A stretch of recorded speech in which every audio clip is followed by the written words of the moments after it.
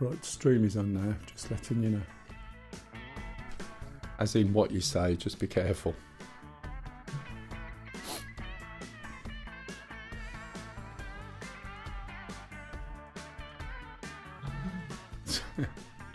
We might find that place because we're on Syria. Hey, hello. It's all live, of course you can, but it's all live, so just bear it in mind.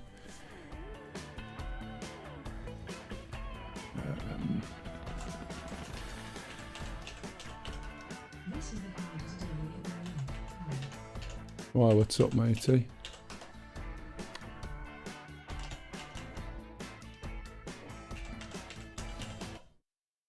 Oh, it's okay, it's that password. What's up, matey? A customer said, "Hi, Mel." Oh, you dog. Yeah. Hey, Stu.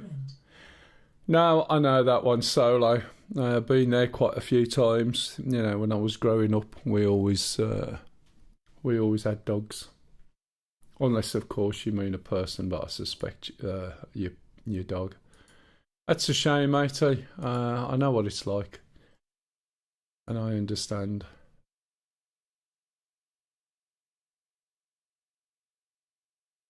Tell you what the worst thing is when you come into the house and the expectation and they're not there. Takes so much. Yeah, I can imagine. I never had to deal with anything like this. I spent literally every moment with this animal. Yeah. Well, my dad was the same, and he used to get really, really attached. And then you go through a state where you think, you know, you're not going to get another one.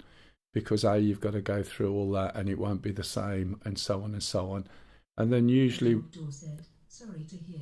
Yeah, usually within a couple of months, you'll find, despite how you feel now, dog, despite how you feel now, you'll find that you are more than likely going to get another one. And whilst, you know, it doesn't make... Said, no, I can't without a companion. I know this, but it will take some time. You'll be amazed, matey. It's a lot quicker than you think. And, you know, there's an element of the sooner the better to some extent. And whilst you're not actually replacing them, and it'll never be the same, but it'll be as good as, but different. Do you understand what I'm saying? And it'll help you more than you think. Ali_UK said, well said, Mel. Thank you very much. But do you know what I mean, Solo? So you'll find that it'll be part of your recovery as much as it's part of the loss. If that makes sense.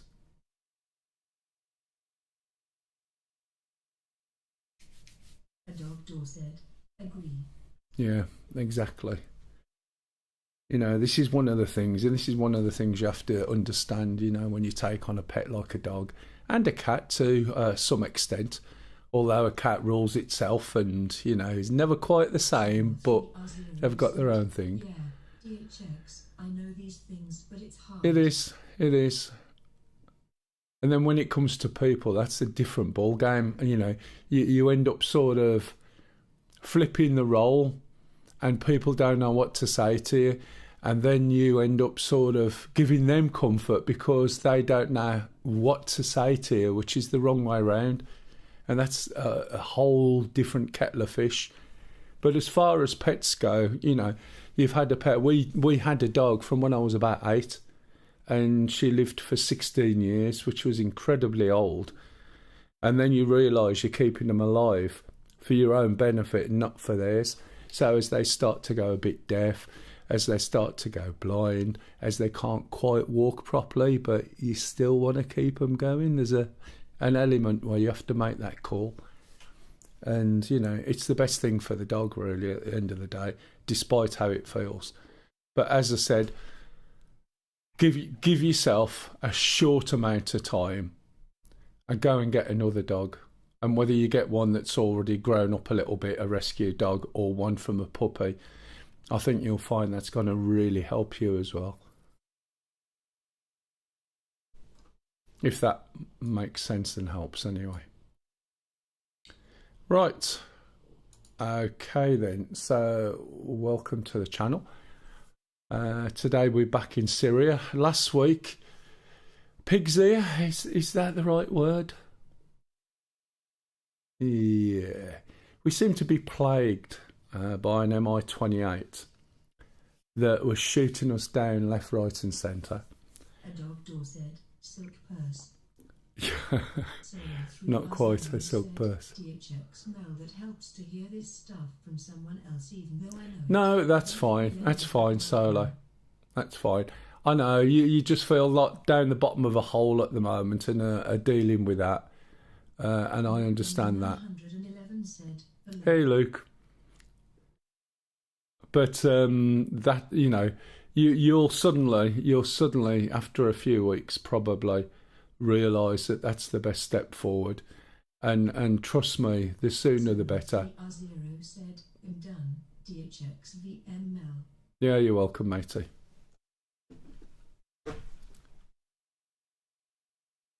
Right, so because of last week, I think what I'm going to do is jump into the shark. Now, for anybody who popped in on Sunday, I actually went through training with a Huey and then a very little bit of the shark. In fact, I know I'm gonna put my hand up. I auto started the shark while I went to make a drink, not because I auto start, because it was irrelevant, the startup of the helicopter. What was relevant was the trimming aspect of it, which hopefully I demonstrated last week. However, I'll start up the Shark 3 today. I'll go through the explanation of the startup. If anyone's got any particular questions, please ask. There are elements of the Shark that I don't even bother with, ever. I have done a long time ago. That is dropping bombs in the Shark and dropping cluster bombs and things, which are great fun.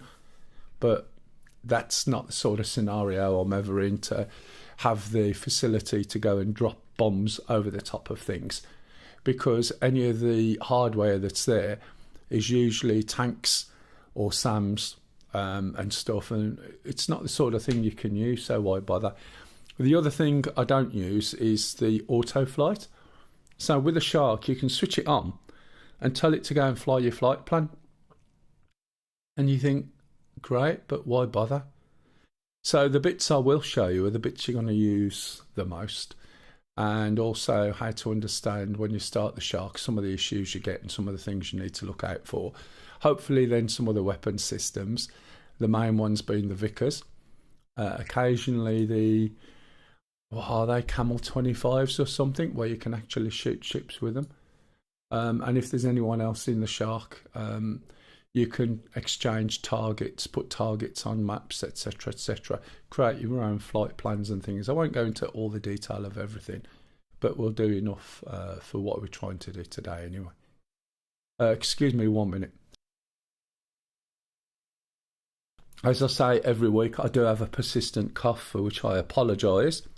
Sometimes if you see me moving the pointer around and it's quiet, in fact, if it's quieter for more than 10 seconds, then I've muted the mic and forgot to unmute it, because it's unlike me to be quiet for 10 seconds, ask Lise when she's here. Anyway, we'll go and find a Shark. So we're looking for KA50. There's two models of Shark kicking around at the moment. There used to be two of a different type originally. There was a Shark 1, Black Shark 2, which this is the Black Shark 2. It doesn't have a 2 designation anymore because a 1's gone. And you've got a Black Shark 3. Before I start, the Black Shark 3 isn't really a Black Shark 3. It's a DCS bastardisation, or a Eagle Dynamics bastardisation of a Shark with some additional bits. The reason being is they were going to bring in a Shark 3, which was an upgrade to a Shark 2. They were going to bring in white hot, black height, a few other things on the radar, etc, etc. However, the Russians, who gave them permission originally to do that, pulled that permission. I think I know why now. Well, my guess is why they did it, because it was a year or two before something happened.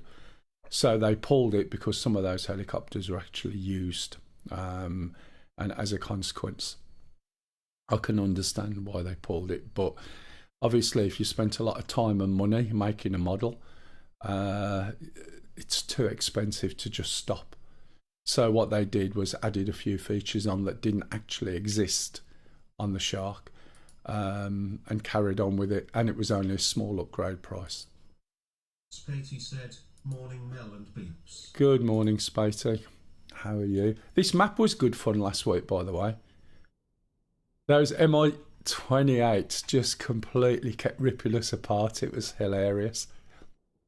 It was like all the best intentions going out and going to attack something, but these MI-28s just appeared out of nowhere. Muff waffle. Is that what you call them, is it? Right, okay. Oh, Muff Waffle, yeah, that's the one. Yeah, Muff Waffle. Are we on Muff Waffle now? I think... What are we on now? Have I even come on the right server? Yes. Right, okay. It's because it's green and grassy, and I'm like sort of... Where the hell am I? Why am I on Crescent Door? Have I gone onto the wrong server? I think I might have done. I'm so glad you mentioned it. Wait. What server are you on? Yes, stop. I know. Mel's training server. I was just thinking, hang on a minute. It's because what I've done... there you go, Muff Waffle. Right, what I did, do you remember that little computer I said I've got? Well, I upgraded it to 32 gig. Because you're old. It is because I'm old. I would have got my bus pass a few years ago before they changed all the age things this year. And that would have been great. I just for the hell of it, do you know what I mean? Just jump on a lot of buses for free. Because I could. I wouldn't want to go where I'm going to. I'd just do it because I can. I'd want to get my money's worth. But anyway. Right, yeah, Muff Waffle. So, shall I get back into the right server? I did think it was looking a little bit green, but I got it working, and obviously it was the first thing I went into. And that confused the hell out of me.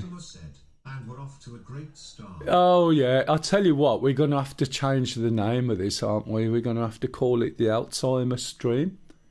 And then one day I'm going to sit here and, well, if I can get my head around sitting there, and people will have to tell me what to do instead of me telling them what to do. Yeah, now press this button, now press that button. You can launch F-16s from F-10 dash. Oh, right, okay.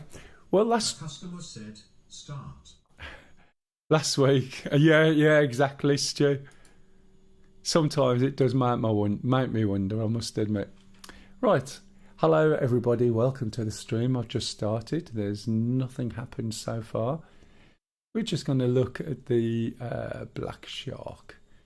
And the Black Shark 3. That looks better. That's what I expected to see. There we go, curly brown grass. If it wasn't for the fact I was streaming everywhere, I'd say, oh, that reminds me of a girl I once knew, but never mind. It's rather rude. Right, okay. So I'll go through this, and we'll go through some of the weapons, go through the startup, and see if I can try and shoot some Mi-28s. The Black Shark 3 is slightly different to the Black Shark 2. Outwards appearances, you've got an extra pylon. The Black Shark never had 3 pylons. This is one of those bastardised things that they added in. It existed on the 52, but not on the 50. Okay?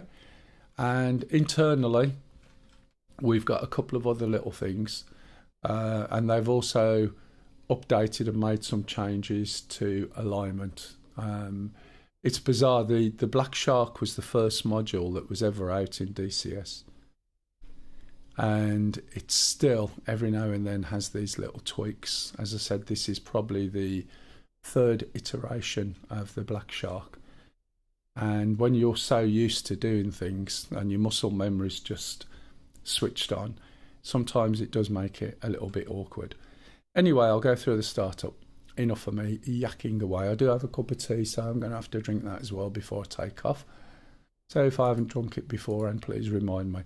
Looking at the right knee, we can see up the corner 2 batteries. So we're going to switch on. That's not a battery, is it? Oh, it is, yeah, battery 1. We're going to switch on the 2 batteries, okay? And as soon as we switch on the 2 batteries, we're then going to turn around to the right elbow, and on the back wall, we're going to find the Ekran switch down here, Ekran, hydraulics, etc. We're then going to look at the front of the helicopter and press the master caution. Okay, now normally in the Black Shark 2 we'd be turning around and switching on the INU. This is where the difference is. So we don't do that at this stage. We're going to look down here and we're going to switch on the KO41. That's targeting and something else. The Abris, this is all top line, top notch pro stuff this. We're going to put the fuel pumps on, forward and aft, and the fuel QTY. We're then going to put on the APU valve, which is going to give fuel flow to the APU. If you look over to the left hand thigh, you'll see there's a little light on. This is the APU panel. There's a little light, and if we zoom in a little bit, it says the valve is open. If there's no valve open, it will not start. And all we need to do then is press the start button. The start button is by the left knee. We just press it. And at this point, it's a really good time to press the rotor brake down, okay? And that takes the rotor brake off. You'll see the APU starts up. It's going to drop down to 7 or less. And then it's going to throw an APU light on there. And now it's ready to start the engines. Is that too quiet for you guys? No, it's not. You can hear it. It's just me. Okay. Right, so we're going to turn around now and we're going to start the engines. And the engines, basically, there's 3 areas we need to look at. Maybe, yeah, no, 2. So there's the engine control here, a fuel shut off, and then the starter system on the left knee again. So we start off always with the left engine. We're going to switch on the left hand EEG, or electronic engine governor. We're going to switch on the left hand fuel shut off valve. Then we're going to turn around to the left knee. We're going to move this multi-position toggle switch. Although toggle and multi-position are not necessarily the same thing, they're opposites, aren't they? We're going to move that to the lower left for the left-hand engine. We're going to hit the start button, and then we're going to zoom out. And we're zooming out until we can see this. This is the RPM. And the first needle, the needle with number 1, which is the left engine, drops. And it will start to drop down until it gets to 2. You'll see the rotor just start. And we need to switch or pull the left-hand engine cut-off lever up. We'll see the exhaust gas temperature increase and the rotor start to increase. And we've got a good engine start. Okay? Any questions so far? Again, I believe you've got engine sounds and prop sounds, and mine's quite quiet at the moment. I think I could turn this up a little bit for me. Just one moment. It's going to switch out to that Star Citizen. That's not going to help.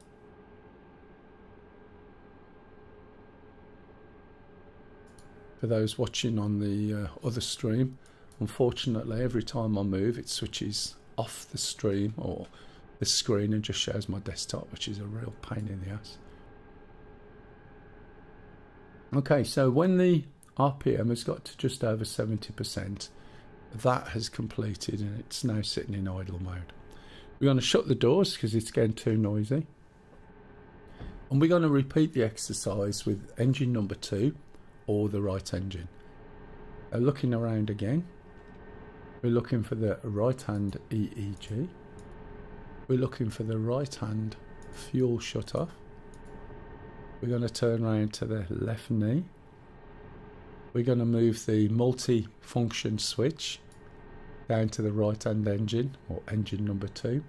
We're going to press the start, zoom out. We're going to watch the needle, it drops, and that will have number 2 on it. And once it drops down to number 2, which is 20%, again we're going to push this right lever up and watch the exhaust gas temperature for the second engine. So the second engine's on its way. While we're waiting, we're going to look down here.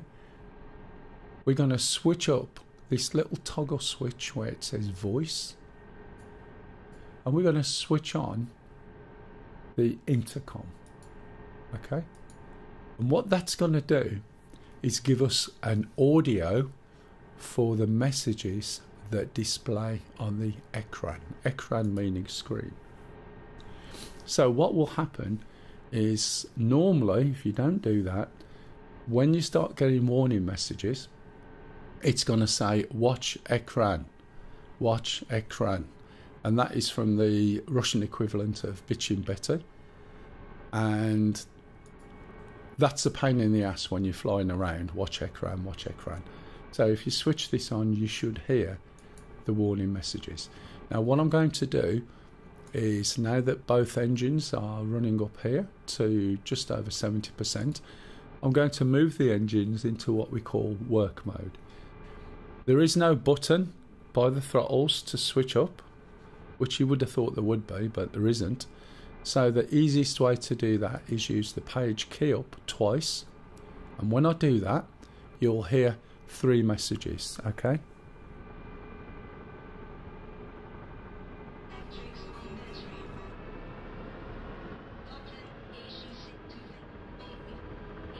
Okay, that's the worst bit of audio editing I've ever heard.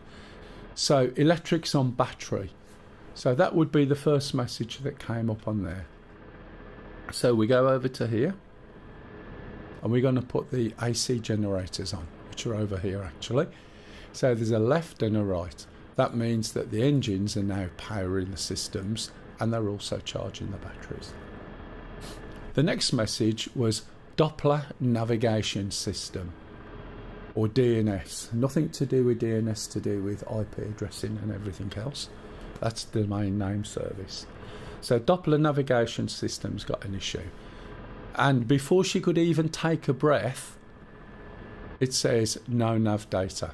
So if we look now into the hood and I pop the little screen up, you can see we can see what our altitude is, our rate of climb, etc. And we've got no nav data. Okay, and this is a new bit on the 3. I don't know how many years I'm going to be saying this for, because hopefully by now most people who would have had the 2 know the differences anyway, but it might catch some new people out. If we look down here, there's a little panel which is one of the navigation systems, something that I rarely use on here. So what I'm going to do is turn this knob to operation. Okay, I'm now going to go back to my right shoulder and switch on the INU. Now there's more than one way to actually do this. This is the quick and dirty basic way, and it still means you're going to have to wait 3 minutes. So I'm going to switch that on, and when we look back at the hood, you can see this little icon has appeared, and I think this is Cyrillic for you just got to wait for the alignment. So we've got a 3-minute wait for the alignment to occur, and there's nothing else we can really do. It's no point doing anything. So once that comes on, we'll see, and we'll see there's a slight issue. Okay, has anyone got any questions so far? Also, have we got a password on this at the moment, Spatey? Because I never noticed on the way through. I can't remember if we've got one on or not. If anybody wants to join in and help us. Hey Stu, I've just noticed you on the other side. Everything okay? Volume's okay? Or are they a bit too quiet? So basically, all we've got to do, if you want to jump in with us, you're more than welcome. It's an interesting mission. It was the first time we tried it last week. We got our butts handed to us by MI-28s that appeared out of nowhere and just shot the shit out of us. There are aircraft. There's nearly all the planes, nearly all the helicopters. Everything's on here. You can choose what you want to do to some extent. We will get it a little bit more structured, but for structure we need more people on, and there's only 3 of us, and one of us is just sitting here chatting. Audio is good on the other side. Okay, thanks, thanks Stu. That was a big manly voice you had there. You probably won't hear that through the stream, only through my mics. Anyone got any questions? Everyone's rather quiet. Right, I'm going to drink my cup of tea because I know it'll be cold soon if I'm not careful. It's not too bad at the moment, so you get ASMR tea drinking now. Just need a bit of background music, some cigar music or something.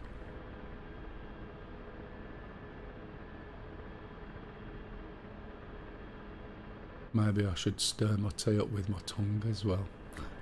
Oh dear. I'll just move in just a little bit closer. I am relatively a quiet tea drinker. Anyone's just joined in, welcome to the tea channel. I'm not a slurper. Have you tried DLSS 4? No. To be honest, DCS. no. When DLSS first came out, I thought, oh, that's quite a good idea. But when you start looking at what it actually does, I'd just rather stick with what I've got. Because every time I've tried anything, just even experimenting and looking, it creates all sorts of nonsense. And if you don't need it, It's a necessity for me. yeah, for VR, I would imagine it is. It helps, but I play in 4K. Everything looks absolutely stunning. The pancake, it's not needed. Yeah, do you know what I mean for pancake? Yeah, it's absolutely stunning. I mean, you just look at the grass here. Can you imagine filling in frames in between this grass? If you're not sure of what this looks like, if you go onto the other channel, which is MELL DCS on the tube, you'll see it. I don't really see grass in VR. Exactly. Morning, Yam. Morning BTW. Adobe Dorset, not using the interpolation elements of DLSS. Right. But it's just that it looks fine and the frame rate is fine. I mean, if you notice on the bottom of the screen, it's not even showing the frame rate. Not sure why at the moment. Maybe if I do this and this, it's still not showing it. It's probably because I keep switching out, but normally I fly and it's pegged at 60 for me, which is fine. In VR, obviously, that's not great, because if you're 60, you're probably ending up with about 30 in eye, and you'll notice the flicker and it'll give you eye strain. Won't it, Right, by the way, the thing's popped up now. Let me finish drinking my tea and then I'll be with you.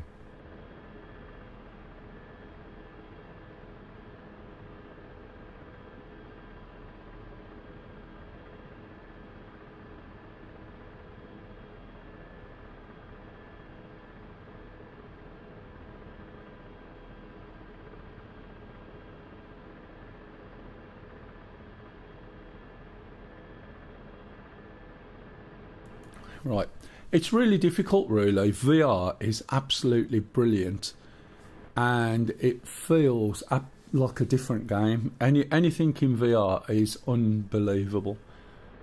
The compromise you have to make with quality, because I'm a bit of a quality freak, and I mean, you know, sort of anally so.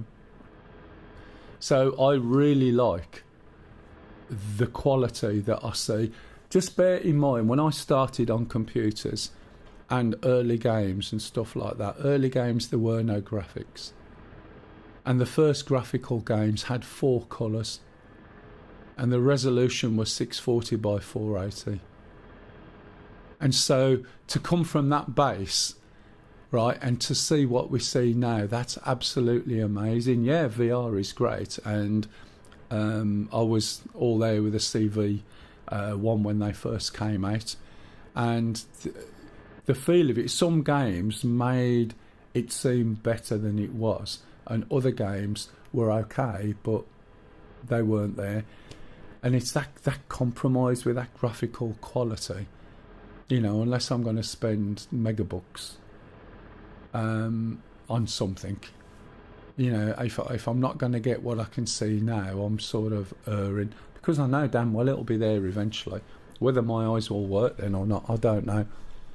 But I just love the quality. That's why I've always wanted to stream in 4K at 60 FPS. And now that I can, if I check it, the quality of it blows me away, and it's my stream.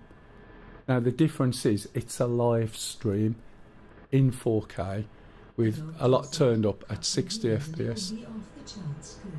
Yeah, it will be. Morning, Barbie. It will be, I reckon. Right, so we can see now we've got a ribbon, right, with our heading on. So this is our heading, where this little triangle is. Over to the left is the trimmer system, and there's a discrepancy of about 10 degrees. So if we go and look on the F10 map and click on our helicopter. A customer said, quality grass is important when you spend a lot of your game time on the ground. It's in so many different ways. I mean, at one point it wouldn't have mattered because there wasn't grass in the game, it was just green. Do you know what I mean? If we look here, we are at a heading of 250. Okay? If we zoom out, we can suddenly see a big compass rose, and here it is. We can grab this compass rose and move it around. And if we take it down to where we are, okay, bring it over a bit more.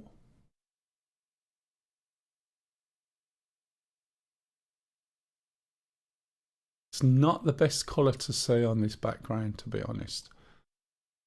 But we're pointing 250, and we can see here we've got a +5. Now that is supposed to be the difference with magnetic north compared to where we are. Magnetic north over the years moves, and it depends where you are and your relation to it as to what angle. And I forgot what the name is. What's the name for it to? What's it? Magnetic variance. Okay. So here then we're at 260. We should be at 250. And if we look down here, there's a little knob there. And there you go. Look, it's set to 5, which is the magnetic variance. But what we need to do is set our heading to 250. So what I'm going to do is lift up this switch cap just so you can see this, MH. That possibly stands for magnetic heading. Okay? There you go. So what I'm going to do is change this number here to 250 and remember to go back to 5 when I've finished. So 250 from 5 is back. So spin this round, which I can because I've got a clutch on my mouse. Put it onto 250.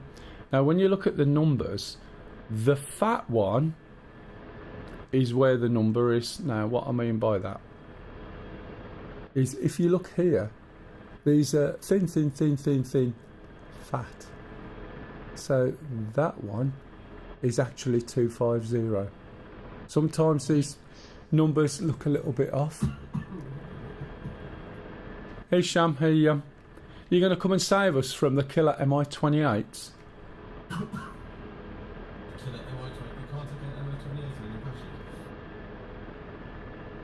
We could eventually, yeah.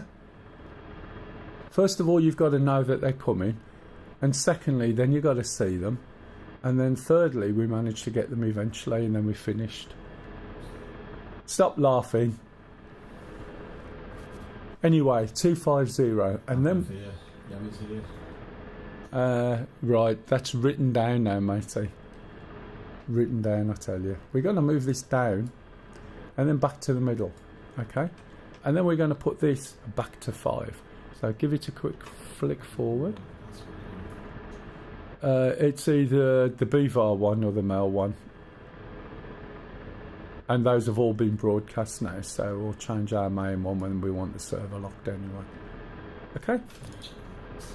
If we look at the front, you'll now see that the triangle for the heading is aligned with the trimmer. And if you don't do this, you'll find you'll have problems. You'll have problems with these buttons here when I get to them, and you'll also have problems trying to use auto turn, firing weapons in the right place, etc, etc, because effectively your laser's 10 degrees off from where you're trying to aim and vice versa. So you must do it. Okay? Anyone got any questions on that? As I said, that's the basic method, the rough and ready alignment. There are more precise methods which will take longer, and then you'll be able to drink 2 cups of tea while it's happening. Now that we've done that, we can carry on with the startup. We're going to switch on all the rest of the radio systems. We're going to switch on the data link here. We're going to select a channel number. So these channel numbers basically represent an ID for data link. So it's 1 to 4. So I'll choose 1, and then I'm going to switch this to Wingman. So if Pup's flying 1, which he's not in yet, then he would choose 2 or 3, someone else would choose 4, and that's going to allow us to exchange targets. Hello Charlie, did you try anything of what I suggested last week? Did you manage to get a chance to try some of it and see if it helped? Nice to see you back, by the way. If you want to join in, you're more than welcome. So we're going to switch on the pitch hold, bank hold, and heading hold, okay? And what these are going to do are smooth out the inputs from me to those channels. When you fly the Shark, you're actually more like you're flying the helicopter, but there's a lot of systems in there that are doing a lot of the control. And this just smooths your input out, okay? So if you've got any wobble or any shake or anything like that, you won't even notice. So that helped you. It's either no password, BVAR 1234 lowercase, or Mel 12345 or Mel 1234. It's one of them. Okay. When you put it in auto hold, this last one come in. So did you get to try it? Because it's all right. Which one was it? The BVAR one? BVAR caps. Oh, BVAR caps. The one that I didn't mention. And was it 4 or 5? 4. Okay. So it's BVAR capital letters 1, 2, 3, 4. That one come out 2 weeks ago, so it's not really an issue. We're going to put on the seat ejection system. Okay, we're going to put up the fire extinguisher, which is on the top. Move that forward. On the right hand shoulder, you'll see the L140 laser. We're going to switch this on. And then we're going to move down. We're going to move across to the UV26 and switch this one on for operation. It's our countermeasures. We're not going to move down at all. We've already done all of that. And then we're going to switch off the APU. Okay. You can see the APU still running. There's a big knob or button here. We're just going to press that, and you'll see it start to wind down. And then we're going to switch the APU fuel feed off. Finally, we're going to put the standby attitude power on, and we're going to zero out the standby attitude indicator. Okay. Right, we need to get some weapons, and we also need to move this over to the waypoint. One thing you need to be aware of with the shark is have a switch.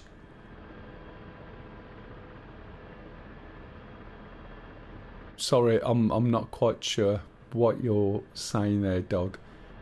Sometimes if my head's in one place, when oh right, yeah, oh yeah, there's it seems a lot, but there's not really. There's a lot of repetition. You know, that's fine, mate. Sometimes people say something and it's a joke or something, and because my head's in a different mode, it takes me a while and I don't always see it. So just please explain. Normally my humour's there all the time, but when my head's doing something like this, and I haven't got it written down, remember, it's sort of focused. 100%. Right, so use the SUSP to choose the waypoint, and number 2 will be the next one. Okay, there's number 3, there's number whatever it is, but you always start off in this. In fact, I can't even see where number 2 is. You always start off with waypoint number 1 as your starting point. So why doesn't it pick number 2 when I select number 2? Have you noticed? That's a little bit interesting, look. It says it's number 3. Have you got any air support in the air currently? Or will I be the only one? I think Charlie may be up, if he's even in. Charlie, do air support? Charlie's usually on harming, aren't you, Charlie? No. Harming and dying. It's not self-harming. You are only dying. Okay. Right, make sure this is all on, which it's on 2. It's now set on 128 by default. What does that mean? It means that when I press my flares, 2 of them come out, 1 from each side at a time. Okay. Head tracking's off. Going to put on the... Oh, come on. There it was there. I was looking up at the top left. When you take off in the Shark, make sure the brake is on. If the brake isn't on, right, you switch it on by holding your brakes down, moving your footstool out the way so your brakes can go down, holding the brakes down, right, hit W, sorry, no, hold brakes down. How the hell do you put the handbrake on? Shift W. I do apologise, it's different in this. If you don't, when you start to take off, you'll roll forward. One of the things you've got to be aware is that if you look, if I leave my cyclic in that position, we'll go backwards. So at some point we have to press it forwards. When you press the cyclic forwards in a Shark, it will go forwards and it will roll forwards. If you're sitting somewhere and you're surrounded by things, you'll roll into them. If you're sitting on a fob, you'll roll off it and damage your helicopter. Okay? So as we take off, to stop us going back, we're going to push it forward. So we'll roll if we haven't got the brake on. You'll see what I mean in a minute. Right, okay, so I'm increasing my collective. There's something I haven't done. Change my radio. So it needs to be on 124. It is by default, which is even better. Let's do a radio check. Radio check. Got to work out which direction it is for the button. 124 radio check. 124 radio check. Sounds like nobody's on the radio. If I do want to check it out, make sure it's working. Left control, left shift and tab. Radios. Right. 124 radio check. So you can see I'm broadcasting on 124. Left control, shift and tab. And that's it. Okay, so we're going to increase the collective, which is going to start lifting us up. And then as we start to lift, I'm going to push the stick forward, and that's where we'll roll, okay? Now I've just trimmed the helicopter. Now we were talking about trimming last week, and we're talking about trimming in this as well. So before I go and get my weapons and things, if we look in the hood, we can see the trimmer, the diamond, and the triangle, my heading, are at the same point. As soon as I turn my rudder, 5x5 copy.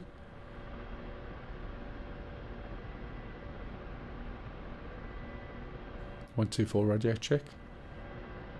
As soon as I turn my rudder, you see the heading move. But when I let go, it turns back to where the trimmer is, okay? And it's important to understand what the trimmer's doing. I'll go into it more once I've got some weapons. Once I can remember where I'm supposed to go for my weapons. And it's down here. Someone's labelled these waypoints slightly differently. See where that other helicopter is?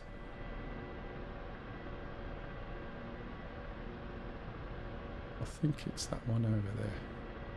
Now, as we move forward, you'll see there's a line extending from the centre of the hood, and that line is telling me where I'm drifting. It's fairly obvious when you lie down on the ground or when you've got something beneath you. We can see where the wind is by the windsock, and the smoke should be coordinated. But when you're over sea, water, or in clouds, it's not so obvious which way you're drifting. So this little indicator is absolutely essential when you're over there, otherwise it's difficult to know where you're going. I'm just bringing this down so I can park and get some weapons. By default I don't think there's any weapons on it, you have to go and load. Okay, we'll call the weapons up. So I'm basically, I keep saying basic, going for the default one. This has got anti-air on as well. I'm going to get rid of those. I don't want them. Just remove the payload. It's extra weight and I'm not going to use them necessarily. I'll swap it for more fuel and I'll say OK. Request refueling and request rearming and nothing.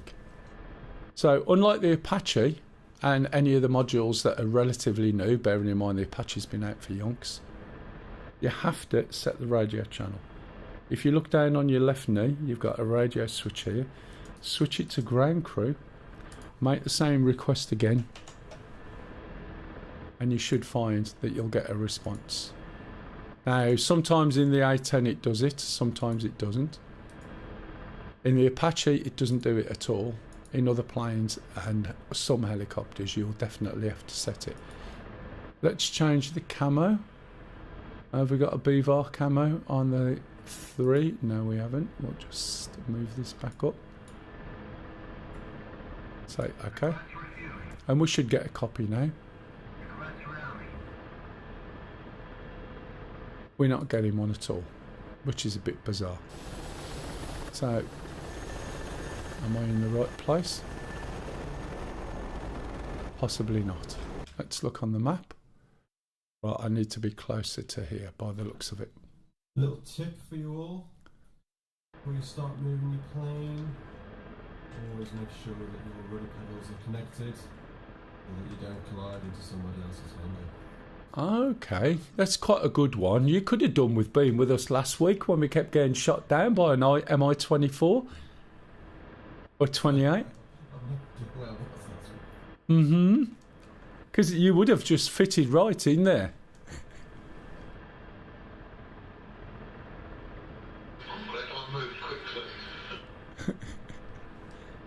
Yeah, you are lucky, Charlie, because, you know, last week we had sensible pilots on, we didn't have these rogues.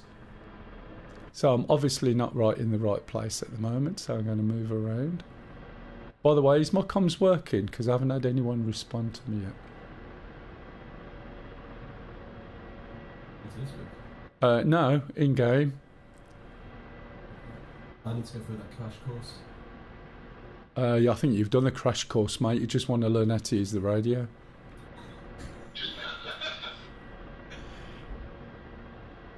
Might be old, still sharp.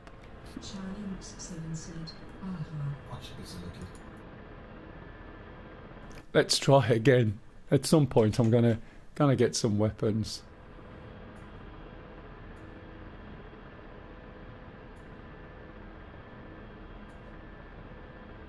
Don't forget the fuel. 2-4 taking active runway 31. There we go. Copy. Copy. Right, so I was a few feet away. So it is a bit sensitive as to where you are when you go and get this. There's also a logistics hub which is over there. So if you're going to carry little guys with anti-air and stuff like that. Has anyone got any questions on the Shark? Do apologise about taking so long, but I do like to make sure that the detail is there. If anyone wants to re-watch the stream, at least you get an explanation. When I do my videos, they will be a little more concise, without all the interruptions and the talking bollocks in between. You'll be pleased to know.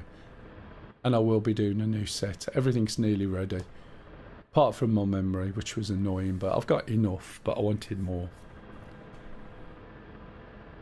Right, I think the refueling's complete, rearming's complete now, and there we go. Okay, so these weapons are laser guided Vickers, got a range of between 7.1 if you're on automatic, potentially up to about 9 kilometers away. Okay, right, so what we need to do now is go off and start finding some targets.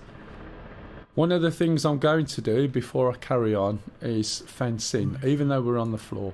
So I'm going to put the weapons system on. I'm also going to put the master arm on. And if we look here, this tells me I've got 24 rounds. This is 240 rounds, so it's 24 by 10. And there's a little switch here. And HE is high explosive. And AP is armor piercing. Okay, so I've got 240 of those, 220 of those, and they sit in this cannon, which you should be able to see there by the side. Can you see it? You can point that cannon independently, or you can have it bore sighted. When you point it independently, you can use the Schwal or the whole camera system, weapons guidance system, to aim at specific targets, or you can bore sight it if you're doing it on the fly. All right. Right. So let's have a little look. Where are we off to? Right, we're off to this area over there. Now, if I remember right, it's B61 where we started seeing all of the targets. So this should be set to that waypoint. It says 3. Is that waypoint 3? It's waypoint 2. So I'm pointing over there. I need to make sure I'm going to waypoint 2, which is here. And for some reason I can't see where that is on the map. So let me just use a couple of parallel lines and go from here to here. It's only about 13. I'm going to go...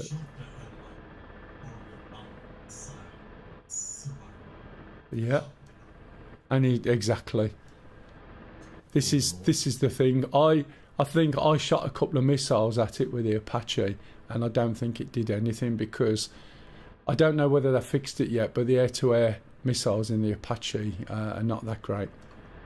So that's why I'm bringing the Shark out with a cannon, basically, to shoot at it.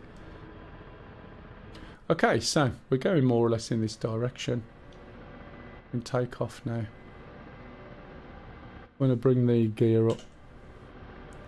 Not going to necessarily fly high. You see the line getting bigger. Now I've got my button, I've got my thumb on my trimmer. The trimmer handles 20% control authority. So, hey, hello Stingy. Didn't know you'd come in, mate. You alright? Yeah, not bad. So, basically, the trimmer system, if you imagine a line from 0 to 100, and that's your controls, the trimmer will manage the first 20%. And what that means is when I try and turn, look, see my collective, not my collective, see my cyclic pushing, like left and right, or left to middle, and the helicopter's going, nah, whatever. Okay? And it's not doing a lot. I really have to push it over more than 20% to get the helicopter to react to what I'm trying to do. So once you set the trimmer, it'll just get on and do it, providing your controls are not inputting. So if I've got no feet, no hands or anything on anything, it'll just get off and do what I've told it to do. I'm afraid from shooting that helicopter stinks, I assumed it was you, but you actually crashed, haven't you? That's what killed me. So how... Hey, hello Hawkbug. I just saw something and it's made my lady say, We're both good at the moment, thank you very much. Can I just ask how many people have been killed by an Mi-28 so far? Is that 3 now? it's the same one. Yeah. Did tell you. You were too busy crashing into hangars instead of preparing yourself for the Mi-28. Well, I'm over the air now. Just not soaring, but So what's going to happen is he's going to end up killing me. So basically, yes, sorry Hawkbug. We are good, thank you. What I'm going to do, see, if I want to manoeuvre this under my full control, I'm going to hold my trimmer down. And what holding my trimmer down does is it basically disengages the trimmer. So look, if I do the slightest of movements now, it will respond. Can you see? It's responding to the stuff that I do. If I let go of it, you'll see the little diamond jump. And then I have to relax my grip, and then the trimmer's in control. So even if I've got a bit of roll on, it'll hold it in that roll. If I want to go around in a circle, the trimmer will do it. Now what I'm going to do is switch on my gun, and you'll see a little target. Excuse me.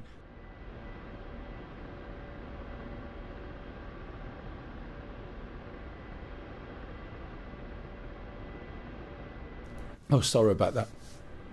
Just 1 second. So if I put this in a turn, it'll always go in a turn. There is only one trimmer setting that you should really be using if you haven't got force feedback controls, and that is the center stick position. The reason for that, I explained it in the video I did last week.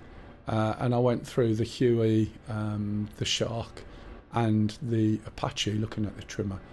The reason for it is if you look down on the bottom left, you can see where my helicopter control is. If I use this set... Right. Okay, someone's targeting me. Is that any of you guys? I need to switch this sun shield off. Bear with me. It's too dark at the moment.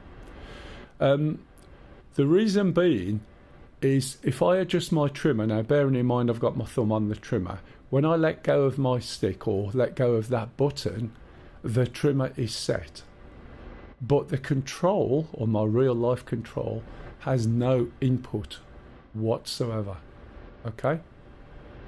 So watch, if I let go of this button with my control there, I'm now moving my real life joystick in 360-degree circles, nothing. That's my feet making that move. Let go of it and now I've got control back.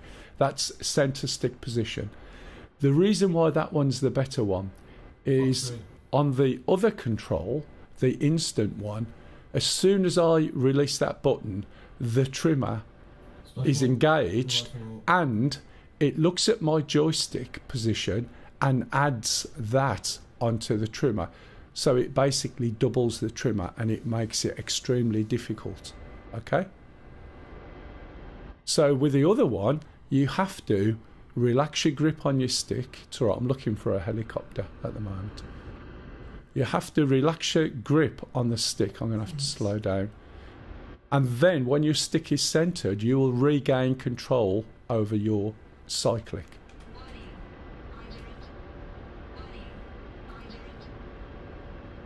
So something's over here. I've got to be careful because I am going a little bit quick. And if you could see my blades, you'd understand what I meant. So I'm going to start slowing down. I'm just trying not to be dawdly in the position where I'm going to get shot by a helicopter. So I'm just looking for these helicopters. Okay, so we got any more helicopters up in the air at the moment? Anybody? I've got something else up here. Anyone up in the air in a helicopter?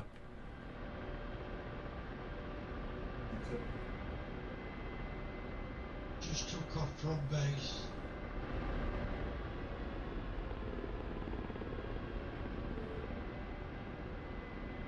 There's something up here and I can't see it at the moment again. Was here. Looks like it's over. Yeah, I see something.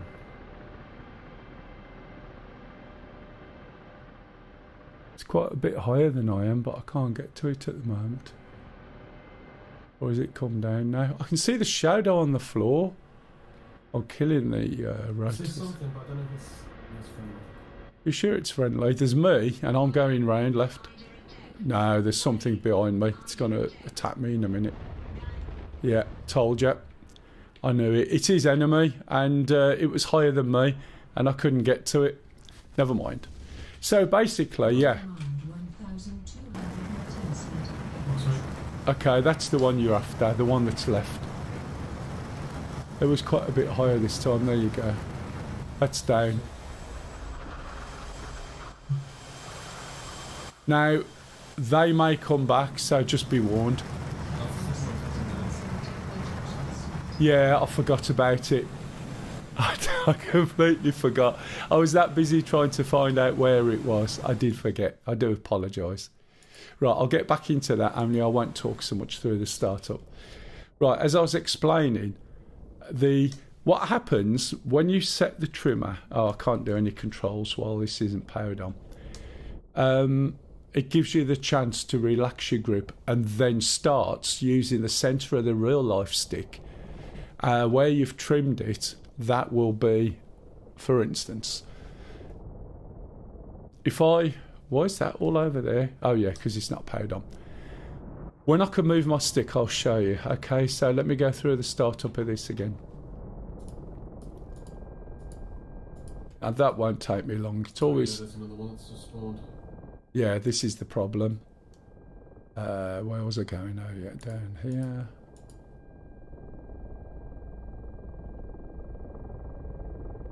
It's alright, when I'm saying it out loud to everybody, it's really good for me. It just helps remind me when I'm talking as I go along. It's quite interesting because I'm thinking one thing, talking about something different, and then trying to keep track of everything. It's not always the easiest thing to do. But I come from a big family, so you get used to it. Okay, so I'll try and show you. If there's a video I did last week, you can see it on YouTube, and it starts going through the trimmer system from the Huey. It shows you the trimmer system from the Shark and the trimmer system from the Apache. And the Shark and the Apache trimmer aspect are the same. So you'll find that eventually you won't even notice. You fly them by constantly setting the trim. In the Huey, you might use a trimmer reset occasionally, although it's rare. In the Shark, you never want a trim reset. And in the Apache, it doesn't even exist, apart from the blighters requesting it and Eagle Dynamics caving in. But once you start using the centre trimmer, that becomes part of your muscle memory, and you do it without thinking. It'll probably screw you up for a real life helicopter, but in terms of the game, it's by far the best way of doing it.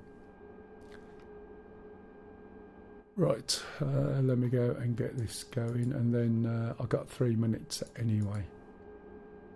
So that'll be a good time for a load of questions if there are any. Did I put this down? Yes, I did. Did it without thinking. No idea who that is over there. Hey, Jacob. How's it going? All good, thank you very much. If anybody wants to join us, you're more than welcome. Could do with a few more people in. The more the merrier.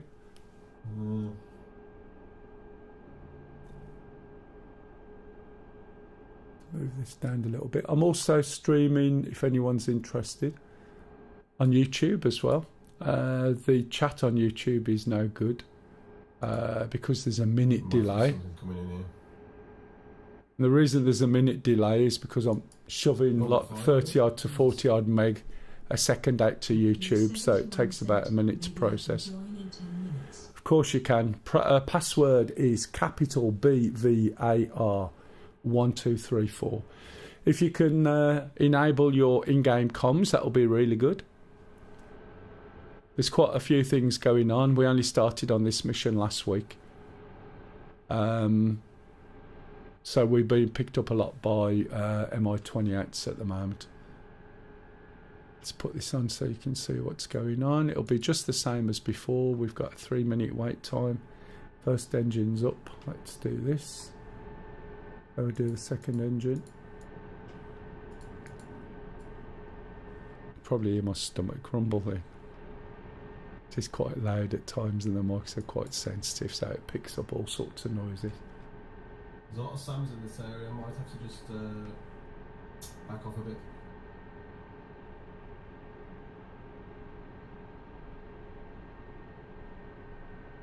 Just looking down here at the moment.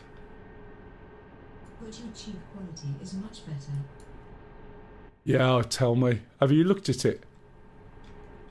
It looks as good as I see it, and one of the things I always wanted to do is stream in the quality that I'm using it, and it is absolutely superb.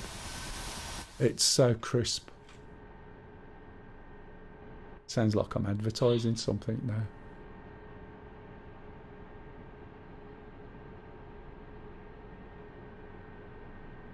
Just waiting for the second engine to get up to speed, and then I'm going to put the engines in work mode.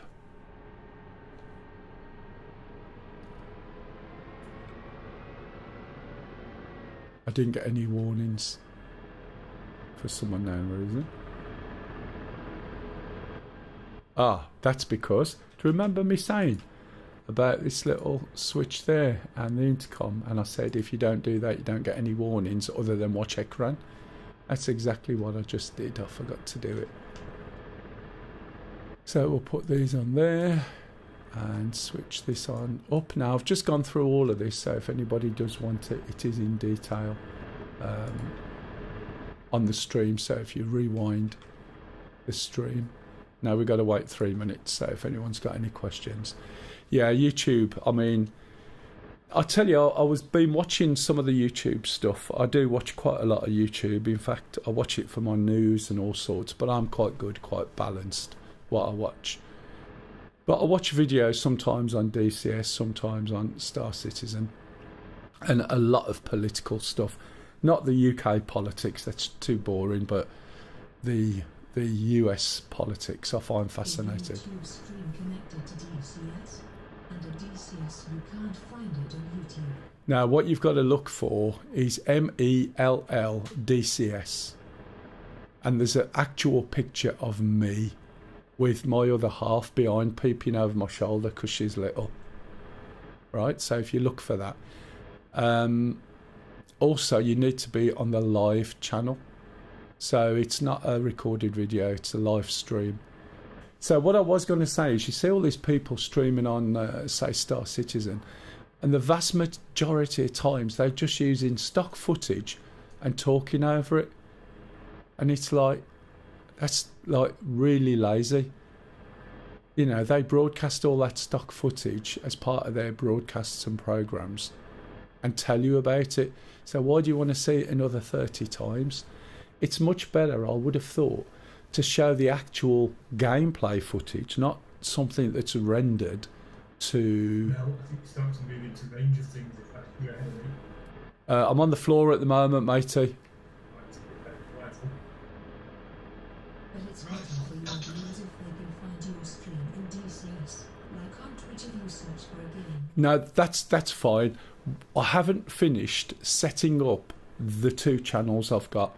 There's a Mel DCS and a Mel SC. It all happened rather quickly. It's been planned for a long time. It happened rather quickly. And I haven't even put any header videos in. I haven't set everything up. So because I'd got the streaming equipment earlier than I expected, and because my time was tight, I just thought, do you know what? I'm going to broadcast anyway. And it gives me an opportunity to see what happens, see how it looks, see what I've got to tweak. I've spent a few weeks just tweaking volume, trying to get it to sound okay. I think it's there now. It records it anyway, or it keeps it. But eventually I'll be doing some videos, instructional videos with lots of illustration, lots of help. I'll also do audio tracks with it, so you can plug in an audio track and it will walk you through the startup, which I think you need to do a few times before you even try writing a startup down, to be honest. But I have my own teaching techniques and ideas for that, which I will do if somebody could give me an extra few days in a week. Right, we're going to set the compass and everything just like we did before, and the magnetic variance. We can see that down here, so I'm going to spin it round to was it 250? Yeah, 250. That's back. Where's my button? There it is. I'm looking in the shadows there.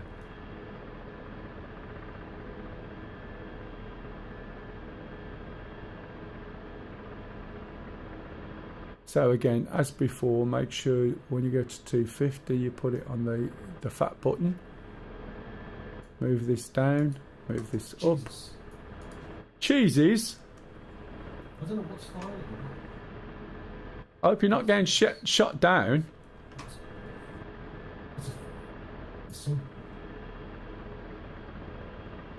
You've been shot down again?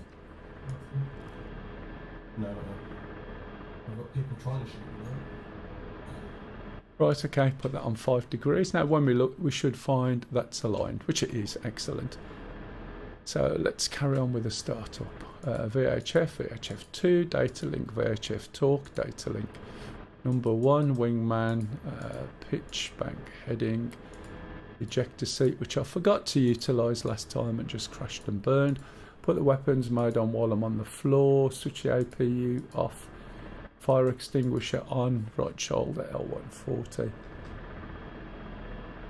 Okay, and also the countermeasures on. Turn around to the left, APU off. Okay, there we go. User_Shad said, here in Twitch in your directory the link goes to Mel channel. Yes. The last video uploaded 2 years ago. Yes. Finally I have found the Mel DCS channel. Yes, that will need changing. The trouble is this channel will broadcast both DCS and Star Citizen, right? So originally it was more DCS than anything. What I've done now is separated them out into 2 different channels, and they'll only do DCS and Star Citizen. So at the moment I just live stream. As I said, it's not set up properly. I don't care if people watch it or not, it's there, and it is there mostly for test, which is working quite well. Hey, hello. Yeah, it really does. Who's the L? Is that Luke? It is incredible quality. There's just a 1 minute lag time on chat. That's the only problem with it. There must be a better way of doing it. But there's a whole 1 minute lag, which I can't do anything about that at the moment. When I set them all up, they'll be done properly. And then with this channel, this will be doing both because I'm streaming to Twitch. Now, eventually, hopefully, Twitch will do 4K as well. And then I'll separate them out on there. And then I'll do 4K Twitch, 4K YouTube, and then have a slightly different channel. Because on my Mel account, I've had it for donkey's years. I've got another one that when I first started on doing stuff of some of the guys on here who were flying the Huey like sort of 11 and 12 years ago. I've even got footage of Star Citizen from 10 years ago. And you want to see the difference in quality. You don't realise how much it's dropped, and yet it still looks amazing. Do you know what I mean? It looks amazing now, and the quality is not the same as it was. But it's very subtle, and you don't notice it unless you know what you're looking for. Right, this is all ready to roll. We'll go over and get some weapons, and then we'll see what goes on from there. If anyone's got any questions, please jump in.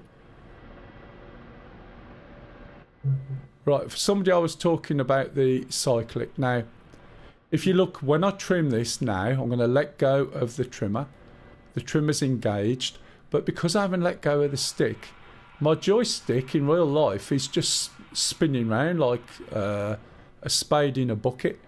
Now when I let go of it, or just relax my grip in its centres, I've now got full control over the helicopter again. But it's based upon my new centre being where the trimmer is on screen, which is on the bottom left. Okay? And you don't even notice. So, for instance, if I want to set the trimmer again, I can do that. I'm going to set it now. And now I'm let go. And I'm going round in circles. I've disengaged the trimmer. Now I'm flying. You can't even tell. And the helicopter's flying incredibly smooth. Sorry, Sham, what was that? There's a convoy of 4 trucks which have been killed and burned. There's one still in the middle of it. Okay, you out of missiles and stuff. I'm out of light. You've been unlived. Which I believe is the term nowadays, because everything's getting so PC that you can't even use certain words. It's pathetic, isn't it?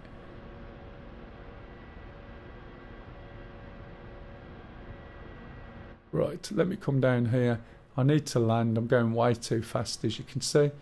Slowing myself down, holding the trimmer, because in the Shark, the trimmer, right, is disengaged when you hold it.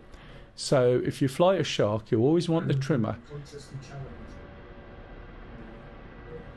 Was it an unexpected aerial disassembly? Oh, no, I saw it coming. It was very unexpected. Oh, an expected aerial disassembly. EAD.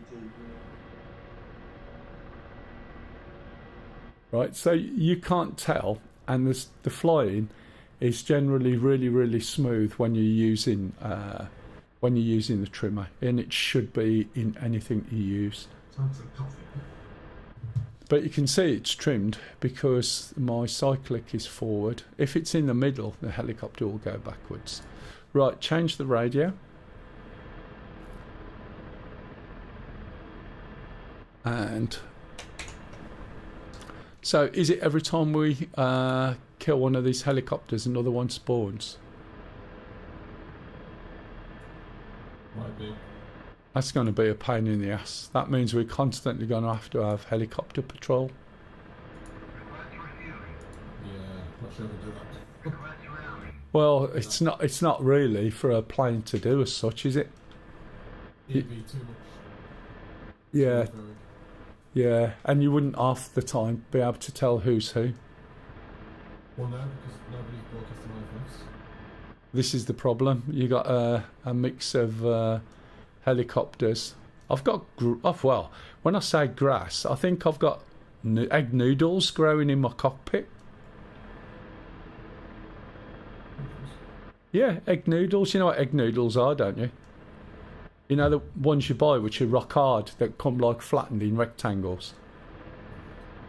If you look in my cockpit, right, it's like Attack of the Egg Noodles. Okay, that's okay.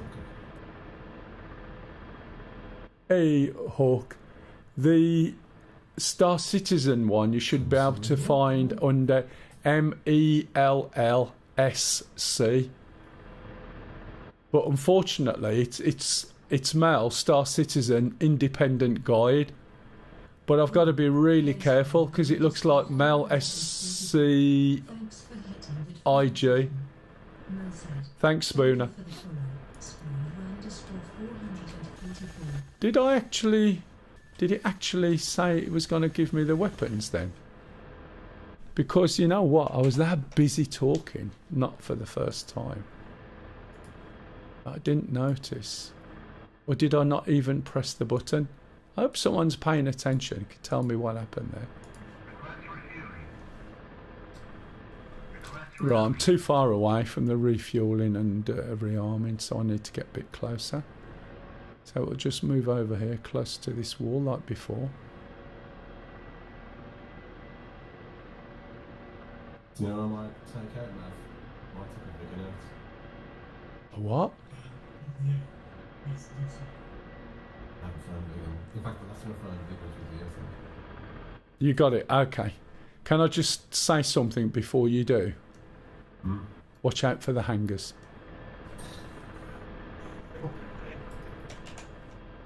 Hangers need to watch out for me. I think they do, yeah. Charlie, don't land yet, mate. He's going into take off with something else. Oh no, I forgot to set this thing up.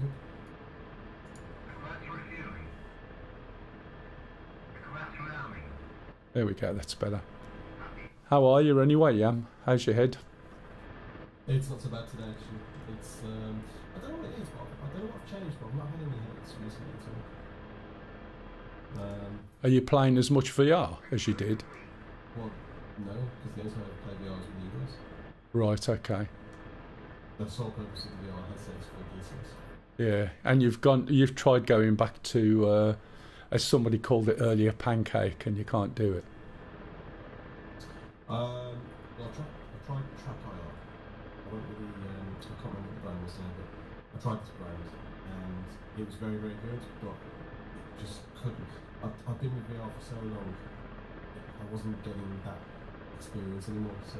Yeah, it is quite different. I mean, it looks obviously crisper and better, but it does take away something. You lose the immersion, I think. Yeah. I don't know whether it's so much immersion. It's more to do with that whole being in the game rather than outside of the game. I suppose that's what immersion means, isn't it? Immersion. But you know what I mean.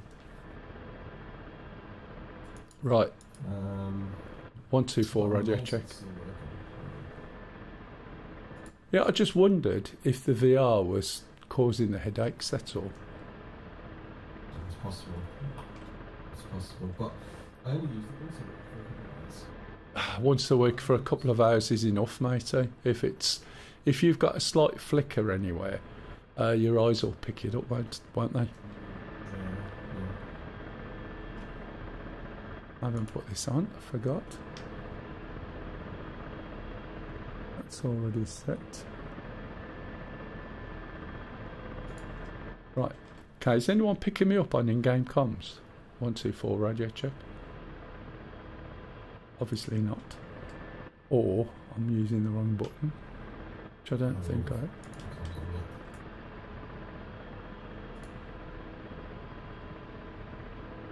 Nope. Push to talk, VoIP. Okay, right. Let's go over to the target then. Let's go and select number 2. It's not showing up green, is it, look? Or is the green sort of hidden by something? Can you see what I mean? It's very odd. Okay.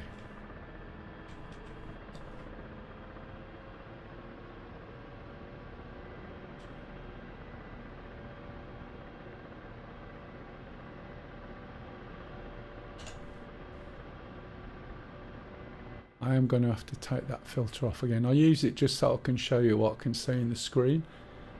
But depending on what the cloud cover's like and what the shadow is on the floor, it does make it really difficult to see some of the things that are going on. Now I can see that we can't really read it as that good. I'll try and turn it up brighter, see if it helps. That's as bright as it goes. That's night mode. That's day mode. It is pretty useless when it's a little bit bright. Let's make sure that that's up, which it is. And let's make sure that's on. So if I need the weapons or anything, they're available to me. So I'm going to keep relatively low down.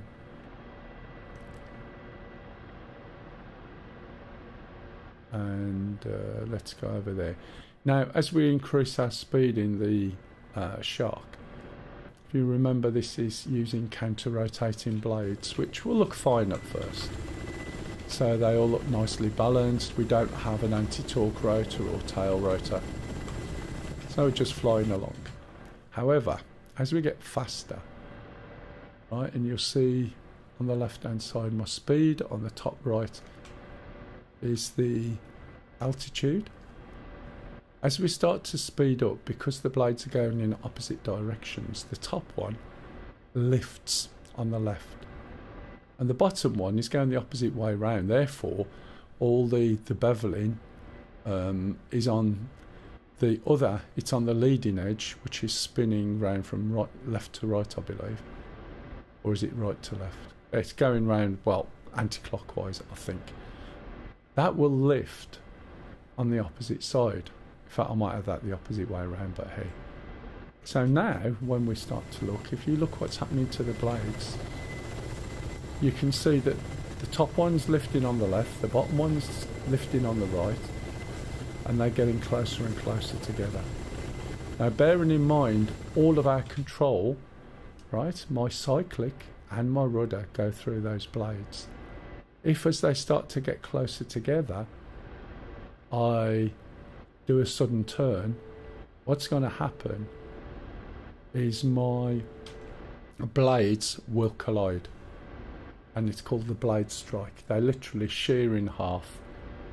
It vibrates and you just drop out of the sky. So you need to be aware. So if you are going to go fast, you need to make sure you don't do a sudden turn.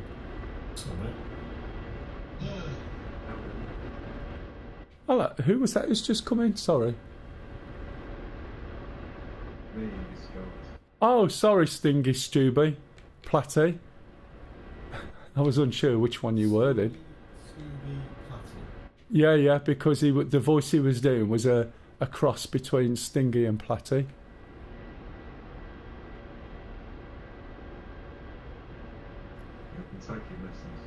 Oh, right, okay. All you got to do is live up north for a week and down in Brum for a week and you're good. Now I'm wondering, is that two there? See, I think... No, that's right. These numbers are mixed up. Up and running on the server? Not as far as I'm aware. But this is a different map to what we had 2 weeks ago. Yeah. So the strategy is completely different as well. No, I was just wondering, just download it and put the advanced licenses. Oh, right, okay. I'm sure I can... I don't know whether actually Spate is still on at the moment. But it is, this week will be a bit of a problem. We've got a lot, get a few bugs out of it and work out what I'm doing, so maybe next week. Yeah. I can also maybe set it up on my other one that's up. Should be up all the time now, the training server. Yeah, I could use that for practicing. Yeah. I'll have to give it a bit of thought and give it a whirl. Right, so this is the target area I'm going to go for then, up here. How far are we? There is a range just down here, 13 clicks. So what we've got to watch, and this is what was getting us last week, is while we were looking for targets, we were being hammered by the Mi-28s.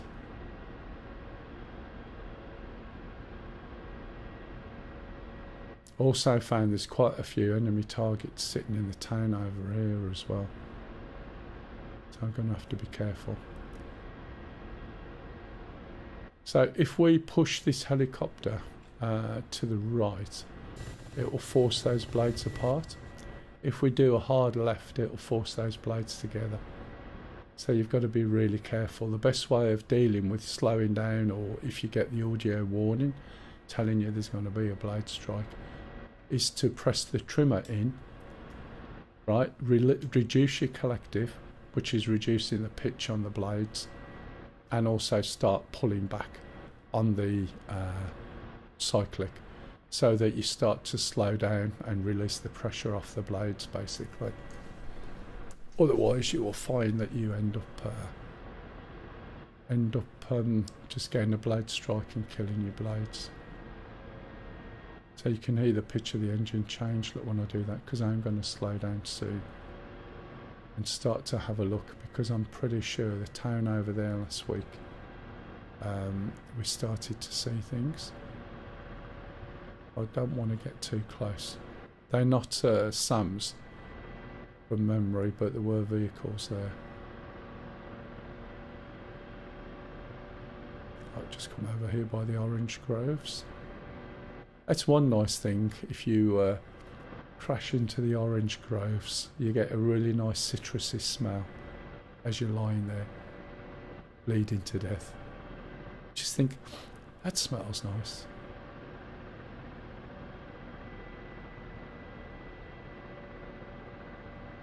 Right, I'm going to use that hill over there and have a little look.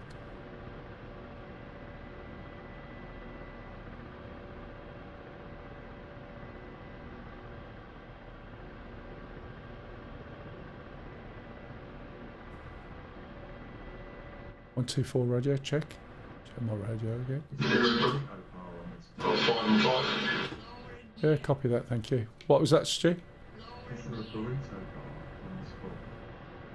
I've had a look. I don't think there is on this fob, but the one we started at where our main base was, there was one.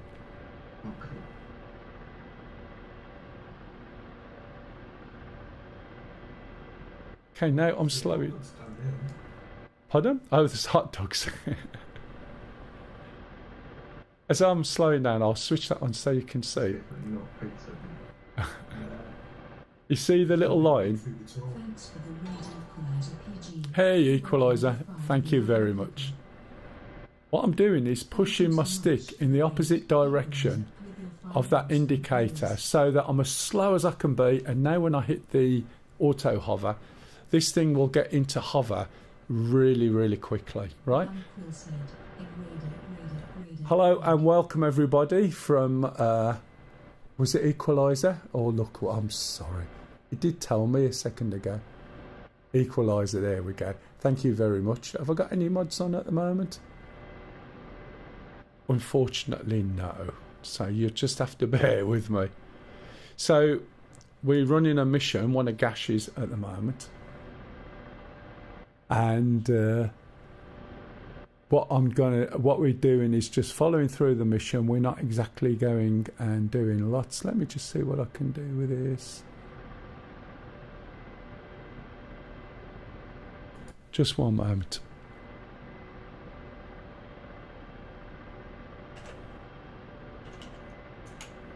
I'm making sure I try and spell this right. It's really difficult to do while I've got everything on.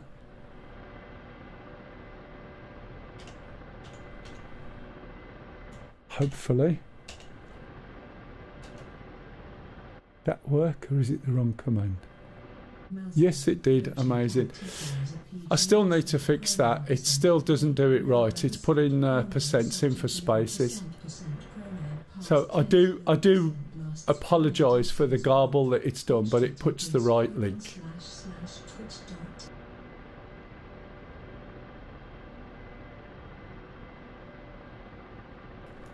I'll have to be careful with that statement as well, otherwise I'm going to get sort of probably taken to court by Trump. I'll get there in the end. Sorry, I haven't got any mods on at the moment.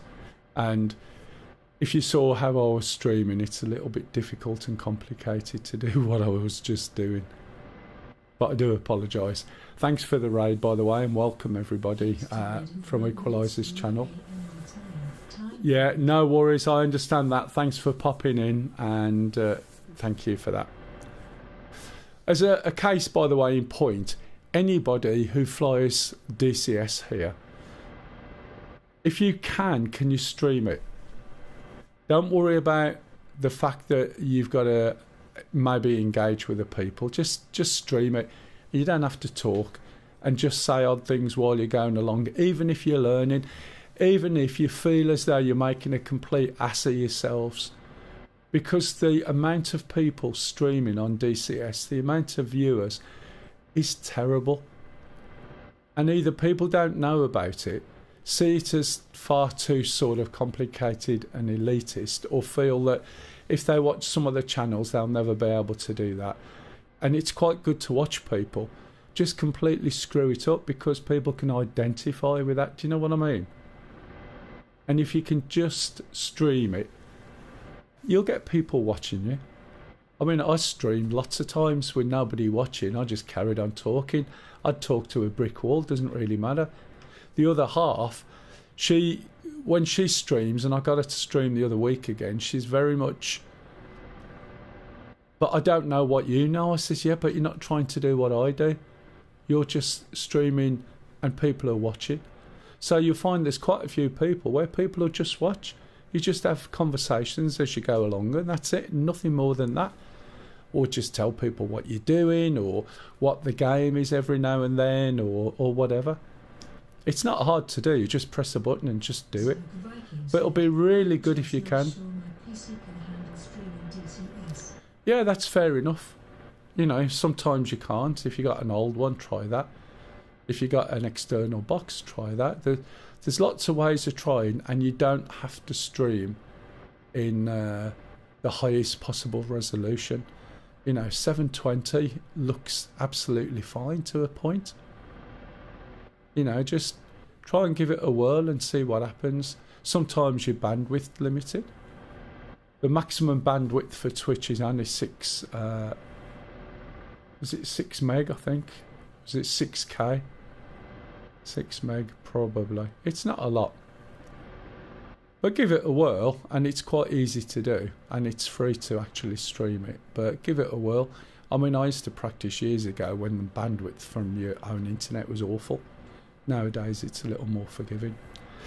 Anyway, getting back to where I was, if you slow the helicopter down manually and get it into a reasonable hover anyway, get this speed down, you'll find it'll get into a hover much quicker. You can do it from about 12 kilometers an hour, but if you're going to sit and wait for it to get into a hover from 12k, you're going to wait a little bit longer. So what it does is it takes a GPS reading, and then it uses its 20% control authority to keep the helicopter in place to that reading. That's why it sits where it does. Okay, you can get the Apache to do that as well, no problem at all, using a very similar method. So, what's happened there? I think you tried jumping the aircraft. Ah, right. So, Accidentally. what I'm going to do now, right, is release the Schwal. So the Schwal is the targeting system that sits in the front. It's a camera, and you've got a laser by the side of it, and we can find targets with that. We can add those targets to our Abris, which is our map system, and we can use it to guide the missiles, and we can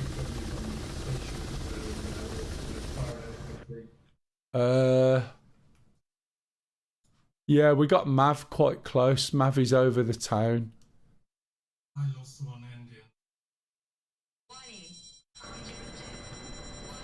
Right, I've got someone targeting me from behind. Is that you, Sham? It could be. Right, okay. The other thing with the Shark 3, we've got this little grid, which is nice. He's coming back. It's a lot easier to basically see where someone's targeting us from. And the other thing is, you've got a little radar pops up and shows me like it did then, which is why I thought that might be sham. I'm going to release the Schwal now, and you'll see there's a camera system there, right? There's a camera, and the camera's come on. It's a funny greeny colour. And as I said, they were going to do a white hot, black hot, but was stopped. So we can move this camera. As soon as it moves outside the view of the hood, you'll see a square or rectangle appears. And that rectangle is showing us the limits of the gimbal on the camera. So we can keep going and move it around, okay, all the way till it starts flashing. It flashes in the hood, and it flashes in the screen, and you can also see it on the abris. The reason for that is, if I'm looking for targets, this is where I'm looking. Let's zoom out a bit and I'll tell you. It might be me. I'm off to your left. Right. I've got somebody who just pinged me again. Fire that again. It's not wasting time. Who's Crow? Oh, that's you, Sham. I'm going to fire back at it. Hopefully it's not friendly. Yeah, you're off to my right and I'm not doing anything, so if there's something between us, let me know and I'll try and help. There's something behind us. I can't tell whether it's you or not. If I move, you're going to think I'm the enemy and shoot me. I've already shot, so if you're not being shot at now, it's behind you. You do realise I'm going... I was just saying, you do realise I'm going to get a missile in my side. Right, Sham, I'm going to get in the safest place I possibly know, okay?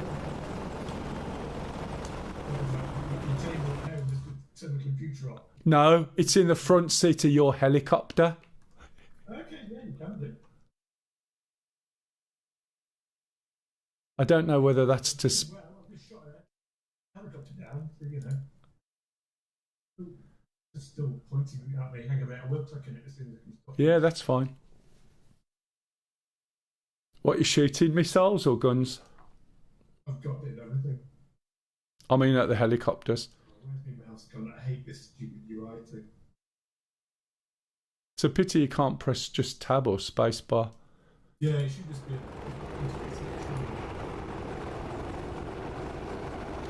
I was just literally saying, you know, I bet I'm going to get a missile in my side. The reason I didn't move is because if I started flying around, it would be really confusing. Right, okay, so now I'm in the front. I was being shot at from your direction though, so the things could have been flying past you and flying past me as well. You saw a tank. There was something, yeah, when I got into a position to look for vehicles, which I know there's vehicles ahead of where I was in that little town. Do you want me to just hide down here until you sort yourself out? And then I can pop You can do. Let's have a little look. Are you running the doodad? Take the SCR off me if you want, or turn it off, up to you. I'm not sure if it works or how it works now in terms of that, but I'll have a look. I'll try and take it off you. Trouble is, I've got a whole new load of controls now. You're looking off to the left at the moment as well, whereas all the enemies down, that's like ignore what you need. Right.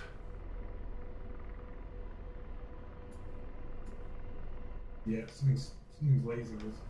Hang on, I can't do anything yet. I haven't got a control. We put some trees between us.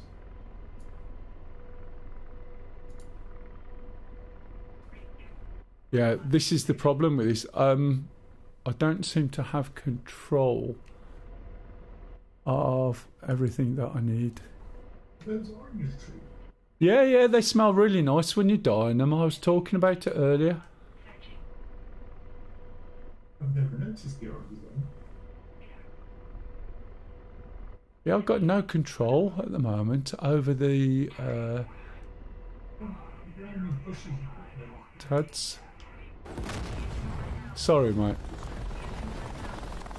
I don't know how you got it. That was a tank.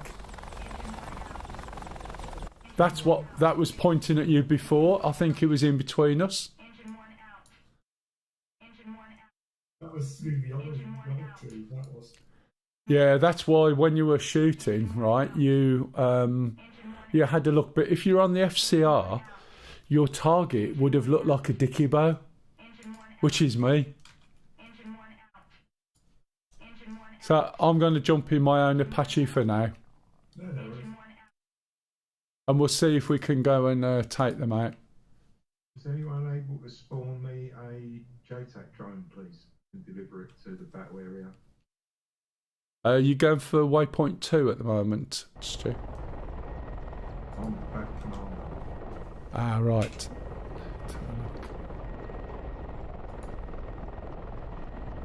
I've got to get to the logistics hub, which I can't do at the moment.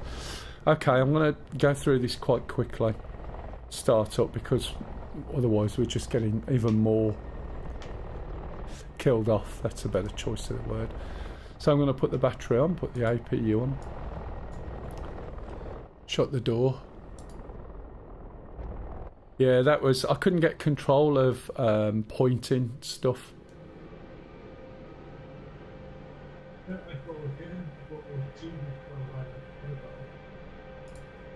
So the APU's on at the moment.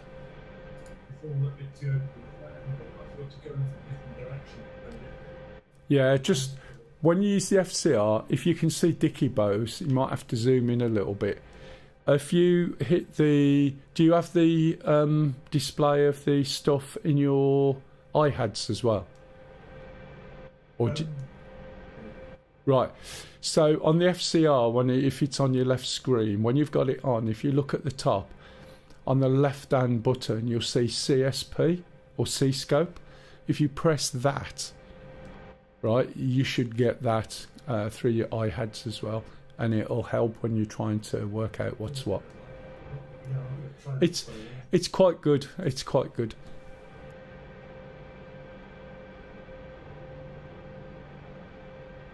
Right, I'll switch the iHads off, start up the left engine.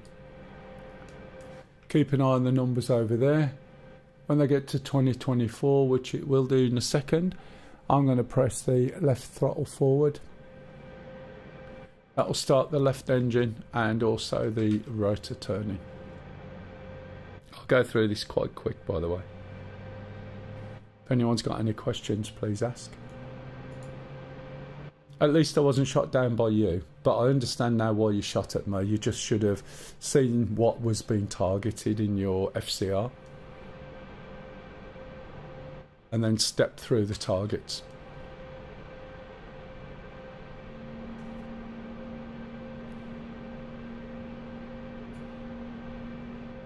And what we're waiting for now is for this... Oh, no, I knew it was shooting a helicopter. I just didn't realise. Which one it was? PSI. Okay, now it's down below 70. We start the right engine. Do the same thing. You shooting it in, obviously sitting behind you shooting it. It was, yeah. I was pointing in the opposite direction towards a little town left of target.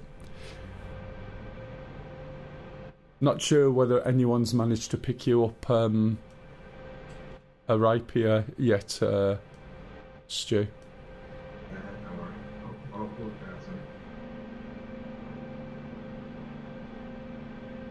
So what we're waiting...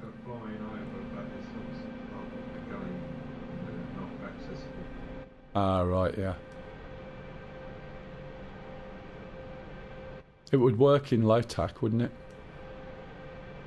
No, I'd have to use the AWACS for the information. Oh, you can't use the Reapers as well? No. So when this is below 70, what we're going to do then is increase... I thought it was everything that is spotting everything gets reported back. So I didn't think it was just the AWACS. I thought it was anything like you got an eye in the sky. So we can increase the throttles now. With low tech, I was just using information from the available radars and air traffic control radars. Oh, yeah. I'll have to have a look. Yeah, well, if we get time during the week, Right, so these are synced up and those are moving up to speed now. So if we look down here, Configure it. I thought you could configure it as to what actually what you want to use. Visibility. it's changed a lot. Okay. So what we're going to do here while we're waiting for it to align is go to show. See, and Jan was laughing at us being killed by helicopters. Taken 2 or 3 down. Did you clock what direction it came from? I'm going to put CPG cursor because I want to see what my co-pilot gun is pointing at. Threat show. We're going to put threats and targets on because I want to see that when I'm in attack mode.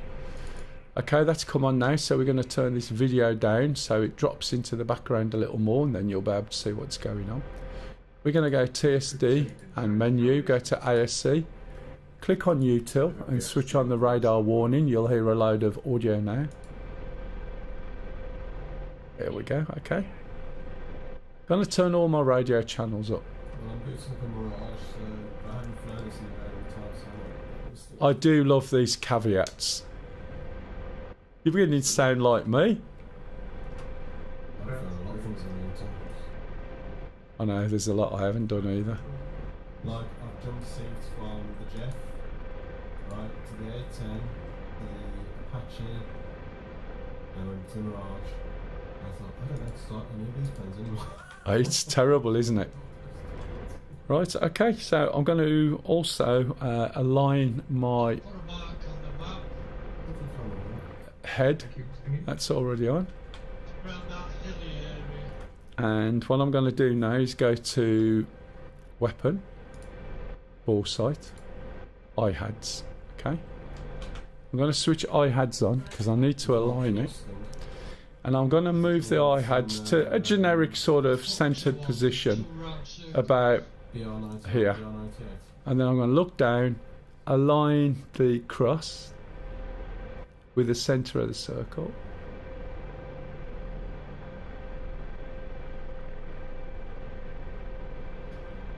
That's good enough, except it moved.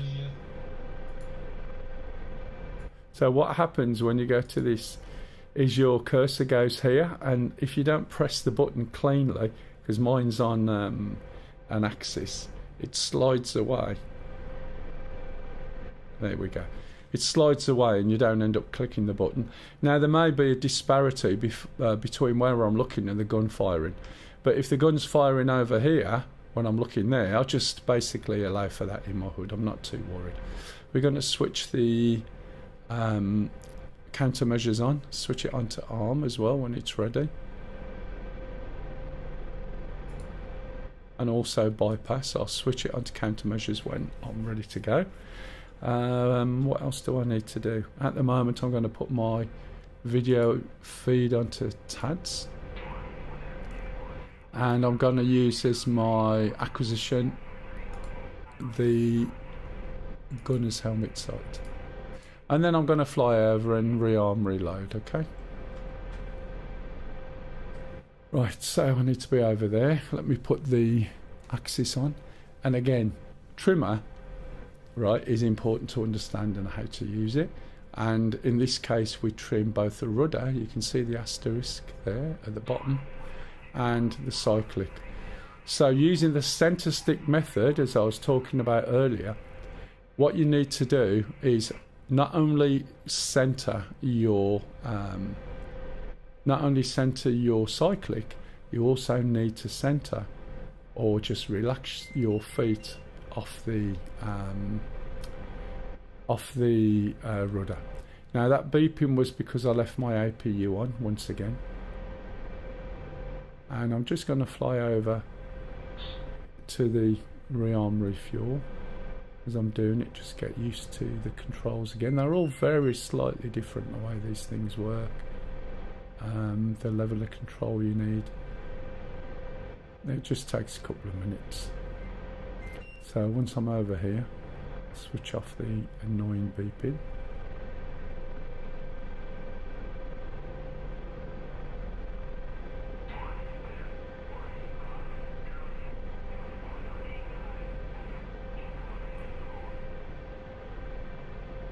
just popping over the wall, and I'm just going to land here. Carefully, really slow it down. Try and land. There is a tendency for this to tip over if you're not careful. And then we can switch the APU off. There's a couple of other things I need to do as well. So APU goes off. That'll stop that beeping. I need to load now. I like usually if I'm in the gunner seat, I don't mind flying with case, which I prefer. But when you're flying as a pilot, really you need to put L's on, I think, because you can't laser. You can put some K's on and leave it to the AI, but to be honest, the AI guy is a bit of a pain in the ass. You can get 1 on here, and you can get 4 on there. So I can only load so many L's on this, to be honest. Default livery will go down to this. Oh, thank you very much, Aglias. Thank you so much. Have I got any Agilas_3 with your 5 awesome viewers. Let's put this hat on a stick. That's my term for it, hat on a stick. It's really called the mass mounted antenna. Thank you very much for the raid there. Let me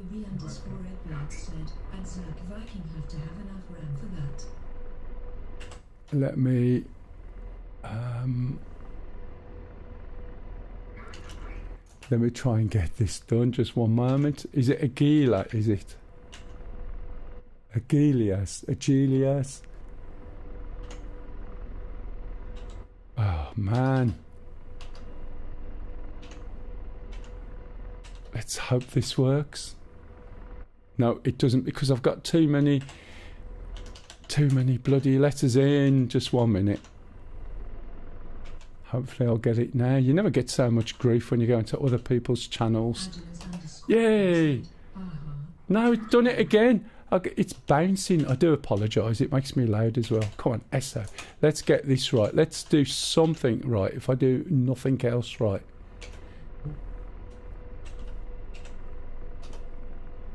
Yeah, eventually. No. What have I spent? Oh, your eye. Oh man, this is funny. I do apologise about mangling your name. Will you stop laughing? If you don't stop laughing and taking the mic, I'm going to make you a mod and then you're going to have to do it, okay? So before you laugh too much, look at that. Have I done it? What the hell? Oh, for God's sake. Anyway, welcome to the how to do a shout out stream, not. I do the right letters and then I do the wrong letters.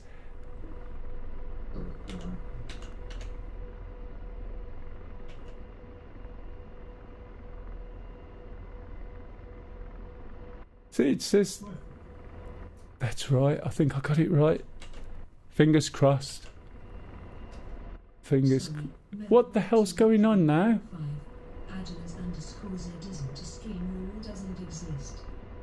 Where's your proper spelling of your name? A-G-I-L. Is it I-L? It's 2 I's, isn't it? I can't see. This is the trouble. I can't see the colours. Right, let's try again. 1 eye. Thanks.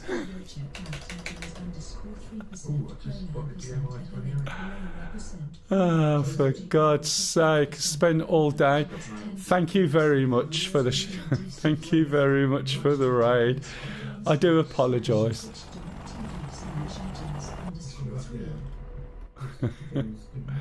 I really do apologise there. Let me just take my hoodie off. Yeah, thanks, Kev. I know. The trouble is, that screen, I can't read very well because the text is too small. This is my problem. As I get older and my monitors, good resolutions, that's like, what, 3.5? Nearly, yeah, 3.5, 4 feet away. can't see yourself on that. I can't see it very well, and I'm struggling to read it. My fingers are not great. Anyway, thank you very much for the raid there. It is appreciated, despite the fact that I seem to be more and more decrepit as time goes on. Thanks, Kev. You can stop laughing and rolling around the floor now. Right, let's go and set a route. Something I haven't done yet. Right, okay, RTE, we're going to waypoint 2, which I think is already selected, which is behind me. Let's turn this up just a little bit more. It's down a little bit too much there, and then we'll see what we can do.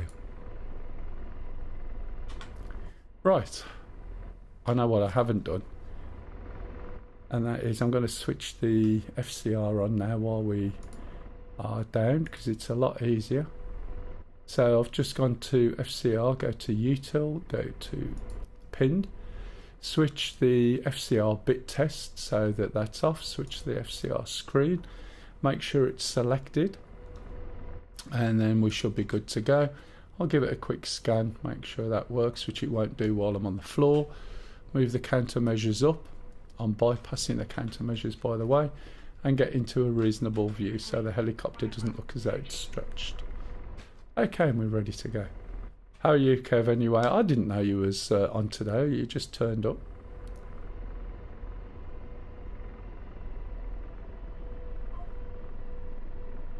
Right. So as soon as we start heading towards, we should see the home plate, which is very similar to the American baseball home plate. Excuse me.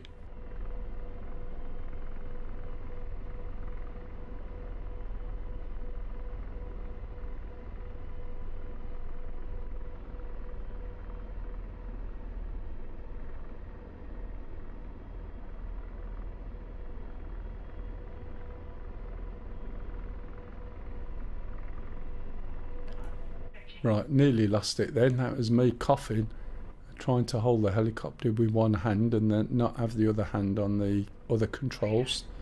I'm good, thanks. Which makes it difficult. So I nearly gobbed it into those trees then. Right, okay. Let's go and have a look. So there's a couple of little keys I need to press now the FCR's up, as I was saying earlier. You can see when I tried to stop it from going down, all I did was over-torqued it, which is why it all went red. But I was trying to do it with one hand. Are you guys carrying things? We will be. I've been killed by Sham. We've been killed by the Mi-28s again. They were a pain in the ass. We are trying to kill things in amongst everything else. Right, so one of the things I'm going to switch on, if you look down here, there's a control, and unfortunately when your engines start going funny like they do, and that's a pain in the ass, it switches into like the engine view. They are a real pain in the ass. They really are. Right, so we can now see this C-scope, so I'm going to switch that on. And then when we pick anything up, we're doing some scans at the moment. What will happen is I'll be able to see them in the hood, okay? The mist is quite nice, isn't it, don't you think? So I'm going after that tank area again, Sham.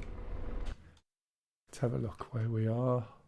I'm over here, so it's around here. That's where we were killed. That's where I was killed. You can see all those ISO containers are in fact the helicopters that have been shot down, and maybe the odd plane as well.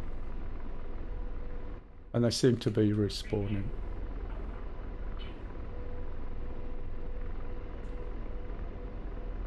I'm just going around and scanning as we go.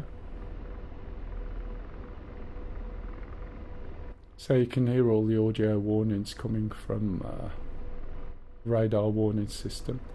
Most of those are going to be pegged on the edges of the map because they're some distance away. We've got a range of these missiles. It's about 8K. Switch the weapons over. Let's switch those on. Switch it into armed. I'm also going to switch all of them on. Okay, the reason I'm switching all of them on is so that bloody pop-up bars are paid. Is because that way round, if I start picking things up, I can shoot all the different things and the automated system will start doing that.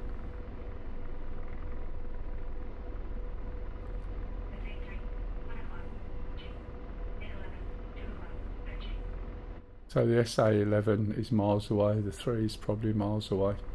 We should be out the range for now. We're 18 clicks away from the main target area, but there's quite a few things around this area as well.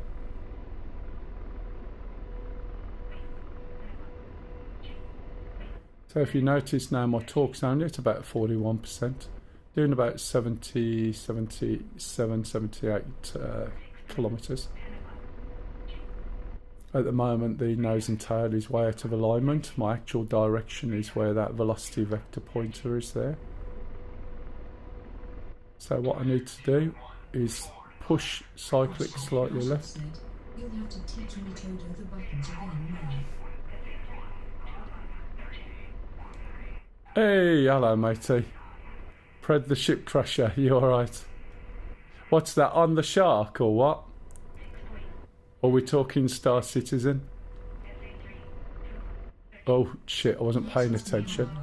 Yeah, I was reading text then. Nearly lost it. It doesn't take much, does it, to distract?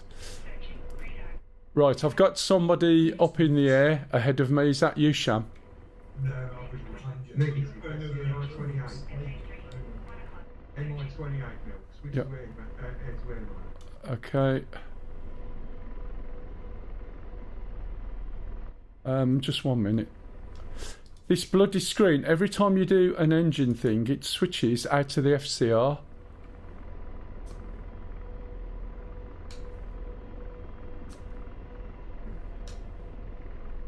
No.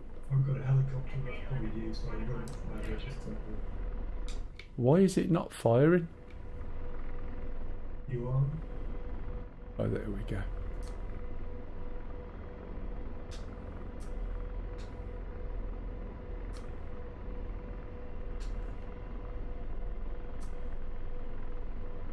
Right, is that eyes lining up on you? Yeah, I'll move. The trouble is, it's not firing. Oh, it's gone safe again because I touched the floor. That's why. Oh, come on, for God's sake. He's going to come in with guns again. I am pressing buttons here, mate, and it's not firing, and I don't know why. He's signed on to you. Where is Who's he? that in the jet that just went by? That's me. Yeah, well, pull a right hand turn now, as tight as you can. I've got him on target and everything, this thing, but he's not. Guns, Jesus. Rifle. Box 2. Okay, I've got a Mr. Late on him as well. Hopefully it's not you. It shouldn't be. Oh shit, it might be. What are you doing down there? Alright, I can see some smoke in the sky. Is that him or not? Right, sorry about that. I think when I lost control earlier, it right, I've still got a helicopter behind me, which I'm firing at now. Right, fire. Rifle. I hope not.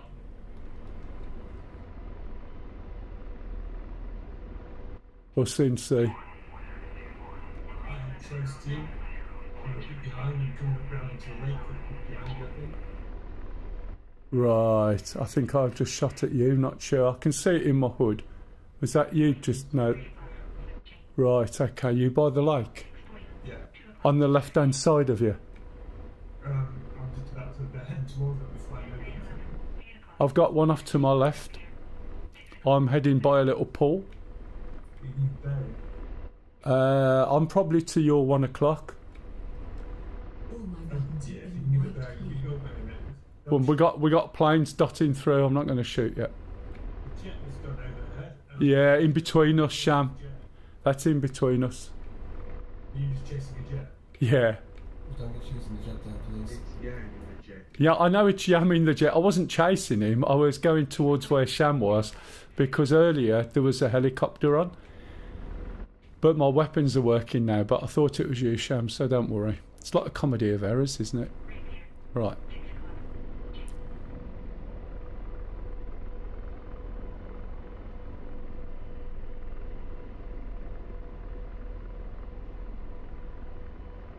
Okay, I see where you are. You're low over the water, aren't you, Sham? Yeah, the jet fly around. Yeah, me too. Okay.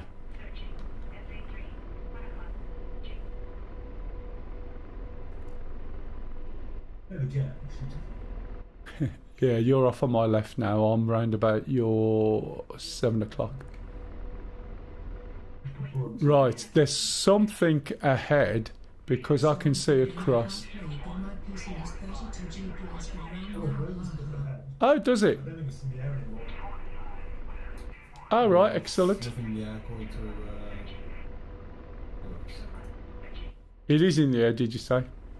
No, there's nothing. It's always there. It's all damaged, but Okay, no worries. Yeah, apparently earlier on when I was distracted I dropped and caught a wheel on the floor and it switches everything to bloody safe and switches it out of your FCR into like engine mode. yeah. So I've got 2 targets on my FCR. One of them is you.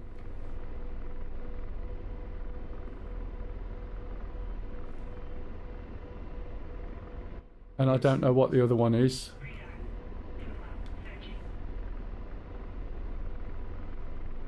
Okay, there's nothing in the air as far as I can see. I'm going to try getting around to the right hand side to see if we can get a bit more cover. If it's a bit more hilly around that side. Yeah, where's that orange grove that that tank was in? Because that's not going to be too far away. No, it wasn't. I'm not sure now. I'm going to try going right to me. Alright, I'm going to have a look in the orange grove.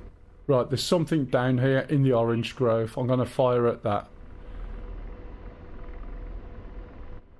God, it's telling me it's a plane. Maybe we just flew past you. In a plane? Yes. Low? Yes. Right, okay. Hopefully you've got yourself set up to do the radar interrogation so you can come back with a list of all the radars. No. What was shooting at me? I've been shot at over here last night. Do you know how to get it out of your computer when you finish your run, don't you? No. Not you. Oh, you mean, what's his name, yeah? Yeah, the big one has a capability of when you fly over the battle area, it picks out every radar and pinpoints it, so you've got a list that you can then conclude with a match.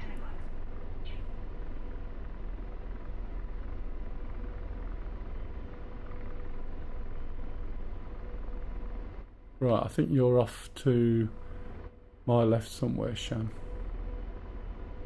Right, maybe.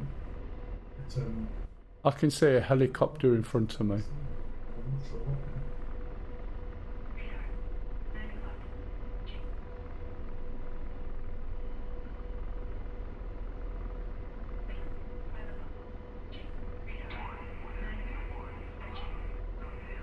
Okay, I'm just coming forward, Sham, and I think I'm either behind you. You heading just for that little hill area with a forest in front on the hill? The east, I'm in amongst the load of telephone poles, power lines. How are you anyway, Pred? Power lines between here and the time of the waypoint.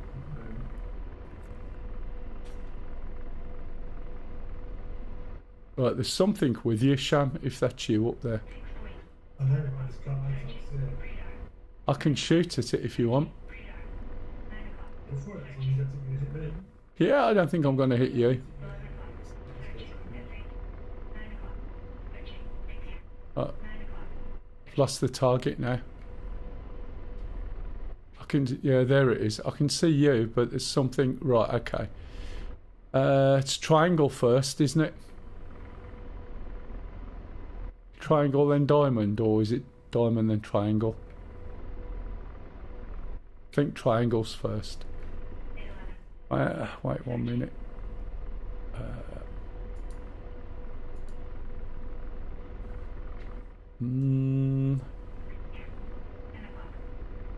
going to shoot at something. Yeah, shoot at it, but make sure it's not me. I'm not sure of what it is, to be honest. It's right by me. It's literally on my left in these orange grove. I'm good life's finally somewhat calm. I have a place now. It's been redone so can play again once I figure out my controls again. Even still got my old sticks and they still work.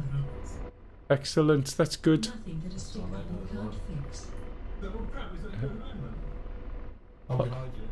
Yeah. I had a solution on you. Right, I've got that. I killed it.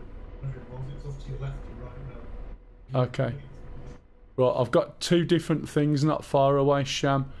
In front of me now, my 12 o'clock. I'm going to shoot at them. Neither of them are you. Rifle. Oh, for God's sake. Rifle. Rifle. Rifle. Rifle. Okay, there's a whole load of things. Follow this road. Yeah, there we go.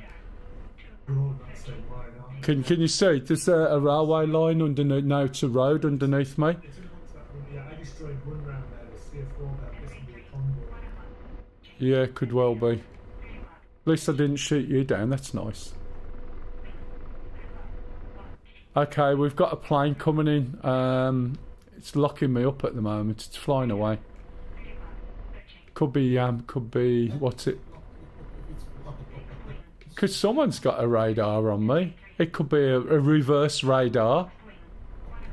There are such things.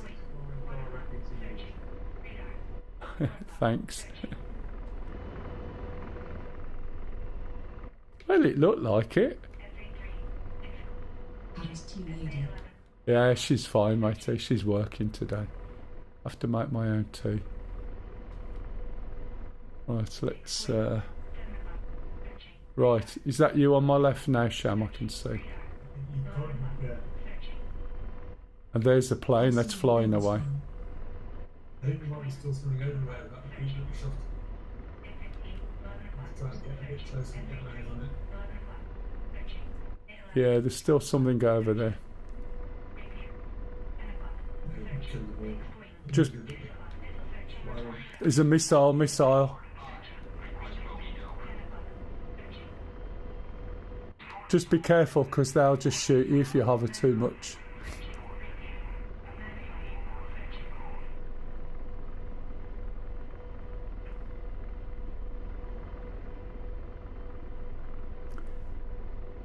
Sorry, I was just coughing there. Yeah, she's good. She's working today.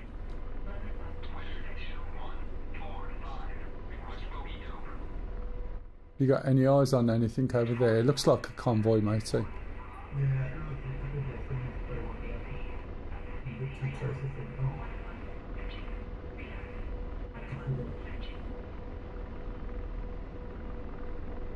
but yes, there's still 2 things alive. Let me have a look.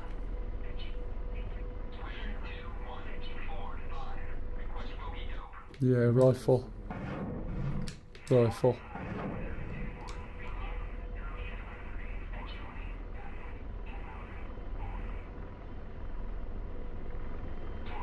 Just hit one of the targets that you hit already. There was 4 vehicles, they're all on fire. And you set up your next missile, just hit another one of those same vehicles. Yeah, it's a pain in the ass. Until they've blown up, it just selects them as targets. Are all of them dead?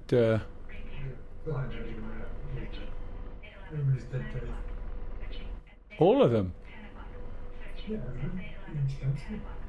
Do you know what's the name now? Cameron? Even Tank Chansky. Tank Jansky. They weren't tanks. They were SUVs. Oh, is that it? Yeah, they were everything from a communist.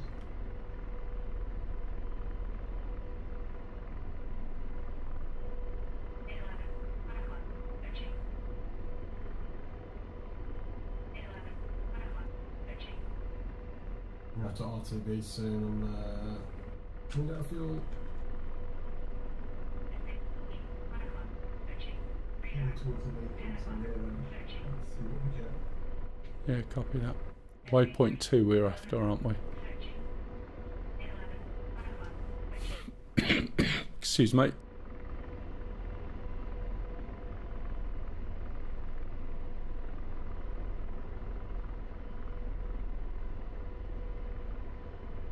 One thing I haven't done is set my... Oh, this bar. Set my route here to waypoint 2.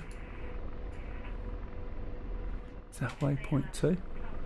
No, there's waypoint 2. Shot. Fox 1. Oh, bro. Excuse me again.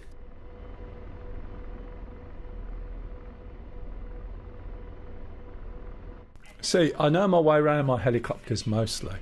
There's little bits on this that when I'm sort of in a situation I don't know where to go automatically. I have to sort of think it through.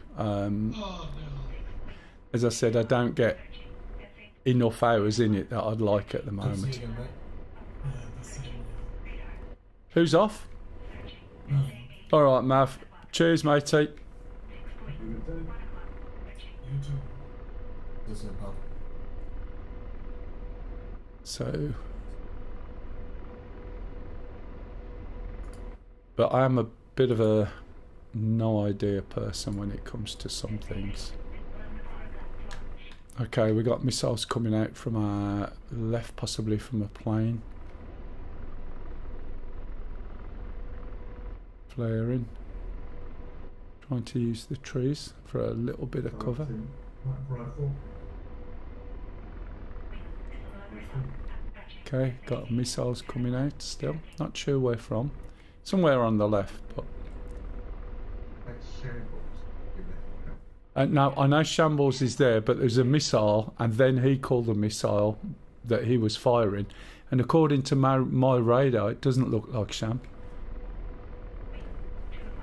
It looks like something towards the top that could be quite a large SAM, I'm not sure.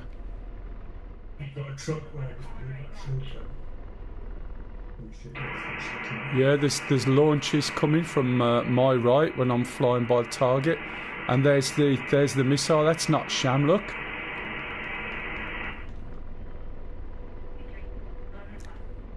Yeah, that's definitely not Sham. That is a missile coming from that town.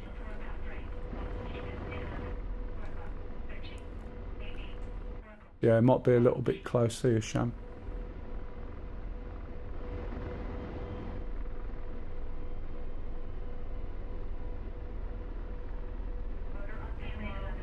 Jeez, that was close. That just blew up an orange in the tree by the side of me. Backing out a little bit.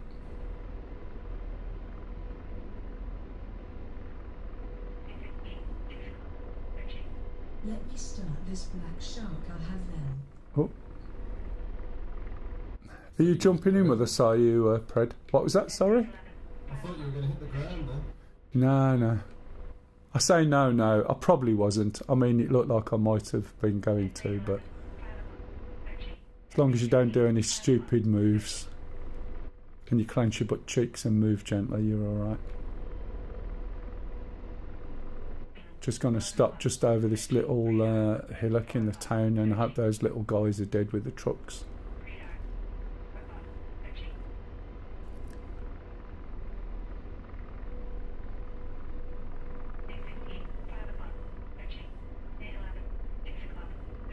If I could get it working, I would. Well, I got to install the right version. I can't remember if you play the DCS version or the Steam one. Oh man, you shouldn't have anything on Steam. I powered them up. Right, Now, so they won't release.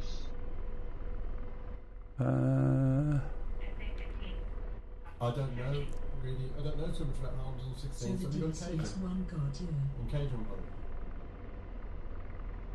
Not really, no. Just coming down, and what I'm going to do in a minute is get into a hover and try and use these buildings. I need to slow down a little bit first, get some semblance of control, which I'm not far off, but it's not great. I installed the wrong one. What you like. I thought you should have lost that Steam account ages ago. Shit, that's far too close to those trees.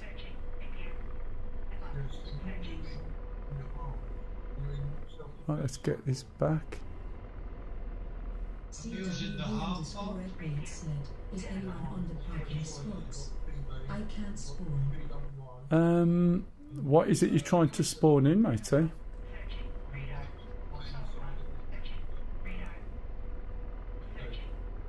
I just need to... Have we got anything on our parking spots at all? Somebody's trying to spawn in and can't, like enemy or anything like that?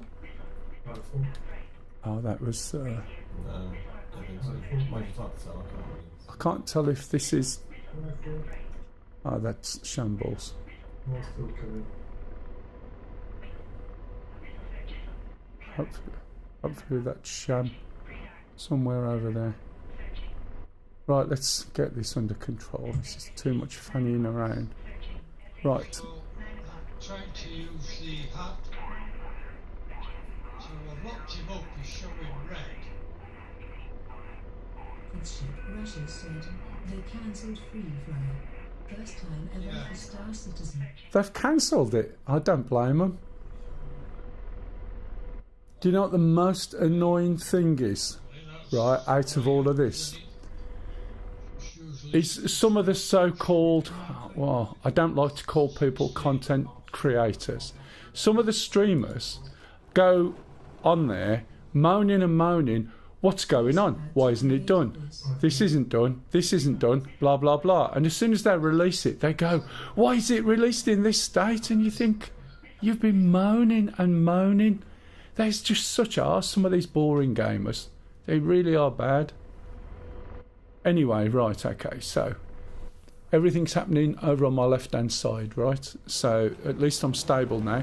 And you can get as stable, as you can see, as the shark. No problem at all.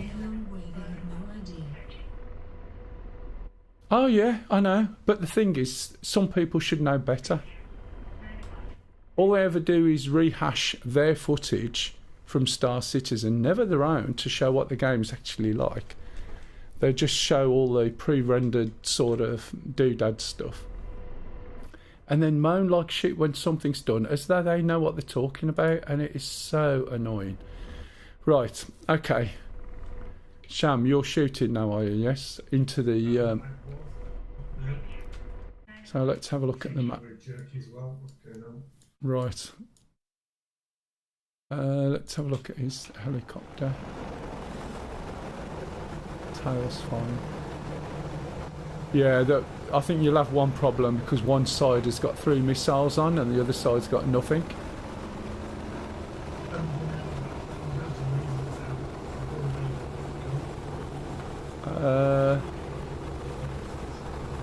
Yeah, you need the what's his name, don't you?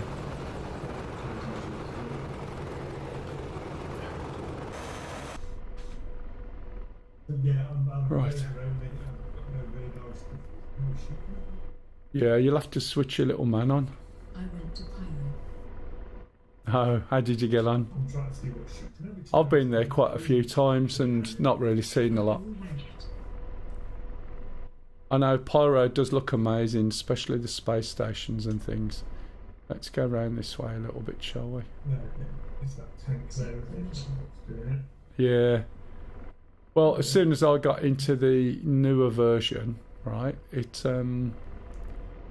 was hilarious. I still can't get my ship out that I haven't been able to get out for ages.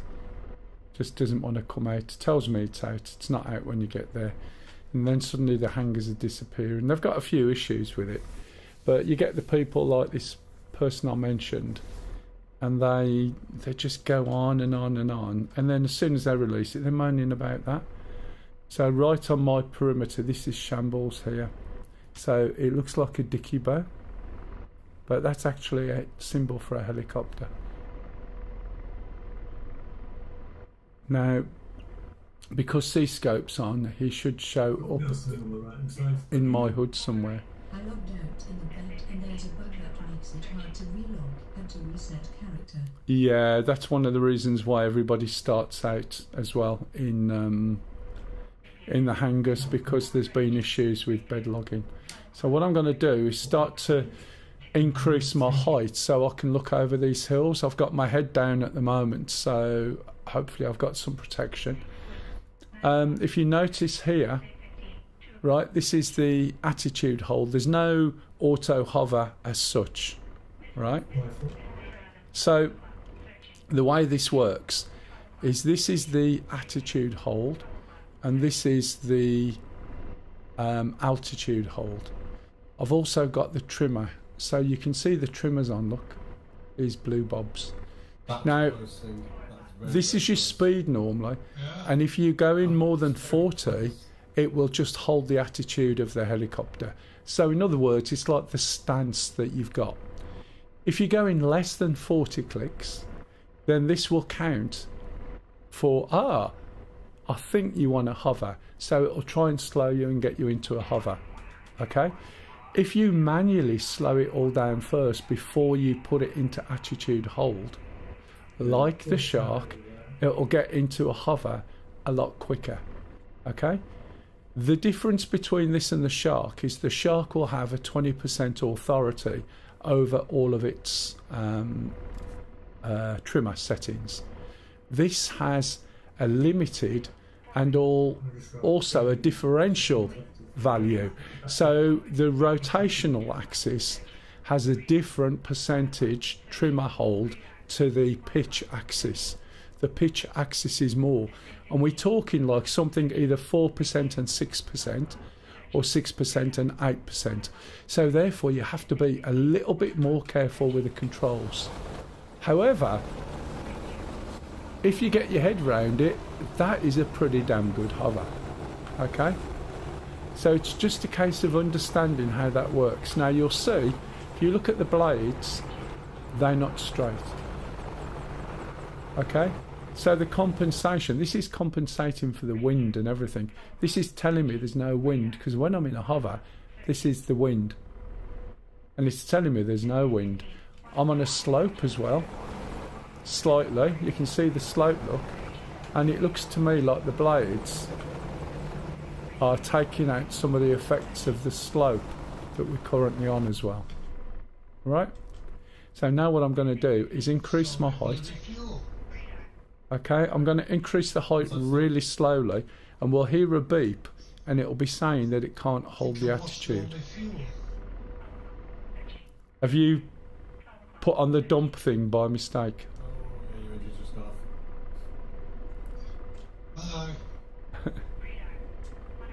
You've got a parachute thing, remember. You can, if you head with gradual slope. So I don't want to go up too fast.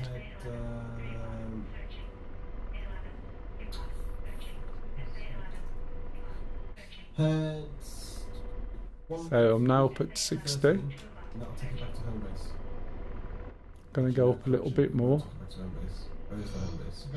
And then I'm going to put it back on hold. I don't need to go all the way up. I'm on 70. So you can see where Sham is over there. So what I'm going to do is scan over there. Right, there's Sham now. Sham's 4.5, is it? Sham, are you coming towards me at all? I'm returning. Yeah. There's a missile just fired from the right, your left. No idea what it is. Can't see anything. It might be at me, but it might be at you. Probably more likely in the absence from further in on. You're only a bit further in. You're coming towards the town where I am. So what I can do is flick this over to the right and have a look over there as well. And I'm probably outside the range of the things that are over there. Okay? So I might need to get closer before I can start looking at anything over there. The SAMs are not the problem so much, it's the tanks and the things with the little rockets on. What, from the left hand side, yeah?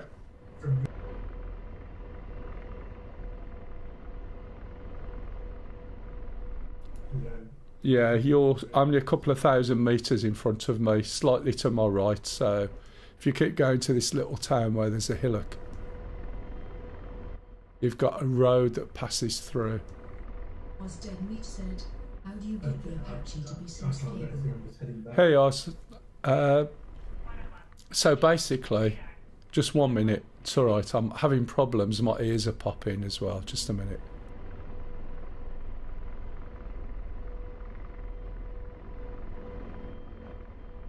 Right, sorry about that. So the systems on the Apache, right, you've got a couple of things.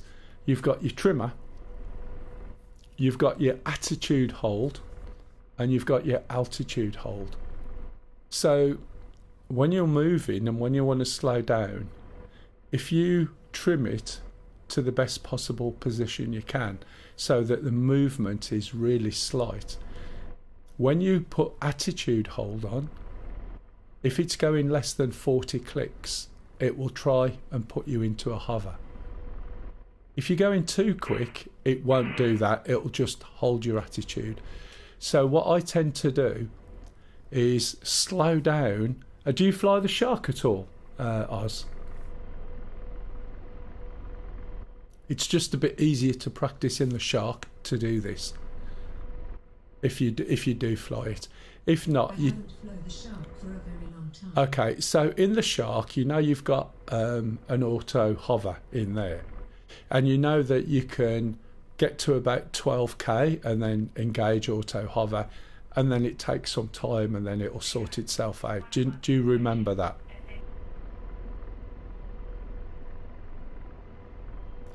What I'm going to do, it's all right, as I'm talking my ears pop, like as in, yeah. So basically, if you remember, the best way of getting the Shark into a hover really fast is to utilise the little drift line, bring the speed down to 2 or 3 or even 1, and then engage the auto hover. And it will get into a perfect hover very, very quickly. And it's the same with this. So I'm going to take it out because I'm going to start moving now. Blood pressure, mate. Ears popping is usually a high blood pressure situation. I've got a persistent cough. I do have high blood pressure anyway, and I'm on meds for that, but I've got a persistent cough. So I'm coughing a lot, and also suddenly I can feel it in my nose. So as I'm talking, it's like my ears have popped. So when I switch off, sometimes I'll just change the pressure a bit and they pop back in again. But I keep having to pause to cough as well. You can hear my throat's getting hoarse now.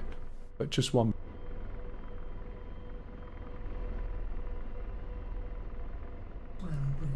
It's permanent. It's just old age.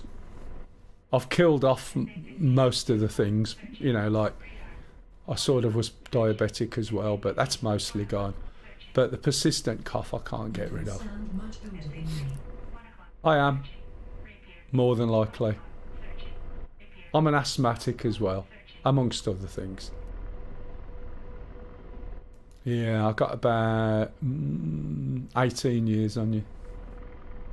Right, so what I'm going to do now is reset both of those attitude holds and altitude holds. I'm going to hold my trimmer in. My dad's age. Yeah, Crazy. I know, more than likely. Prince Russia said, my wife heard you and said me to mate. She's a diabetic type 1. Yeah, alright. I'm a 2, so I basically Kev said, "Yes, just I'm lost weight. skis on 24th, so taking a week off. Oh, excellent, matey. Audit at work on 25th, so perfect timing. Won't get involved this year. Bonus. Yeah, but surely an audit is, there's an engine, there's an engine, there's an engine, there's an engine. Yeah, we got 10 engines. So I'm holding the trimmer and I'm keeping the speed fairly low, right? So the trimmer's disengaged. And I'm going to sort of push this over, up this road. I've got to be careful. I know I've got Sam's to the left. Yeah. So when it's on the trimmer, I just think of it more like the shark than anything else, okay?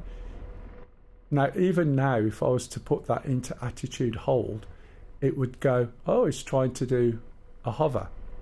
But I'm not at the moment, so I'm not going to do that yet. I'm going to go along this road a little bit. I'm not quite sure where the enemy is. So a trimmer is a toggle for you? It's not so much of a toggle. My trimmer works in the same way as the shark. I hold it, it's disengaged. I let go, it engages. Okay? If you look on the top left of the axis, when I engage or let go of the trimmer, right, it will basically trim it. So if I do it now, for instance, look, see the blue line come on and see where the trimming points are. So I just released my controls there. Let's get back into this movie. So I utilise the trimmer, get it into a nice position, and then engage the attitude hold. If I was cruising, if I was on the way to a site, then the attitude hold would be on, but that would be just holding the attitude. Whereas when you're going slower than 40, it tries to put you into a hover. So you could... say trimmer, you mean trimmer override, Yeah. Trimmer override. So I'm basically holding the trimmer override, for want of an expression. So you've got 4 positions on the trimmer little hat, which is forward, back, left and right, because I can count, that's 4. Left is attitude hold, right is altitude hold, forward is trimmer, and back is reset, altitude and attitude. So what I've got to be careful is, I know I've got targets over there, so I'm trying to use this little valley. Now I'm going to let go of my trimmer, let go of my stick and my rudder. I'm just going to scan a little bit as I go forward to make sure there's nothing just in those trees with a bit of luck. So the trimmer's still set, but because it's got such a low percentage of effect compared to the shark's 20%, this is slight, so it's not much before you overcome the trimmer completely. And I'm just slowly coming up this hill. I'm going to come towards those trees over there. The view is to sit behind them to give some cover. There might be something over the hill, I'm not sure, other than myself.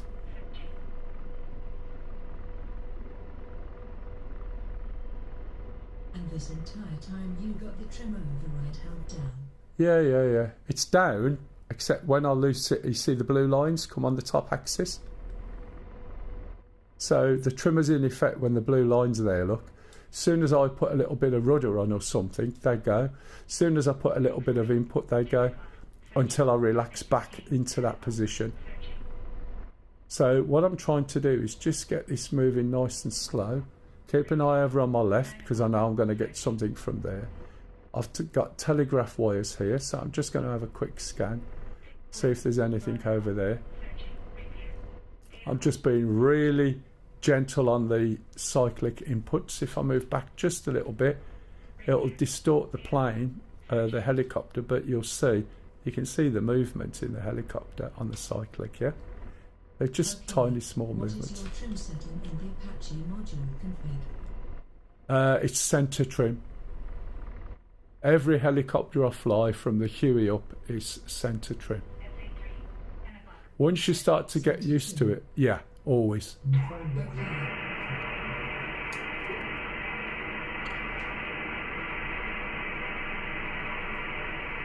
Someone's hot micing. Whoever went to broadcast, we're just getting white noise.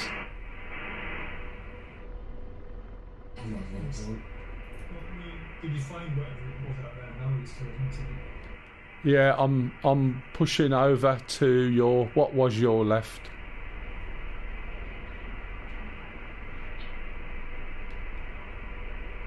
So if you trim, you will need to recenter the stick before you get control again? Yes. To be fair, that is the best way of doing it. Let me come up here to a hover somewhere behind these trees. Right, so I'm holding the trimmer. I'm looking at my line. I'm just going to get really slow. I'm going the opposite direction to that line. I'm pulling this down as much as I can. And now I'm going to let go. I'm going to engage attitude hold.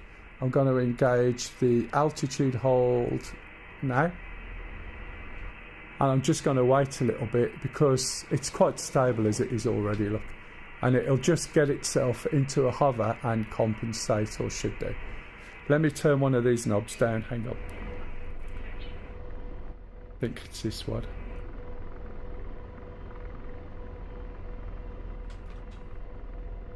And if it keeps going, that's usually wind. So I'm just going to pull that over a little bit more, a little bit more, a little bit more. Do a quick trim. And if it doesn't do it,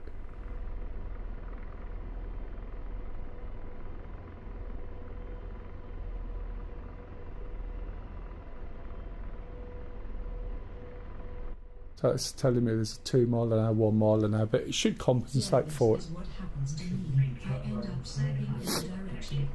Yeah, there has been a little bit of a problem, but you see what I've done now? So I utilised the trimmer and added a little bit more trim. So the trimmer's got it, look, on all 3 axes. And the attitude hold's holding it.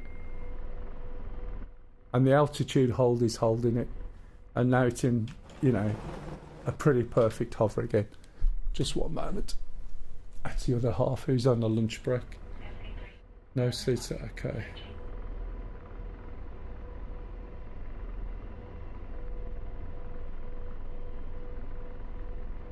Now, do you use the centre trimmer yourself at the moment, or are you using something else? There's quite a few people think the centre trimmer is not as good as the instant trimmer. Bear said, at us dead meat, that depends on what your trim setting is on. So mine's on centre trim. So you've got centre trim, then you've got instant trim, I think. Dead meat said, okay, so it was just you holding the override while the out and attitude were on. Yeah, what I did was just, I didn't hold it, I adjusted it to see where it is, and as soon as it was okay, I pressed and let go of the trimmer button instantly. So I literally moved the stick a little bit and then pressed the trim button and let go of it instantly. I am happy to change if I can get this level of stability.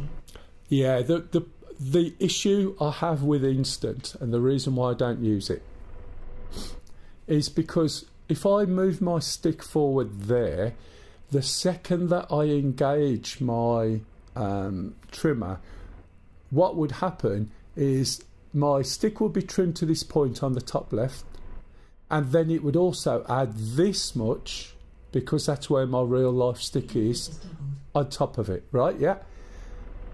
And therefore, your reaction time has got to be pretty damn quick to stop it from doing something stupid. And I know you get used to it, but if I do that and I trim it and I don't centre my stick, my helicopter's not going to be affected at all. And I'm so used to it. I have used this mode from when the Huey came out. Well, when the Shark came out. Even because the Shark was my first module ever. And when it was Russian, and it was the first version of the Shark, before the 18C came out. So, that's great, huh? So, basically, it gives you leeway. Now, when you get used to it, you just do it without thinking. It's muscle memory. You can't steer the aircraft until you recenter. I tried it initially and it was terrible. This is the problem. You can't steer it until you recenter, or just think of it as just relaxing. You're right, you've got no input. For instance, if I, as I demonstrated earlier on today, if I trim it, I can turn my stick round in massive circles within the base and nothing's going to happen. And you might think that's a bad thing, but it's also a good thing. It just depends on your point of view. I'm more relaxed. You see how I fly. I'm a lot more relaxed about the flying. The second I trim, there's no urgency. If I need, if I need to do anything else, or I need that level of control, right? Yeah. If I need that level of control, I disengage the trimmer, and then I've got that level of control that I need. So when I'm manoeuvring, or when I'm flying around things, when I need to avoid objects, when I need to escape from something shooting me, I disengage the trimmer and hold my thumb down. The only one you can't do that with is the Huey, where it's a lot more simplistic. But once you get used to it, you're going to get one hell of a smoother, more controlled flight. And it'll take you a while, because it's like driving a car on the wrong side of the road. You're fine when you think about it, but your instinct is to put your left hand, right, especially if you drive on normal side, i.e. right, on the right hand side of the car, you put your left hand into the door if you're abroad, because your instinct and your muscle memory just goes to that. But once you can get used to this, it's just 10 times better. Let me have a look. Let me see where my buttons are, and then we can see. Right, so. Hey, Pixel. All good, thank you very much. So, there we go, look. Force trim, hold mode switch. Right, up. That one. That's the one I hold. Okay, and then you've got the force trim hold mode, which is the attitude. Then you've got the altitude, and then you've got the reset.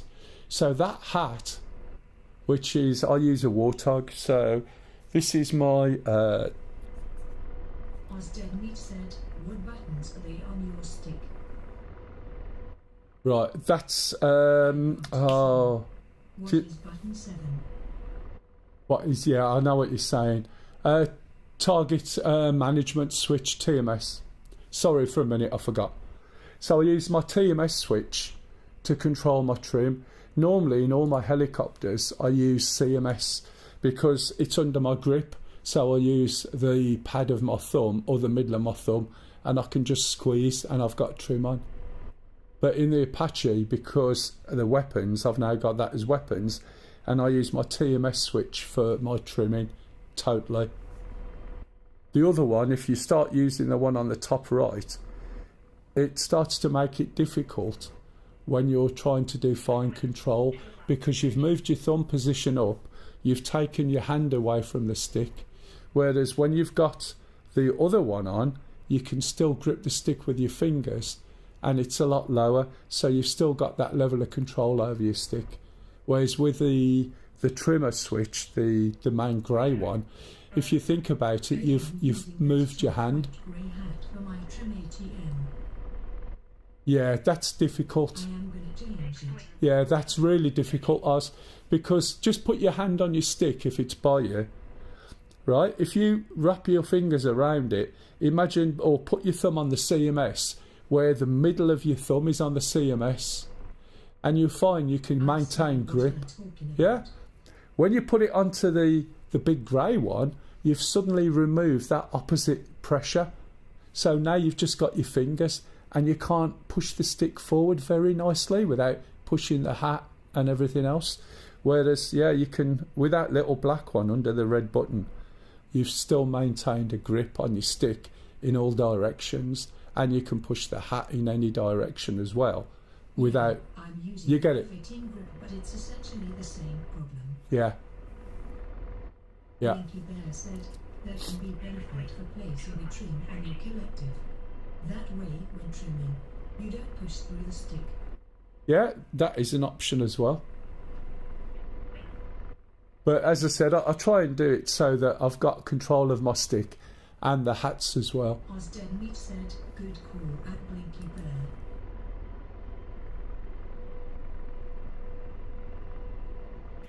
Right, okay, let's carry on and find some targets. Now, if we look, the main target area is over here, but there was still something coming from over here. For the Sega Mate. It's absolutely fine. Blinky Bear said, I do have one on the collective, but it's not the primary control. Right, so I'm going to take this out and I'm going to push left now over that group of trees. Again, I've got to watch my right hand side, so this looks like it goes down a slope over here. So if I go somewhere around here, I want a view over there, but still some cover over there. So again, I'm going to reset and then hold the trimmer button up, so I can move the stick at the same time as I adjust. And then again, just don't go too mad, just keep it low down. I know I've got Sam's to the right, Sam's behind. Just got to make sure we get under here without catching the blades.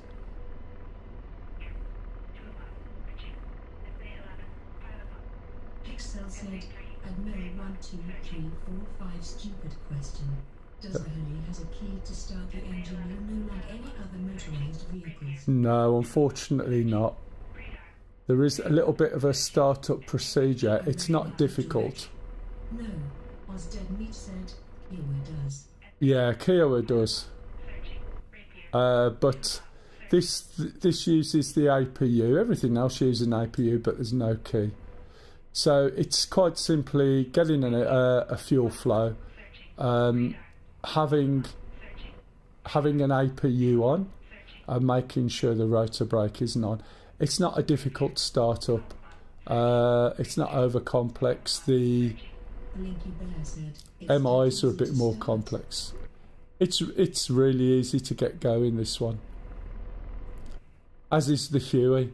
The Shark and the MIs are a little bit more to them, but even then there's an amount of repetition.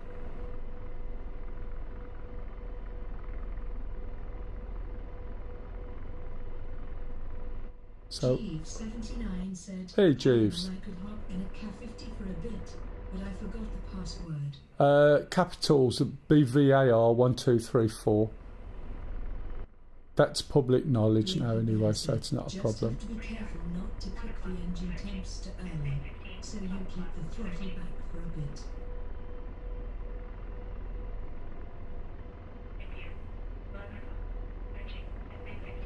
Right, got a little bit of cover. Myself a little bit of cover over here. Don't want to get too close to the trees. If you're too close to the trees, you've got to get too high to look over them. Whereas what you want to do is maintain an angle. Let's try and get this into a hover again. Right, engage attitude. It's going to start drifting, so I'm going to stop that with a trimmer. So I'm holding the trimmer, bringing it down. I can't quite see the number there. Do it better than that. Let go of the trimmer. Still boxed. Still going backwards. I think it's going to correct. Put the attitude there. Pop that. Wish I remembered setting up the buttons I got to watch a video. Right, so it's still drifting back a little bit, possibly the wind. Just nudging the stick forward without hitting the button yet. I'm going to hit the button and release straight away. See if it's going to slow down. You can see the nose is up, look. I'm going to do it again, so cyclic forward a little bit. a button and let go. See what it does.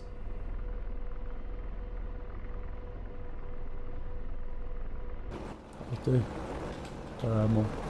To fix my throttle, the flappy paddles at the back are acting up. Am I drifting back?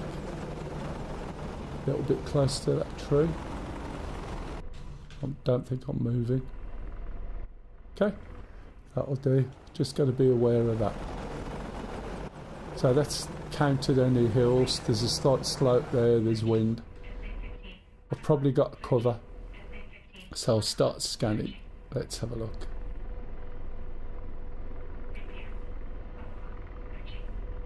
What's that there? Is that just smoke or is that a missile? Can you see? Nothing's warning me, it's just smoke. So I'm going to go up really slightly. Not much, that'll drop it out of this straight away. Where's my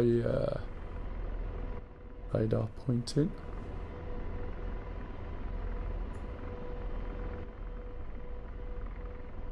So that's just warning me that the altitude can't hold it. Don't want to go too high.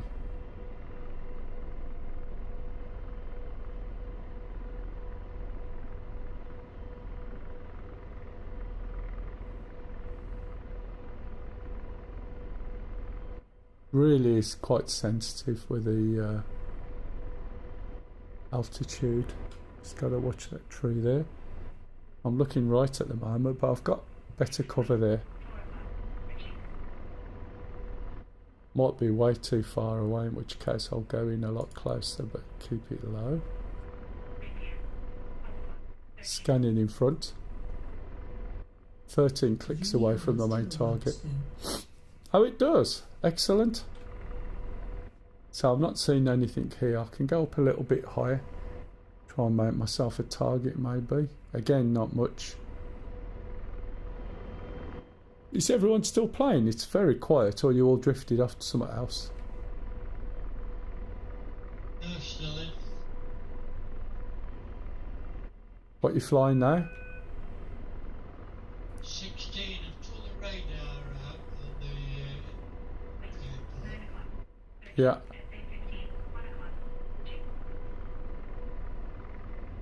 I'm just going to go over. So I'm just going to reset that. Keep my head down. Get closer. Watch that tree on my back right. Get this steady and low. There's a little hill over there, so that might be advantageous. I'll head over that way.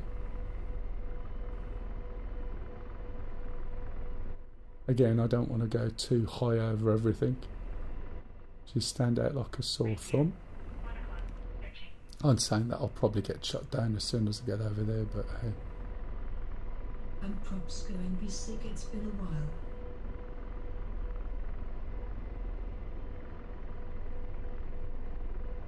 Are you going to be ill, did you say?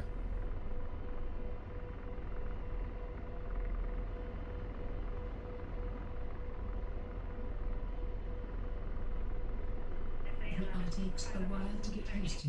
Oh, sorry, VR-wise. Right, I get what you mean. Yeah, it does take a while, doesn't it, at first? Just as long as you jump out as soon as you're starting to get sweat on. Okay, now I'm in range of targets. Rifle, come on. Probably not got anything selected.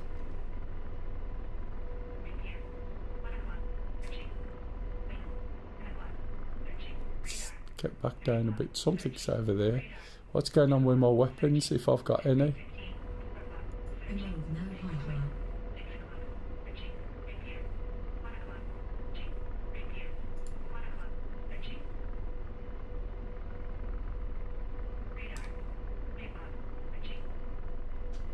Nice. So the missiles aren't ready.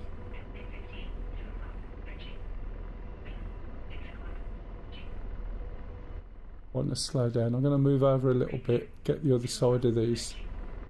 They are, what, just on the extremities. So I'm going to get past the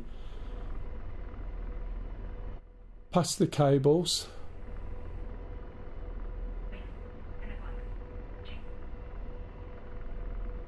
Should have enough room to get under and over the trees.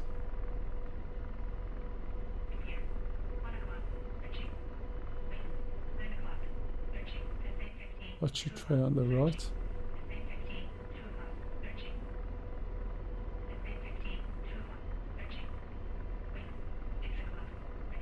There's a bit of space here, that would be quite good. But watch these trees here, watch this tree in front, and then just utilise this space in front.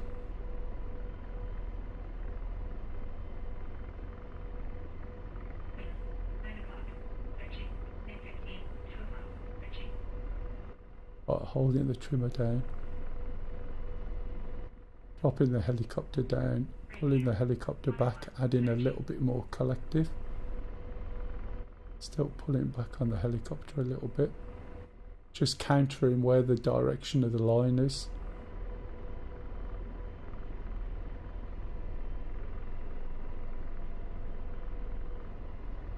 Okay, let go of the trimmer, just pop the attitude hold on. Again, as I said, less than 40 wants to put you into hover, which it's trying to do. Just pull back gently on the stick, wait till it goes back a little bit. Retrim now.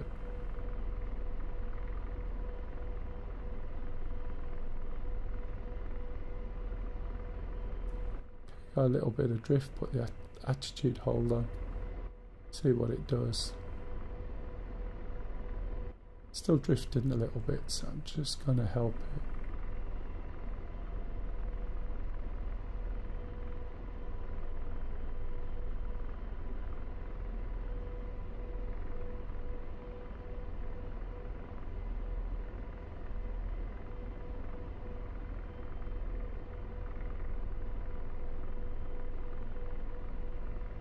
Should be able to stop it now. Right, so not sure what's going on with my weapons. Oh, I see what's going on with the weapons. Right, okay, they're not L's. So what I'm going to do now is switch on my little guy at the front. Give him the lasers.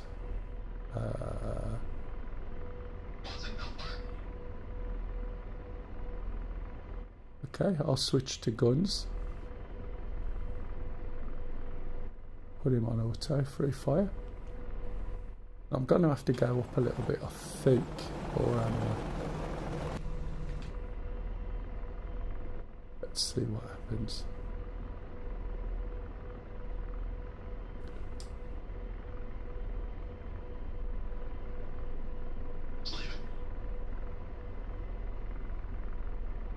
Can't say anything yet, so I'm going to increase my height.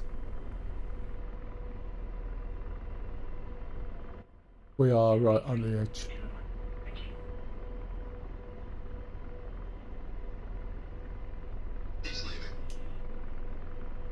Oh, there's something over there.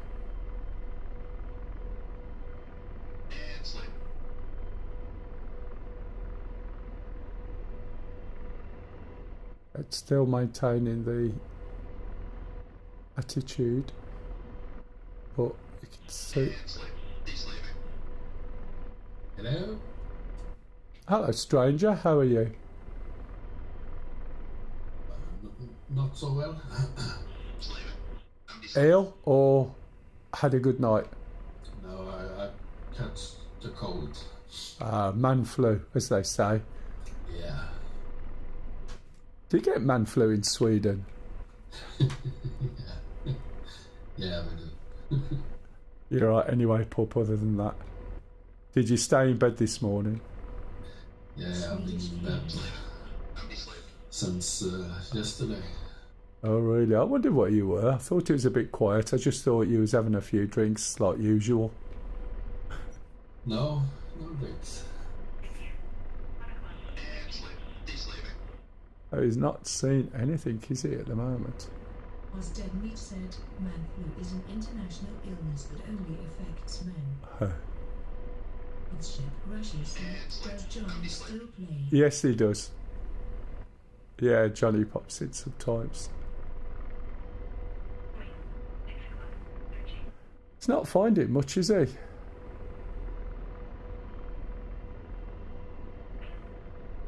got to be careful. If I go too high, I've got something over there. So while I'm busy looking at these,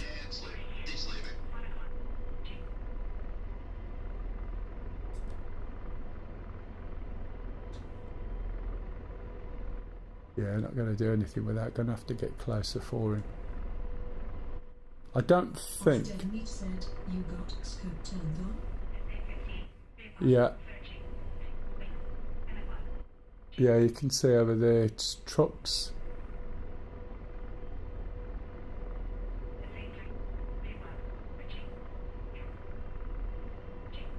As a point, just be aware that my knowledge of this is not as good as some of the things, like the shark or the A10.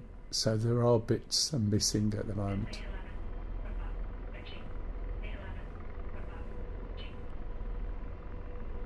I know the FCR stuff pretty well. Yeah, that's fire away. See scopes on. Maybe that is something I can help you with. Yeah, sure. I'm all ears from anybody, to be honest. Something from the back.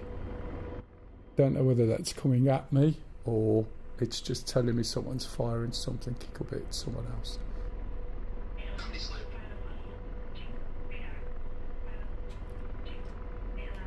So you need to be within 8 kilometers for the FCR to detect anything. Yeah, they were. I think it's moved. Hey, Dampy. Thank you so much What? for the raid. Dampy 50 with your 9 awesome viewers. Thank you very much, Dampy. How are you? Can somebody give me a shout out, please? Because it's going to take me. Okay, it was to me.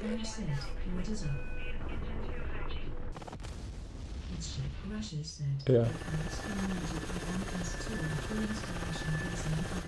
Yes. If you're talking about the shark, definitely.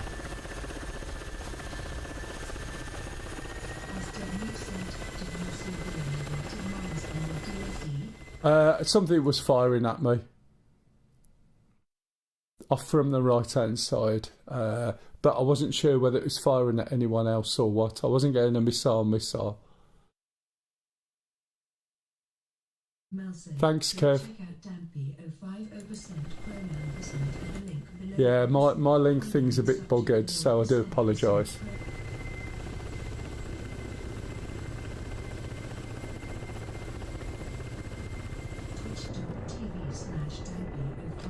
How did it go, Dampy? You know what? I might. Dead Meat said, yeah, was from your forward. Yeah. I was looking over to see if I could see a missile, but I couldn't see it. And that's why I was trying to be a little bit careful and cover my right. But I could see it flashing, and I was thinking, is it at me, or is it just telling me there's a fire? Do you know what I mean? You can also do /shout out at person if that is bugged. Found that easier. What are you on? Because I'm on the streamer bot. Dead Meat said, flashing means tracking. Yeah.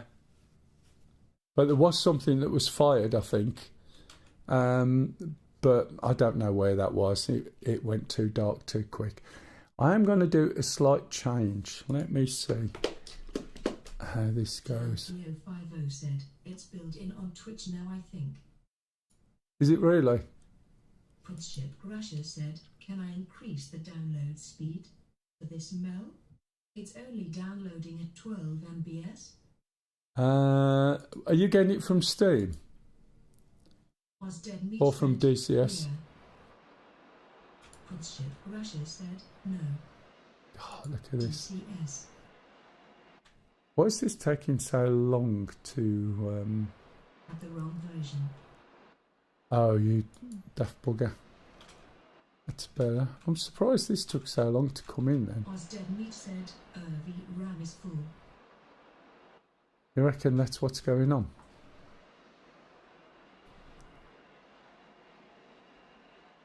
It does it used to do, yeah, it used to do it with oh yeah, it's telling you, is it down there?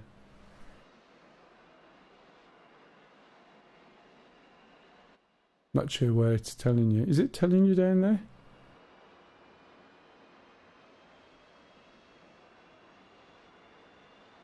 I left all that on just so I can monitor when on YouTube, to be honest. Right. Russia said 5 hours. What's your internet speed? Right, I'm in the A10C, and as it happens, I didn't realise you were jumping in this as well. Do you know where we are, relative? Oh, yeah. Said, it doesn't tell me. I just know what it looks like when it's dumping DCS textures. Right, that's fair enough. Right, waypoint 2's over there. Okay, we're not too far away, Put.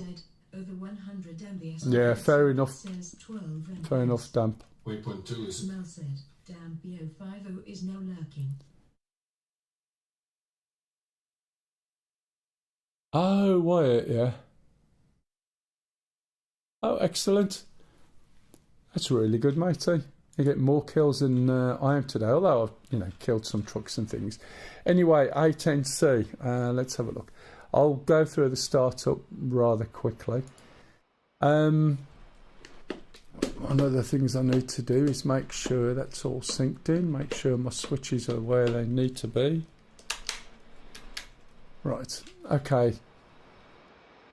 It looks more complicated to start up than it is, to be honest. I'm not going to go through absolutely everything. I'm not actually teaching this, in which case it would be like nearly an hour before we took off. But I'll just cover salient points. Startup's quite easy. We just need to look over to the right now, switch on the battery, switch on the APU gen. Switch on the inverter. It was the inverter actually I needed, but never mind. While that's doing that, we're going to go down here. In fact, we're not. We're going to start the, APU on. And my APU switched on already, which it shouldn't have been. This is the problem when I use things for other things. The APU gen shouldn't be on. Shit me. It's been ages since I've flown it. We switch on the battery, the inverter. We then switch on the APU. Right, it's back in my head now. We can see the APU start to spool up. You've got the exhaust gas temperature over here, and this is the APU power. When the APU power comes on to 100, the APU is ready to fire up the generator. We push the generator on. That provides power to the aircraft for us to start. If we look down at the bottom right hand side, these 5 knobs on our butt cheek are lights. Just above the top left light, we're going to move the position flash forward so that people know we're starting up. However, if you notice, there are no lights on there, and that's because you need to hit left control and P, or if you've got a Warthog like I have, you move the little toggle switch on your left little finger in the rear position, and then you're flashing your lights. It's funny that, because I jumped into it and then thought, actually, how is it I'm supposed to start it? So what we're going to do now is we're going to switch on the CDU and the EGI. CDU is the central data unit. EGI is the embedded GPU and inertial navigation system. Told you, it's been a long time. We're going to switch on the 2 MFCDs, and that stands for multifunction colour displays. Over on the left now, what we're going to do is lift up the left throttle and push it forward to the idle mode. And on the right hand side, we're going to see the engine start, not EMS. And if you look, there's a left column of dials, which represents the left engine here, plus that one there, no, those 2. And we're going to start seeing those increase until they get to an idle point. When the left engine is started, What have I missed? I missed something. There it is. I was going to say, oh, I know. When the left engine's starting, we're going to see a master caution. So what I've forgotten to push is after I switched on the left-hand screen, we go down to the bottom, switch on the CICU, JTRS, and we put the IFC into test. That's going to give us our HUD. Okay? We can see engage pre-flight bit. Bit is built-in test. And we're going to hit enter to confirm as yes. Hey Stixie. The master caution that came on because we've now got the engines also providing power to the system as well as the APU generator. So the APU gen throws a warning light to remind you. The reason it does this is previously you would never switch on the AC generators until after everything was started. However, they changed the startup position of some of the switches because they simulated somebody jumping into your aircraft and prepping it before you get in and start it properly. So one of the things they do now is switch these on, and they also switch on the fuel flow over here, boost pumps. And because that's on by default, as your left engine comes on, it throws this warning and there's no need to worry about it. Just hit the master caution and that's it. You can see we've done the built-in test, so we're going to use the enter button on the upfront controller. And that's going to exit that menu. Okie dokie Stingy. And then we're going to use the cell switch to move this little caret down to exit. And then hit the enter again, and now we're on the main menu. You can't see we're on the main menu because the seat is too high. Just going to move the seat down a little bit, and there's the main menu title. Yeah, started it last week, and then we're going to move the little toggle button there, and now we've got our HUD. Okay. As we can see, the left engine's already started now. The engine start cycle light's gone off. So we're going to start the second engine. And again, we'll see the engine start cycle. I'll tell you what, it's amazing. You know, I haven't flown this for such a long time. Some of the missions that we've been flying lend themselves to helicopters sometimes more than anything else. Thank you for the follow there, by the way, Sozo. So it's quite surprising when you jump in and you have to sort of dig up that information from somewhere. Oh, really? You lost it, or you've just possibly, or you've just basically forgotten all the details. Right, so while we're doing this, right, this should have started to align. Alignment isn't done until INS nav ready flashes and T equals 4008. You will see videos where how to start it in less than like 1 minute or something stupid. But if if that's bothering you too much, then you may as well play War Thunder or something, to be honest. The startups are part of these things. I understand people sometimes don't have much time, but if you understand the startups, it does help a little bit when something goes wrong, especially if something's missed out somewhere. Sounds like a bit of an elitist statement. It's not. It's just you learn so much more. You have to have a vested interest, especially in this. I've taught this, and it's taken 60 hours of my time to teach one person spread over 6 months for them to get the way and the knowledge all the way around this. And now as I'm talking, I'm remembering some of the things that I thought I'd forgot. So when it does this, you hit the nav button. Okay. And then what you need to do is go behind the joystick and move from HARS, which is an older system used for navigation, into EGI, and move the TACAN from TACAN to steer point, and you'll see this burst into life. Okay. So we've got both engines up. If we look over to the left, just in front of the throttles, we've got yaw SAS and pitch SAS. SAS stands for Stability Augmentation Systems. And if you think of it in terms of the 3 blue lights in the shark, it smooths the input, I believe. If I'm wrong, please correct me.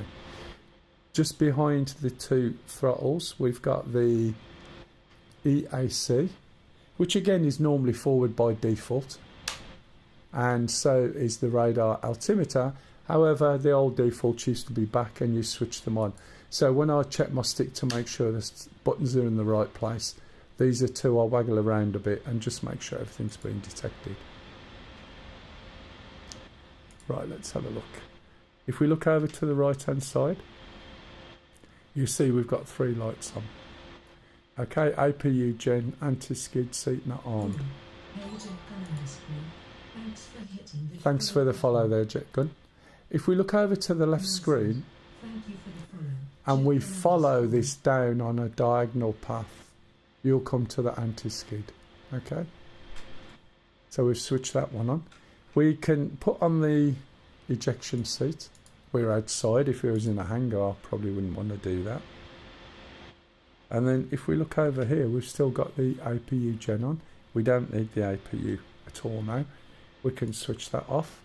And we can also switch off the APU start button, which is just here, which is on my throttle base. Okay, there's a couple more things to do. Now what I'm going to do is hit load all. Now normally you'd hit load all a lot earlier on. So you can see that here on this screen. What that's going to do is basically read a load of data off a cartridge that's been plugged into the aircraft, and that's going to load all the information it needs for the flight. Okay, when it's finished, you'll see little circles appear on the edges of these items. Now I do it usually with no weapons on, very specifically to show you what you need to do when your weapons are coming on. Okay, we'll select TAD, and I'll also go down here and fire on the radios, or fire up the radios. So it's the left button there, left button there, and I think it's the left button there nowadays. There used to be a different radio here. Now if you're going to do it by the book, you should have fired your radios up after the APU gen and requested startup from the ATC. If you're on some multiplayer servers, you will be expected to do that. I'm going to move this back, or uncage the standby attitude indicator. I'm going to look ahead and see where my hood is, and that's a little bit high, so I want this to be a little bit lower, so I'm going to move the hood down a little bit more maybe. You can go away taskbar, and that's fine. I can now see the centre there, and if I want to look over there, I can just lean forward. Not that I can read it, because it means nothing to me till I zoom in a bit, because I'm getting old. Okay, right, a few other little features we need to be aware of. If we look at the TAD, we can see there's a number of symbols, and there's a big label on it that says not soy.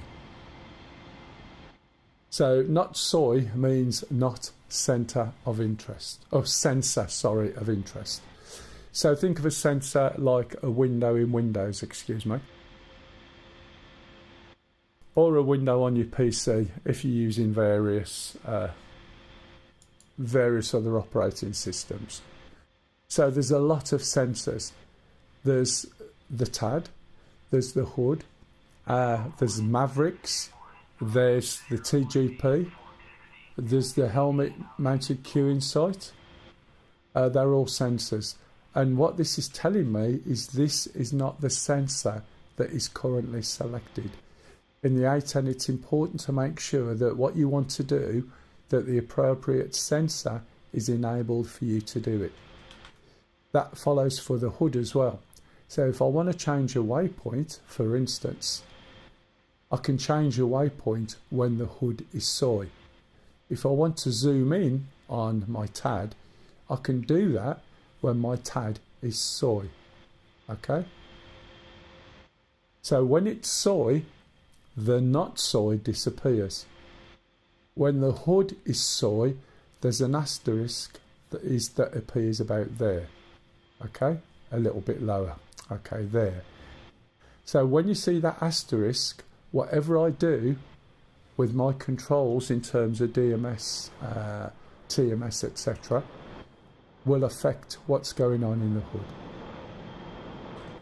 If I'm over here, then I'm looking in the hood to change my waypoint. I'm actually zooming in and out on the TAD, as you can see. If we look down at the TAD, I'm going to have to cough in a minute. Hear me rattling as I breathe. Hear that rasp? And that's why I have to cough. Just 1 minute.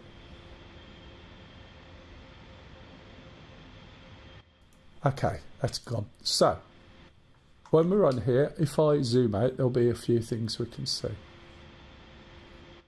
The numbers are waypoints that are set up already in the CDU. I'm going to have to mute a bit, my ears are popped now. The circles are friendlies, friendly aircraft, telling me how far away they are usually, or what number they are, depending on what we can see. This basically gives me a range at the moment. The outer one is 80 miles away to the outer circle.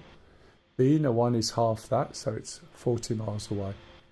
Around the centre one, we can see that this little triangle is north, east, south and west.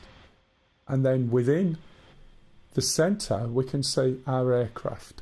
We can also see a couple of other things. I'm now going to change to a different waypoint, which I have to do by using the hood. So I've made the hood soy, so I could change the waypoint. As I change, you'll see there's a yellow box and there's a white stepped wedding cake. The yellow box is my steer point. That's where my systems will be pointing. At the moment, it's basically showing me where the waypoints are. The wedding cake is my SPI, which is my sensor point of interest. So what that means is when I've got sensors, which I've said I've got a lot, I can point them where this wedding cake is, so they'll be looking there. That means something like a TGP will go to that location. My TAD will even go to that location. My Mavericks will go to that location. Okay, so everything will point to it, which is how I'm going to start targeting things and setting my SPI on the target so I can shoot it with a Maverick. If I tell all my sensors to go to the TAD, you'll see what happens in the hood. Okay, there's a cross, just jumped straight to there. And that cross is my cursor within my TAD. So I can put the cursor anywhere. Okay, and I can use it for a variety of reasons. The fact I was showing you is that's where my TAD is looking. So if I move that back to 1 and we go and look in the hood, oh, that's not the hood, that's the sky. You can see where my hood is pointing. If I change that, you'll see that line move. And now it's pointing somewhere else. Change again, and it keeps moving. And it's telling me where I'm pointing and how far away it is. And it's also moving the waypoint information down on the bottom right. And it's telling me how long it'll be to get there, I believe. Okay. So it really depends what sensor you've got selected. Now, I haven't chosen any weapons or anything yet. I haven't even shut my canopy. So I'm going to shut my canopy with this little button over here. I'll press it properly. It'll go very quiet.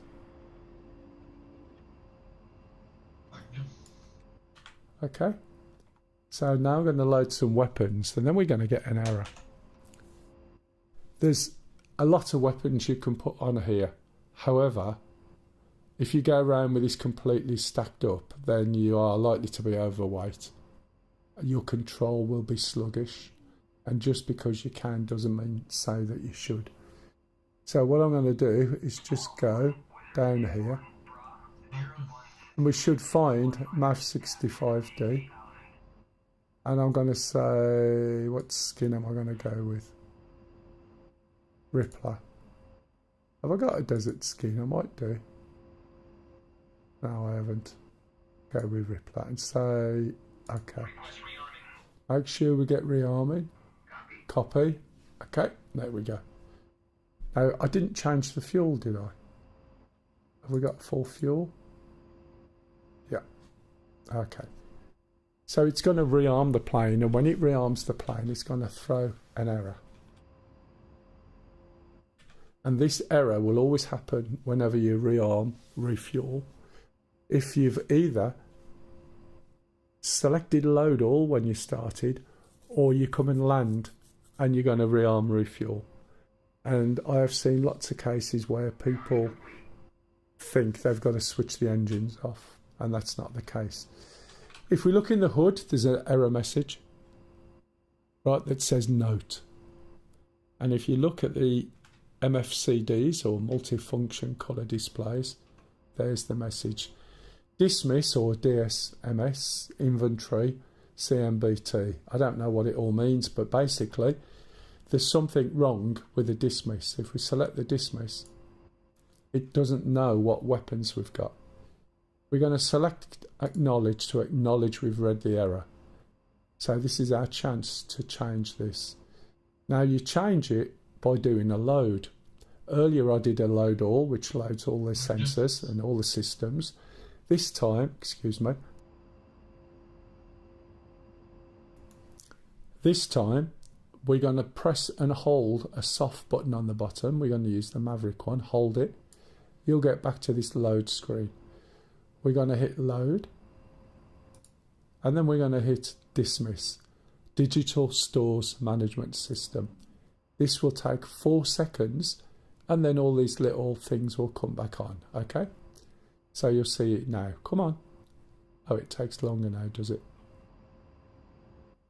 Oh, I should have hit dismiss first, then load. Maybe. Okay, it's done it anyway. So I'm going to have to... Oh, you idiot. Sorry. This is me not remembering. I'm going to select the load button and hit the MAV button and put the load button on the bottom. Otherwise, it's just a label. So you hit the load button now. You get to here. Load dismiss. I'm sorry. This is me forgetting. It does only take about 4 seconds and it comes back. And then we're going to do it again, but this time what we're going to do is put the Maverick button back because we need it. If we go to dismiss, you'll see it now knows what weapons we've got. I do apologise. It has been a long time. Okay, over here on the right, we're going to switch to CDU, which we can already see. And then we're going to go down to here. And we're going to set this knob to determine what we want to see as our steer point. We can have mission. If we have mission, every single waypoint on the map that's set up, we're going to cycle through. So if you look, we've got every single waypoint, and we've also got every single base. Okay? Can you see these flashing now where there's no waypoint on the left screen? So it will go through every single base on the map.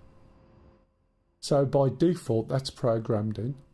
And that's so that if you have an accident or you lose a bit of a wing or something, you can make an emergency landing. That's why they do it. So we don't want that. We just want what's on our flight plan. So if we look here on the CDU, we can press a button and it will show us our flight plan. And you do FPM. Here's the flight plan. If we select into it, these are the waypoints that we've got in our flight plan. See, we've only got a select few. There's not many. If we go back to FPM, we're going to switch this from auto to manual, because at the moment, when we select the flight plan, what's going to happen is when you get to waypoint 1, it will automatically switch to waypoint 2, and when you get to 2 it'll switch to 3, but that's not what you want. So you switch it to manual. There's auto by default and then manual. That means you switch to the next waypoint when you're ready. If we look over here, the steer point, what do we want as a steer point? A mission object, which is all those points that we don't want. We can switch it one left, which will give us a mark point. A mark point is an ad hoc waypoint, which we're going to actually set once we start flying around. So we can make a mark in the database on the fly. What we actually want is our flight plan. So this filters out everything else except what's in that flight plan. And so it says select the active flight plan. The active flight plan is the one with the asterisk. I can create another flight plan, and I'm going to call it, say, Fred, F-R-E-D, where there's R-E-D. I'm going to select number 2. Now we've got 2 flight plans. The one we selected is the top one with the asterisk. Why would I want to create another flight plan? Well, maybe someone's given me some information like an EOX, and I can put in some targets, and then when I get to the target area I can switch to it and then specifically aim at the targets. Okay? This button, the page button, decides on what we want to see on the CDU. So I can say other, which then releases all these buttons and allows me to change things. Our position now, our steer point that's currently selected, or our waypoint. And I'm going to leave it on steer point in the 12 o'clock position, okay? Right, radio is down here. Let's see what frequency it's on. 133, I need to change it to 124.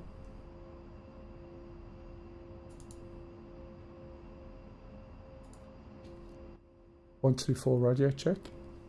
Not sure if I've got this button selected in this, to be honest. Let's have a look. 505. Yes, I have. There we go. Good copy, thank you. Okay, so now I can talk to the person on my left. Now there's another little setting we need to do.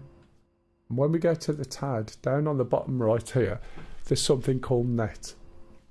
When we select net, it comes up with 2 lots of figures, own ID and group ID. Own ID is my flight number. Group ID is the group number that I'm flying with. Just 1 minute. So, if I'm the group leader, I use the group ID, right? I use my normal ID for the group ID and then become number 1. So in this case, I'm going to select 33, which is my ID, and put it in there.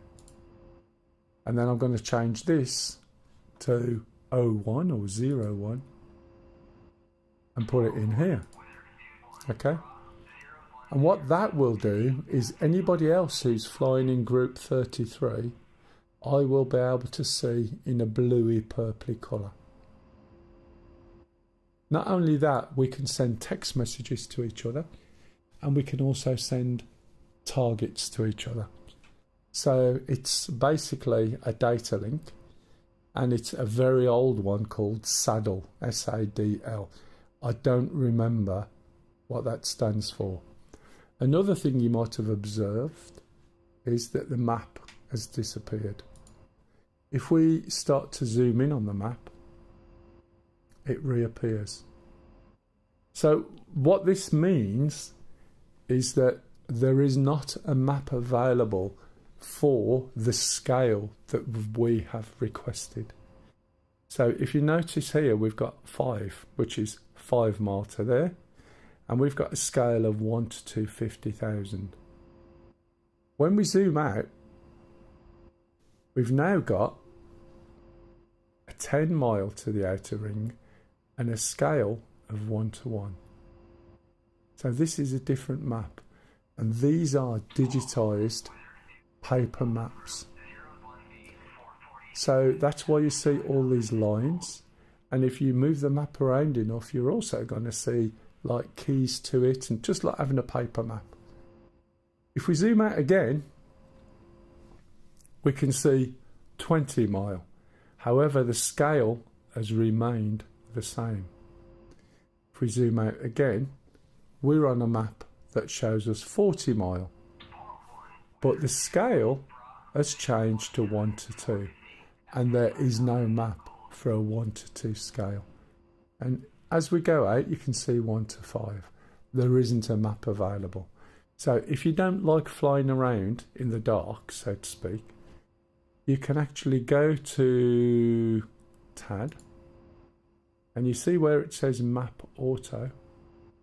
If you put it onto the map that you want, the scale, which say 1 to 1, and we change it to Map Manual, now when we zoom in and out, we're zooming in and out on a 1 to 1 scale map. So if you like a map there, this is only a 1 to 1, so whatever zoom range you're looking at, and you can see the printing on the map, look, you're only ever going to see 1 to 1. So if I wanted that to go in a little bit better, if there was such a thing, right, now I can see even more scale. So it's entirely up to you. You can stick it off, auto or manual. When it goes black, it just means we don't have a map for the scale that you're looking at it. Has anyone got any questions? Everyone gone to sleep? Okay. Right, so we've got some weapons. If we have a little look. We've got... Hey Brodsky, thank you for the follow. When I stream on a Saturday, I always go through everything that I jump into for the first time. I don't repeat it usually. However, if somebody wants me to explain something or go over something, then please shout out. It's not an issue. I don't mind explaining things. That's why I fly on a Saturday. Yeah. If you got any questions, jump in. I also will stream and fly in Star Citizen as well. And the same's there. There's a lot of complexity with that and trying to play it for the first time is a ball's ache. So on the plane at the moment, we've got countermeasures. We've got Jammer Sensi Doodad. I forgot the name of it. Okay. No, that's fine. The sim's actually quite good, but it's one of these that are very in depth. People like to be a little bit, it's a study sim, this, that, and the other. The way I look at it is, it's a game and it's a simulation, and it's as heavy as you want it to be. You know, the manual for this plane's like 500 or 600 pages. People don't want to read manuals. It's not in most people's nature. And my logic is the more information I can put out, if people get an interest, that's fine. If you've got any questions, doesn't matter what I'm doing, ask a question and I'm happy to respond to it. It does make the stream somewhat, disjointed, which is fine. And if you don't like disjointed streams, I'm not the person to watch, but I'm quite happy to try and help anybody who has a question to ask. Not sure what's going on with the floor there, but it looks like it's made of some sort of denim.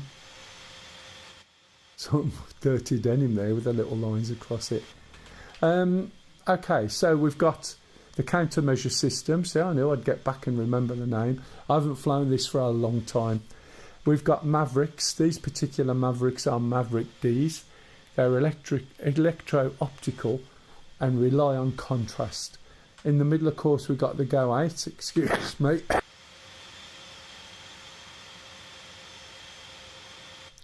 Which is capable of shooting holes into tanks. That's why it's called a tank killer sometimes. We've got a targeting pod and a couple of aims, okay? It's not an air-to-air combat ship in any stretch of the imagination. It is a custom skin, by the way, so you won't find that one around. Right. As some of you noticed, we've got chocks on, so we need to get the chocks off. And I'm going to cough again, I do apologise. just for your information, Brodsky, you can download this whole sim for free. You'll get 3 free aircraft in it. One is what we call a high fidelity full switch, which is training version of the P51, where all the switches work. And the other 2 are not high fidelity, and they're imports from another version of the game from years ago, where all the switches don't work. You can also download and try any modules you want, or most of them, any of the maps, for 2 weeks at a time. So in theory, you could play for 2 weeks for free, and then you'd have to get a different module, and you can do it for that for 2 weeks, and then the next one, and so on. And then when you get to the end of 6 months, which you'll still be testing the things you downloaded, you can do it all again for another 6 months. They have sales on, and the sales usually anything between 30 to 50% off some of the modules. Some of the older things like the Hueys are like 25 quid or $25. They are really quite good. Some of the more detailed modules can be $50, $60, $70 roundabout, especially when they've just come out. But you can always buy them a bit cheaper in sales. And if you do have any interest whatsoever and you fancy a go, just give me a shout. I'm happy to give you advice and help if that's what you want. Okay, before we take off, now that we've got our ECM, or electronic countermeasure system, on, we're going to put it into standby. Pop all the little switches forward. Something else I've forgotten to do as well. No one's mentioned it yet. Good to know. I'm looking to upgrade my GPU before getting into something like this. Still running a 1080 that has been overheating quite easily lately. Time to retire it. Yeah, it sounds like it. And fortunately, there's some new graphic cards just come out. It's always the way, isn't it? Before I started using what I'm using, I used to have a 1080 Ti that I had for years, and I could still play this in 4K on a 1080 Ti. I used to stream it in 1080p, but now I've got a 3090 Ti that I've had for, I don't know, 18 months, 2 years. And I have no intention of moving because it just does what I want it to, do you know what I mean? It's a nice card. Right, so, where did we get to? Right, so I'm going to put the pitot heat on. So the pitot, there's a pitot tube, I think it's this one on the right. And there's a sensor in there that reads the indicated airspeed. So as you're flying, the air rushes into that tube and basically induces some sort of reading into the pitot reader. The pitot heat is to stop it freezing. When there's a lot of cloud around, as you move up and down, the temperature changes. If there's any moisture, usually you'll get that from cloud or rain, literally, and the temperature drops, you're going to get it frozen, and then you lose the ability to know what speed you're going, which will cause you problems, okay? There's also, if I can remember, this, is it this that we need to change to, is it electric? Somebody told me this, or pneumatic. I think it's electric. I can't remember, somebody told me. It was some feature that came in. Some feature that came in, and I haven't even read about that yet. So I am a bit behind. Anyway, we're going to taxi, so let's contact... 999 said, I think electric is preferred, but pneumatic... Yeah, it probably doesn't do a lot, but it's something that they bought in, and it's one of these things. It's the fact I've remembered how to start it up mostly is okay. But to talk to ATC now, they might not respond because I've changed the radio. What runway is it, pup? It's a lot easier to ask. 26. 26, okay. So I'm going to change this to 26, which is likely to be 260. The reason I'm doing this is I don't know the airbase. But what I'm going to do is look where my line is. And I need to be at this end of the runway. So the runway is pointing somewhere that way. If I go outside and have a look where I am. Let's click this little triangle. That will zoom in on me. If I'm there, probably pointing that way, then this is likely to be runway 26. I zoom in enough. That's 3-1. And that's 1-3. That's 2-6. So that means I must be looking over here somewhere. And that's off to 2-6. So that's the runway I'm supposed to be taking off on. Right, so if I go left all the way around, no, I'll just go right and come through this way, I suppose. It should really be over here, but no, I'll go left. Let's follow it round that way. I'm not going to get lost, am I?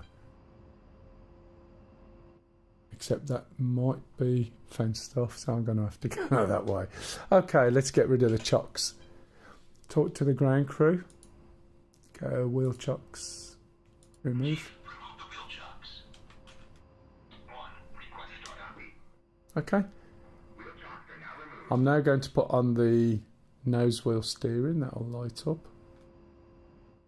And then I'm going to start pushing both engines forward a little bit. If you want, I can put this on so you can see what I'm doing. And applying a little bit of throttle, both throttles, turn right.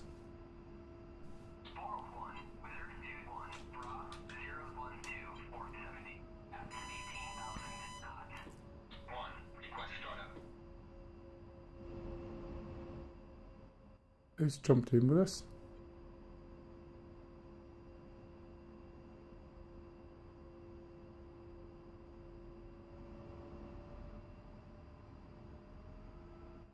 Right. Now, with the A10, it's all loaded. One of the things you've really got to be mindful of is if I decide for some reason to start trying to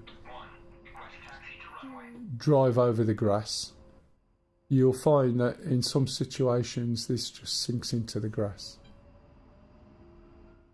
And it happens at some bases, doesn't happen at others, so you don't want to find yourself on the grass. I should actually be over there somewhere, really. But we'll see.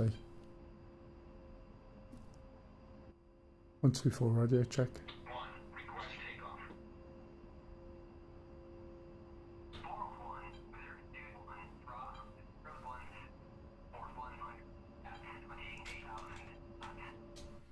Are you starting up again, Pup? Fuck's sake. What did you say, man? Are you starting up again? Oh. Oh, it's alright, you're not dead yet then. Oh. You say that as though, of course not. I'm 18 miles out. Yeah, copy that. Have you set your group ID by any chance? Yes, sir. Okie dokie. Right, let me try and work out where I am exactly. As said, I don't know the base. Okay, I'm not too far away. There should be something. Probably have to go over here. Or is it over there?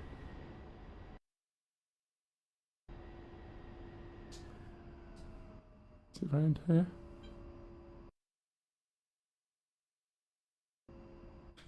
Nope. I have no idea how this might do. Nope, that's going down there. Oh man, this is not good, is it? Can you imagine? So why you should study the map of the base before you start. All these little things that cut off, look.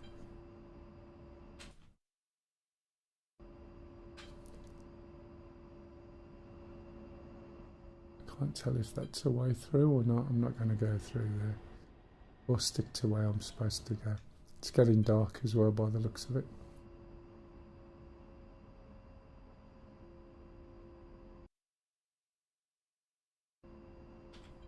That'll do.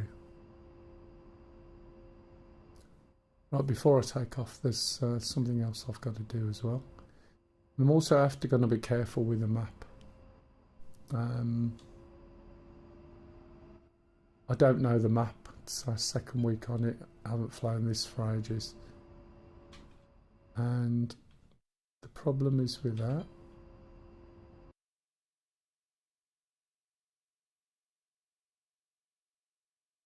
Blimey, this is a bit of a way to go, isn't it? So I'm only just crossing over this runway here. 3301 holding short, runway 31. 31 clear. Seems like it. 3301 crossing runway 31. It looks like we go straight across.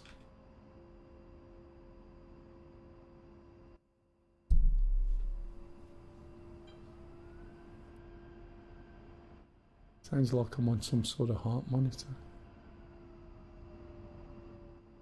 No, I should have gone that way.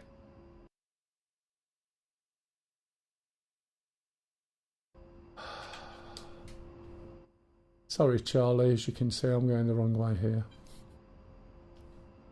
Let's see if I can No problem. turn tight without going over the grass too much. I'll just use the right engine there to help me around a little bit.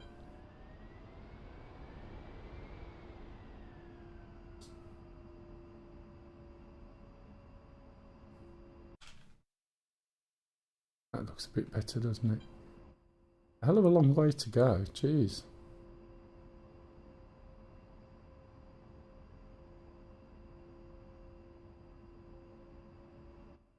Anyone got any questions before I actually get in the air? I should have made a cup of tea, shouldn't I?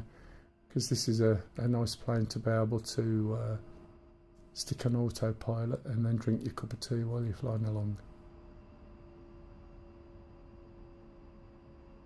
Let's see where we are now. Not there, straight on.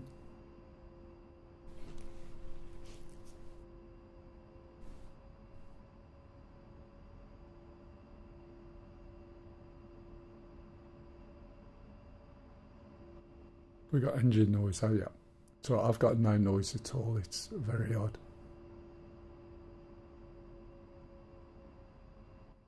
I've got a separate audio feed going to the stream though, so as long as you guys can hear things, that's fine. There's a line going across here where I'm going to hold.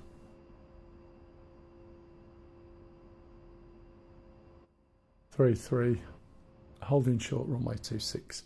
So what I'm going to do is change my lights. I'm going into a dangerous area. I'm going to move the lights to steady. At the moment, if we look, have they gone off? Looks like they might have done. There we are. They were there. I've caught the button. So we're going to move them to steady, which is move this switch back. And then we're going to push anti-collision forward. So when we look now, we should have some bright white lights. That's basically illuminating me better than I was before. The other thing I need to do before I take off is the area we're shooting at is over here, which is waypoint 2. So I've got bags of space over here without having too many problems. So our main target area is there, okay? I hope anyway. 33 taken active 26 at whatever airport we're at.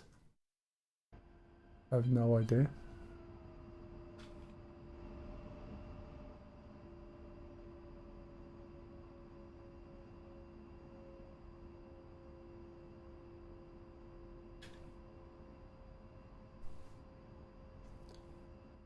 Okay. What I'm going to do now, put my feet on the brakes. I'm going to run my engines up until the fan speed is at 80%, which is about there. Check to make sure I've got no warnings, which I haven't. put the power on full, release the brakes, and we've started going along. So, one rolling. You'll see. No flaps. Okay, at 70, you hit the nose wheel steering. 130, start to rotate, and then you'll find it should take off about 150 something. So I'm putting some back pressure on the stick. Should take off about 150-ish above. There we go. Right, wheels are going up. And I'm just going to turn round to the right. You don't need any flaps on this. If you're way over... Oh, Jesus wept. That was very loud.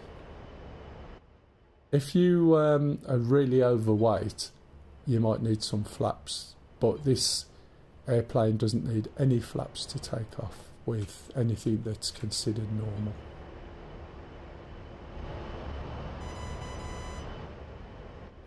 Right, so I'm just turning away basically.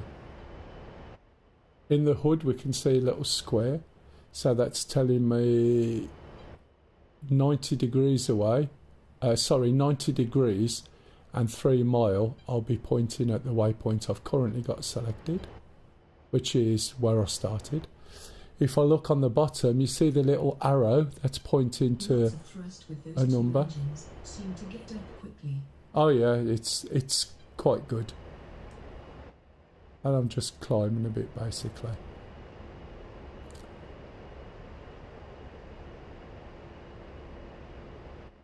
I'm just going to roll out. And I'm going to put autopilot on. And this is autopilot in path mode. So there's 3 modes to autopilot. Okay, if we look down here. Right, so you've got path mode, altitude, heading mode, and altitude. Path mode, you can climb and descend. Altitude heading is where your normal one is, where you just point and you go in that direction at the same altitude. And the other one, altitude, is the one you use for when you're looking for targets. So I'm going to fire up the TGP, which is the targeting pod. I'm also going to select waypoint 2, which is where we're heading for. Now, excuse me. Waypoint 2, right, I can select by making the hood soy, as I said earlier. I'm a little bit low here actually. Now I'm sitting back in my seat, I'm going to increase the height of my chair.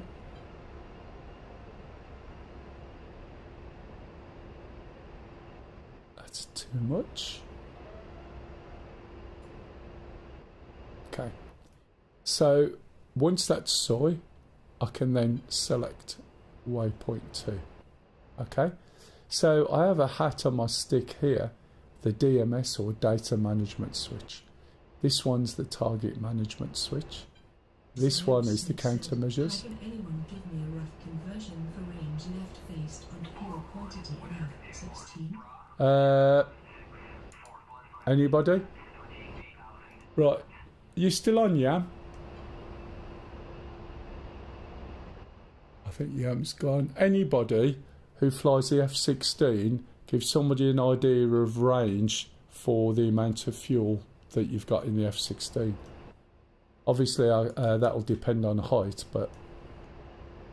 It depends on your speed and height, man. Yeah. Yeah, there's so many factors, amount of throttle you use, so... That's still DBD. Too many variables to specify range. In the F-18... For some range, then it is advisory to use fuel tanks. Yeah, in the F-18, it's quite easy because you've got the F-Pass page, and on the F-Pass page, it'll give you an estimation. And then once you fly up to over 20 21,000 feet, I'm going too slow here by the way, I'm speeding up. If you fly over to about 21,000 feet or more, you'll see your fuel will last a hell of a lot longer, and you slow down a little bit. You can get a good hour and a half flight without any bags, but on the F-16 I don't know that. Let me go back around this way. So I'm still climbing a little bit. We can see we're into the mist. Targets I'm after are 60 mile away, which is fine. But I've flown up to this height so that... Yes, is EWR still on? Actually, why is so loud, but I can deal with that in a minute.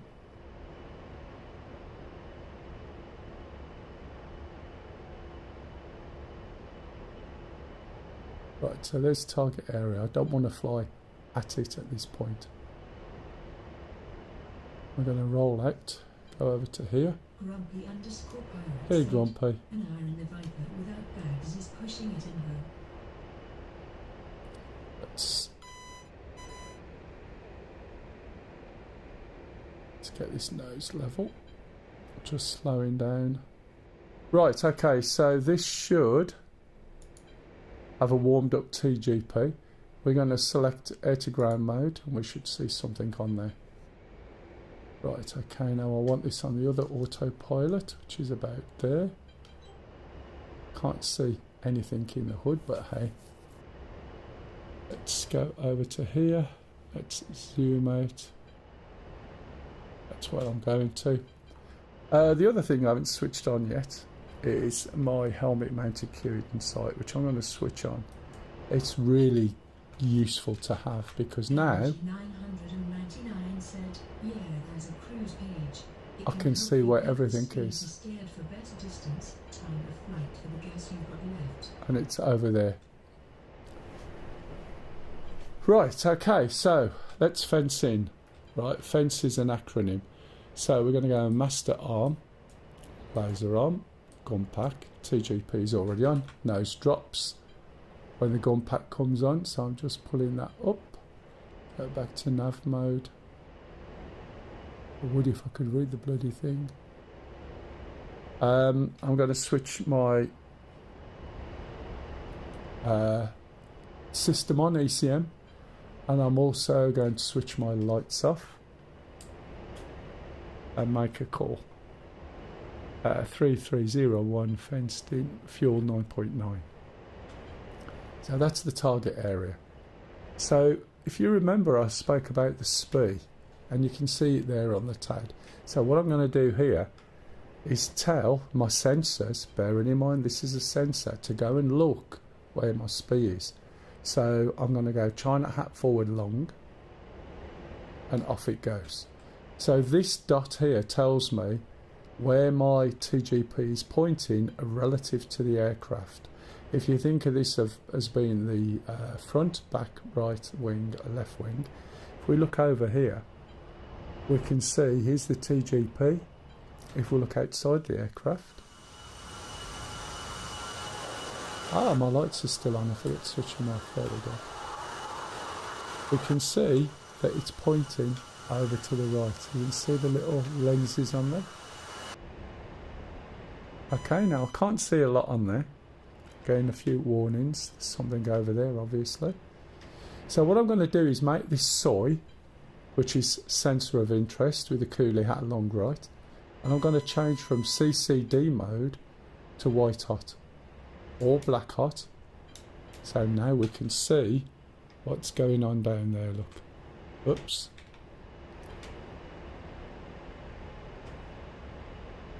Okay, I can move this around. As we're getting close and getting closer, can you start to see the buildings and targets?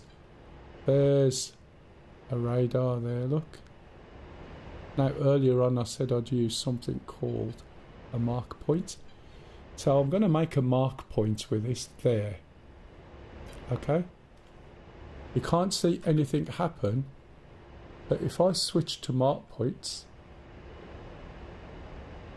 function mark, you'll see it should.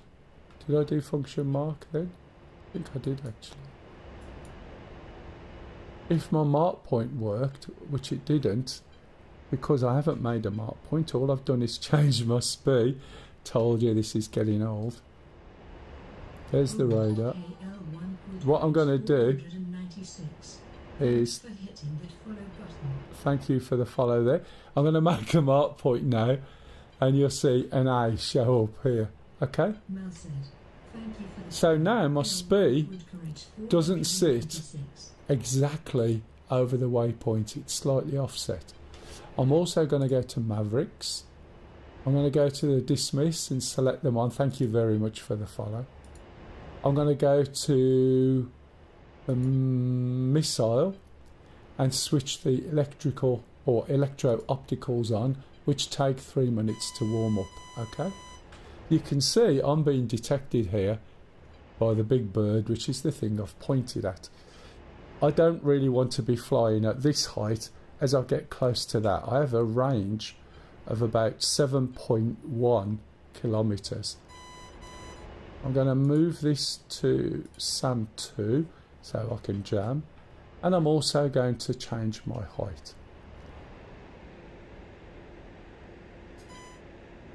So hopefully I'm going to move out the way of all these things that are trying to shoot me down. I will probably get shot down, so I wouldn't worry too much about it. I've got my nose down, I've got my speed brakes out, look. That's slowing me down. It's going to stop me from crashing into the floor.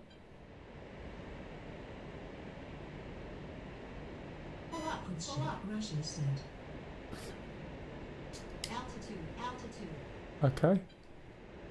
And my target is off to my right. Right, let's change to my math screen. We can see that they're aligning.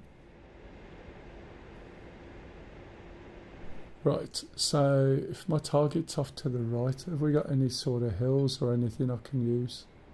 Not a lot. You can see what a difference the mist makes. You can see how it's bright in my hood. I can't see many of my numbers, but I've got a load of instruments that I can be looking at. So because my, see that there? That is my SPI. Okay, so that's where my target is.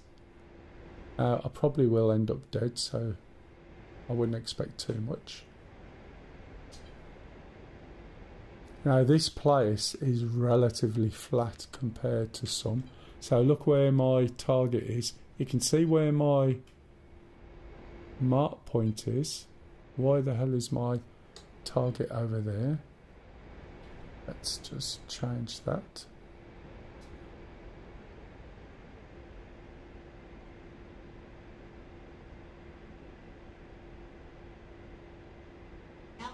Altitude.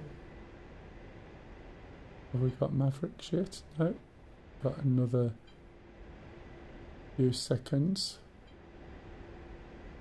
In fact, according to this on the right hand side, that doesn't look right, does it? That looks like a tree. Have I just targeted a tree? Let's put the SPI back. That one there. What's going on here? Have I just targeted something then messed it up? Could have done. But this is relatively flat, so I'm just going to put autopilot on down here. You can see there's some hill there, but I'm not sure whether...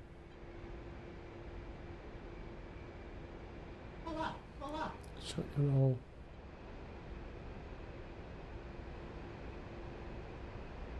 I can't see my targets. Might have to back out of this. There was something there, definitely. Warning, autopilot. Which is over there. That's where my SPI is. Maybe it's over a hill. But anyway, let's have a look. Let's get back down there. I'm going to trust myself to find that we're looking at hills, which is why we can't see the target. So there's the Maverick, as you can see. That should be pointing at the target if the target was an actual target. So it looks like we've got a bit of a hill. I've got that selected. So we are 31 miles away, and I've got to get close enough, like about 7.2 to 5-ish. So let's have a look. That's assuming someone else hasn't shot them by the time I get there. But I'm just trying to use this terrain. In fact, the big birds disappeared off my scope, but that's because I'm too low for it, probably. But I'll do a little bit of low-level flying. Need to speed up a little bit. You see on the dial over there, we've got a zebra stripe needle. That's the fastest speed at the altitude you should be going. But the one below it, which is yellow, is your minimum. So I'm going a little bit too slow. 200 is usually about the recommended speed. Also got to watch these pylons. Now, usually when you fly in low level, you see your velocity vector, which is the little circle with 3 lines coming out of it. As long as that's over the thing you want to fly over, you should be safe enough to be able to get over whatever it is you're pointing at. So we're starting to get closer to the target area. Just putting that into auto.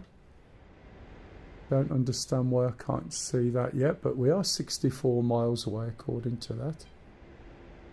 So I'm not sure what's going on there.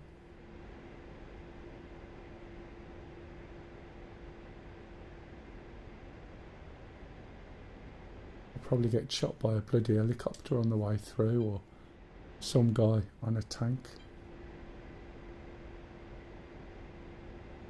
But that's where the main target area is.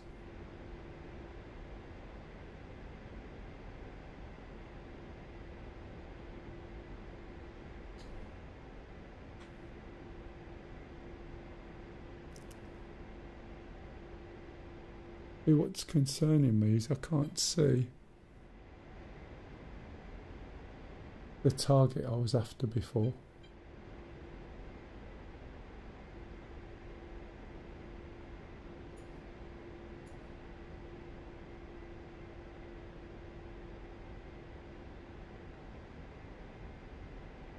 It's just pointing into the side of the hill, 21 miles away, which matches with that.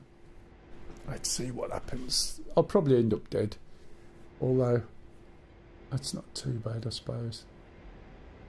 This map is a really nice map, but it really does take some memory, by the way. This is the Syria map. Let's take that off.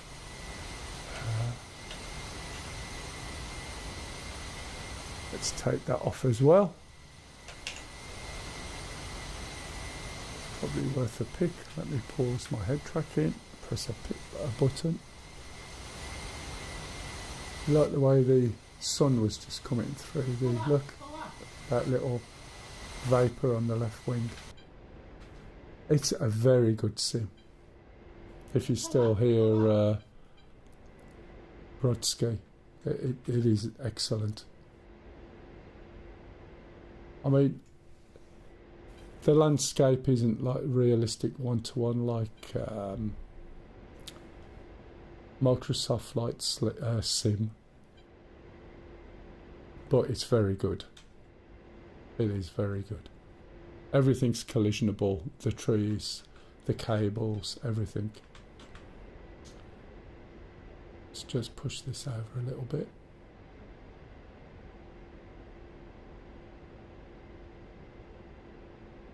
This is the problem. Is it's so damn flat. McLeod said, "I don't think I've ever hit a cable yet." Don't. You should be able to fly under most of them with helicopters. I've caught a couple. I haven't caught a couple with a plane.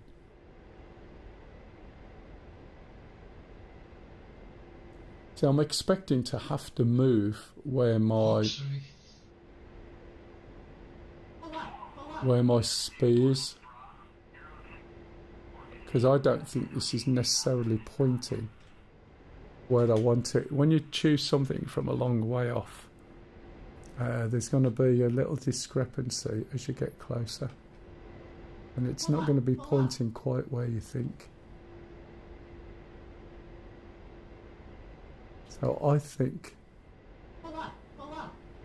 I've lost the target I was after, or I've pointed to something else. What's going on now?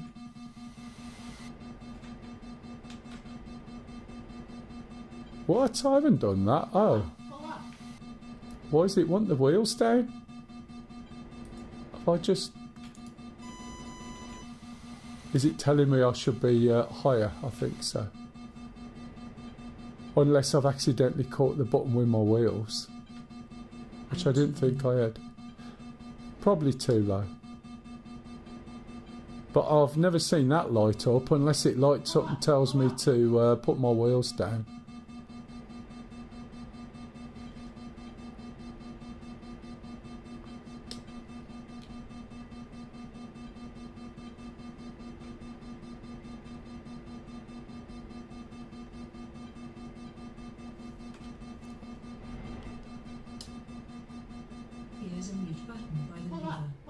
Yeah, it's been a long time since...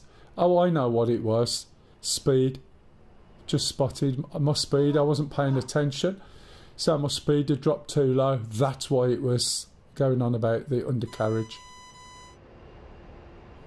It's a good job I didn't mute it. I just looked up and it was way behind the bottom of there. That's all it was. It's no biggie. As I said, it's been a long time. You can see the range now, look.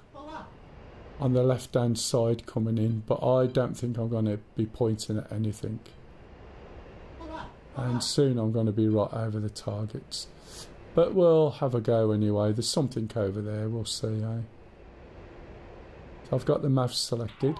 I can move the Mavericks in one notch, look. I don't think they're pointing at anything, and I can try locking as soon as it's within that range. But I don't think there's anything there.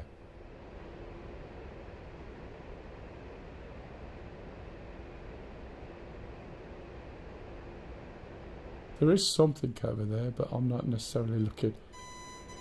Rifle. Rifle. Okay, back out.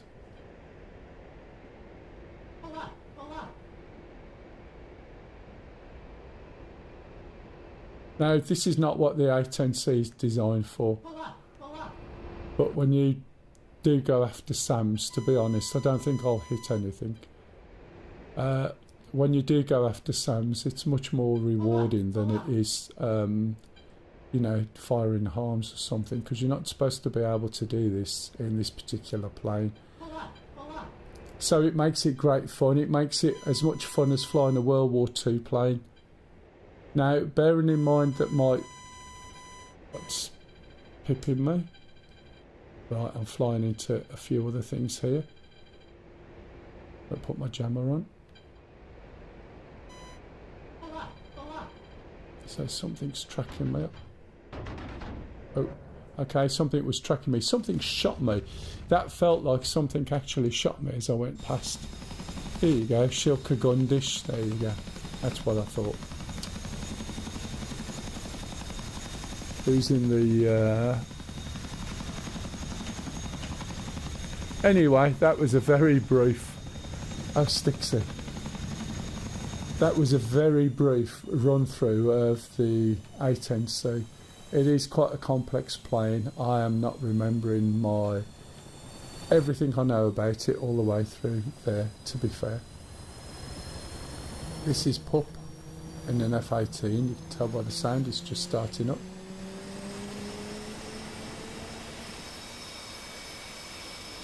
I normally wind up at about 2-ish It's not too bad at the moment, but that's AI. That's how it works. That's possible. Charlie or Stingy?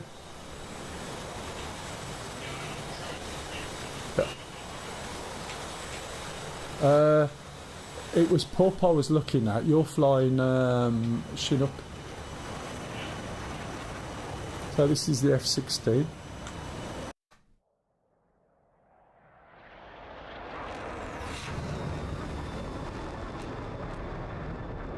I'm not sure if he's on his way or on his way back. You on the way to drop stuff or on the way back for a rearm? I thought you might be. That's possibly Charlie. Yeah. He's on the way out to do some harm. Are you finding it? And don't say on the runway. I said, how are you finding it? And don't say on the runway.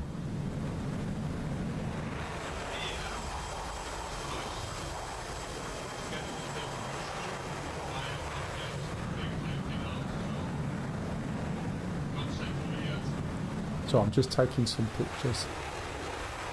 Are you finding it wallowy?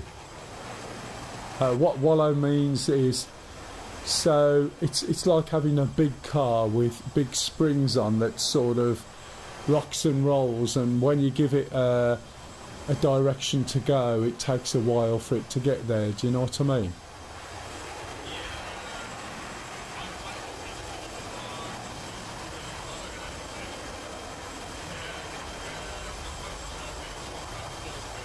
Yeah.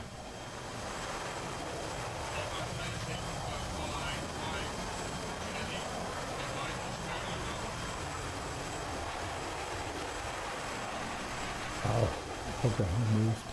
So I'm just taking some pictures because I need some pictures. And this lighting looks really good in a cloud formation. As I said, if you want to see how I see it, look at it on YouTube. It does look really good. So there's a live YouTube stream going on at the moment.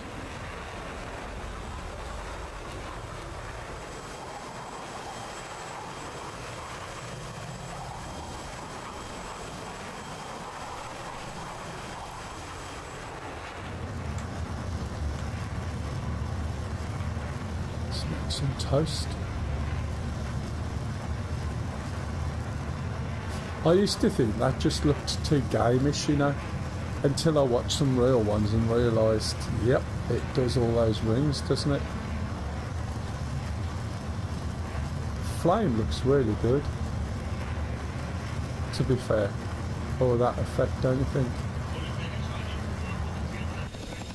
You need more what? Yeah.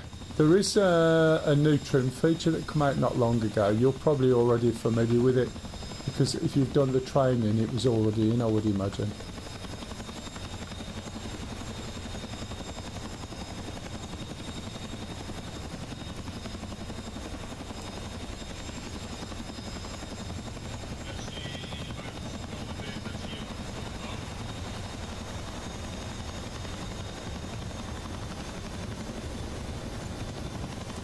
Yeah, you might find that how it VRS is in a minute.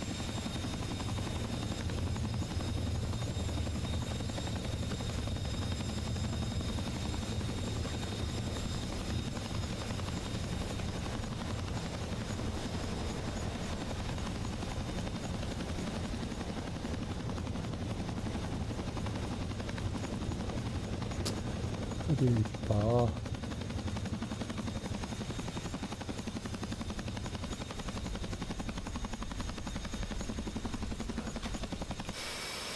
Got down.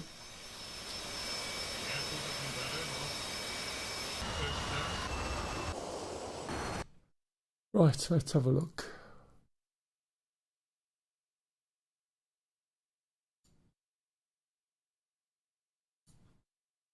quite rapid, this thing can have a beating, it seems. It's really quick as well. So Charlie's coming in with harms.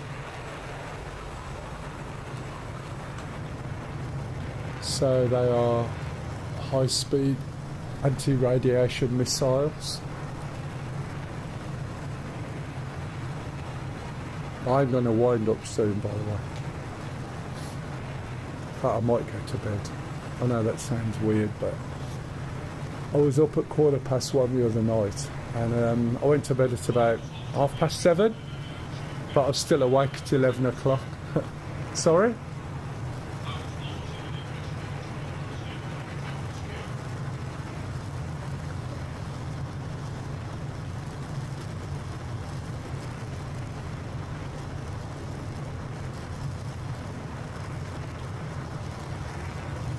Oh, it's a Sam. It's avoiding. I was thinking, what's that trail from? If there's any conspiracy theorists watching, by the way, you know the way you do trails like that, just so you can control the population. I know, I didn't know what it was. I always thought it was just unspent fuel and air reacting and creating a vapour, but what do I know?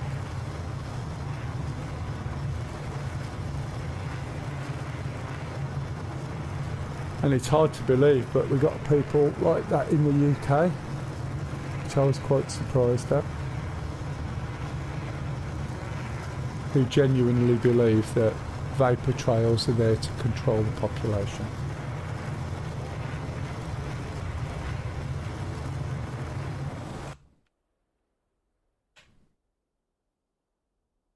Right, let's have a look at Charlie's radio. Although I don't think I'll hear him now. Should be able to go up to... Oh, he's fired. Let's go and find him on here.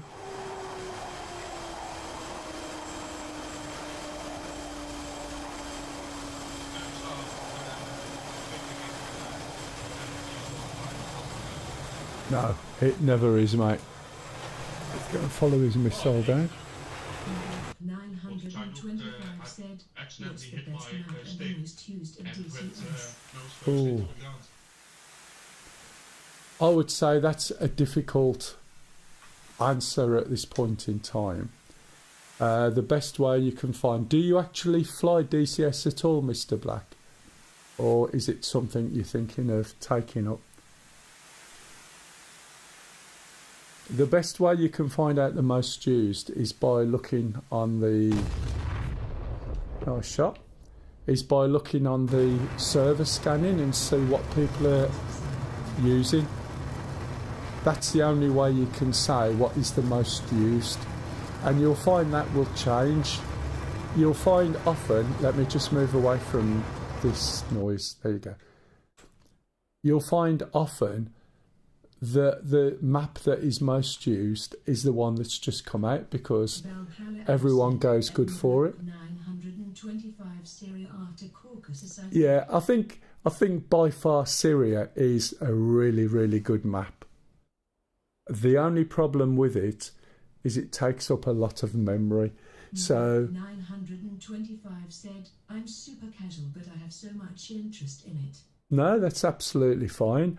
One of the things that you'll find that will happen is you'll get a few modules and a few maps, and then you'll get a lot more modules and a lot more maps, and you'll turn yourself into a collector like most of us, where we've got nearly all of the things, but we only fly a certain few, which is just how the way it goes. Excuse me.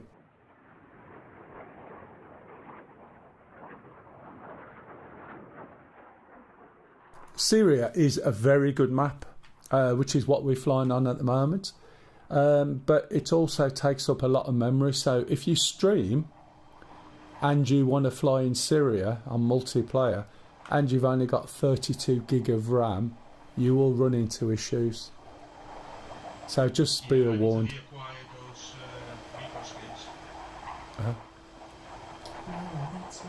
Beaver skins. Yeah, Valhalla Ab said, my DCS folder is 500 GB large. Yeah, there's probably more than that on, believe me. The thing is, yeah, indeed. The thing is, Mr. Black, what you've got to consider is, what do you want to play? Because you can go and buy all the maps just for the hell of it, which is fine. It gives them money to more development. But do you play multiplayer? Do you play solo? Do you write your own missions? You know, what is it that you actually want to do? Now, for instance, the Normandy 2 map is really good as well. The British Channel map is really good. But finding people to go and fly World War II stuff with is a little bit difficult sometimes. There are maps out there that people all use. And it should really be more down to what you want to do rather than what everyone else is doing. Because you might buy a map that's Syria.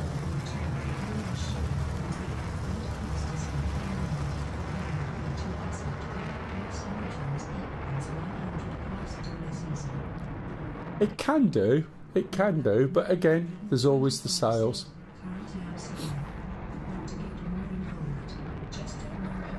Okay, where are you from, Mr. Black?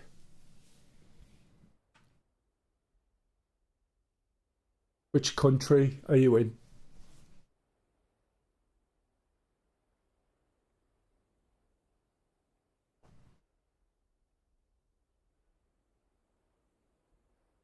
Yeah, this California. Okay, so you're around about 6 to 8 hours away from us.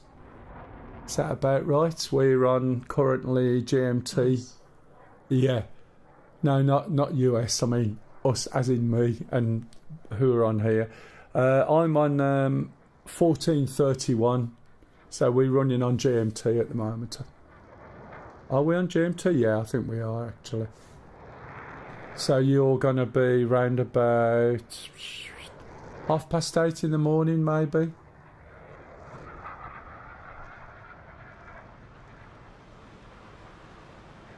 Yeah, this mist does work really well, doesn't it? It makes it really misty. I know that sounds obvious, but atmospheric, definitely. The way the light's dropping down now. It's quite important. Oh, right, so you're even more hours away. Yeah, 8 hours, yeah. So, which is a little bit difficult, because what I was going to say is you're more than welcome to jump in with us. We stream, or I stream on a Saturday with DCS. All of us play at different times, but on a Saturday we come and fly together. So it's more of a... I just explain what I'm doing, how things work as best as I can, explain some of the modules I'm flying, startup, stuff like that. It's a little bit early. We got somebody in Arkansas used to come, but it's a little bit early. I've got somebody in Canada, and again, it's a little bit early for him. Because we started to... Yeah, that's fine. I've got seat time. Most of it is in the A10C, but I haven't flown it for ages, which is why I was making a bit of a hash of it. But helis, yeah, definitely. Starting with the Huey. So the Huey's really, really good fun. So I know my helis, although to say that, I haven't flown the Gazelle for a long time, forgotten it. I haven't flown the Mi-8 for a long time. The Mi-24, I haven't flown as much at all. So I'm flying the Shark, the Huey and the Apache mostly. And the Apache, I'm still learning bits in there myself. It's not so much the flight control, it's more the systems in the Apache that I'm still working my way through, but it keeps changing anyway, it's not finished yet. There's more and more on there. So I've been flying most of those things today, and then thought I'd switch to the A10C for a change. Also fly Star Citizen as well. Don't know whether you've flown any of that. Yeah. No, that's excellent. Yeah, the Huey is great fun. It's even more so in multiplayer. but it's challenging but simple, and you crash and you can get back into it really easy. And it is a great helicopter. If ever anyone wants to learn helicopters, I always say start with a Huey, because it's so basic. That's where you're going to get a good grounding from. But I fly a lot of Huey. It's a nice helicopter, and when you're really comfortable with it, there's not a lot you can't do with it. Do you fly in VR or 2D? That's quite a nice picture actually, isn't it? Let's get in quite close. Bring that sun down a little bit.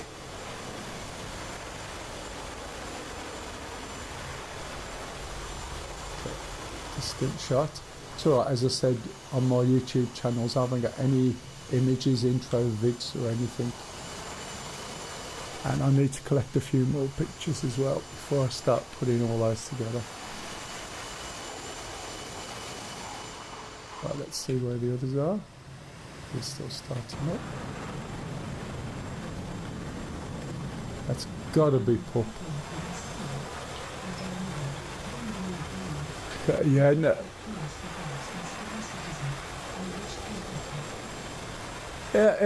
Yeah, there's my take on it. I've been with it since 2014.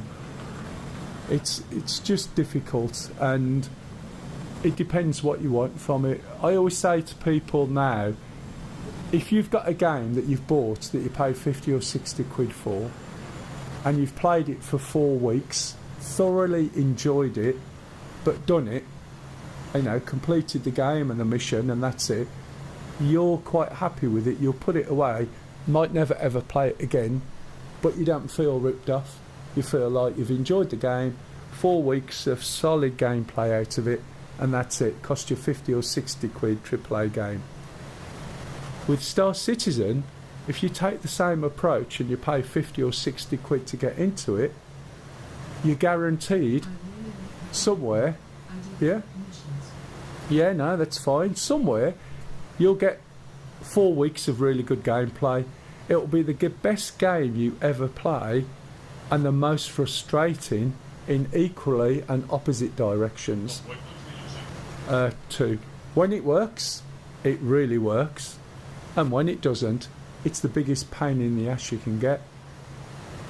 But for 50 to 60 quid for an in, and a guarantee of at least 4 weeks of solid gameplay at some point, that's just as worth.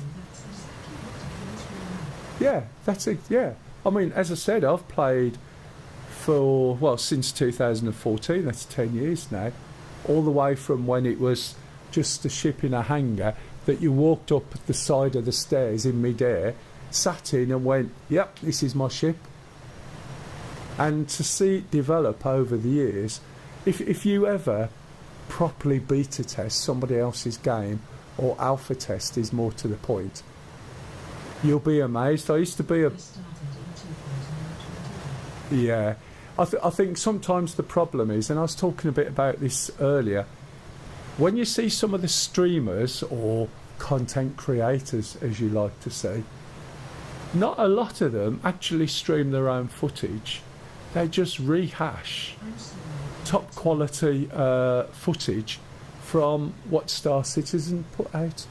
I'd much rather them stream their own material and talk, rather than just streaming something that's been rendered specifically. Yeah, I play with a few people. Sometimes I'm on by myself. I didn't know where I wanted to go, so I can do a bit of salvage, a bit of fighting, a bit of cargo. Merc missions are fine. I like some of the low-level fighting. Do you know what I mean? So I never knew where I wanted to go. Sorry, what was that Stick say? That'll be Pup, more than likely.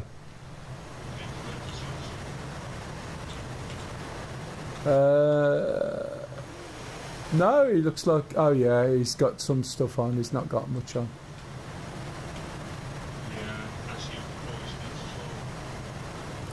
Yeah, that could just be Pup anyway. Just because he's got his flaps out, his wheels down and he's going slow doesn't mean say he's coming in for a landing necessarily. he might be coming in for a spectacular crash.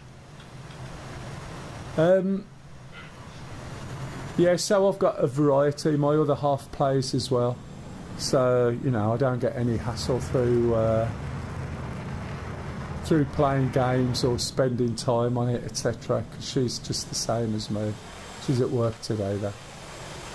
But yeah, if the time's okay for coming into SC, you can always look me up. You can try or borrow any of the ships that I've got to try what you want. I don't mind that at all.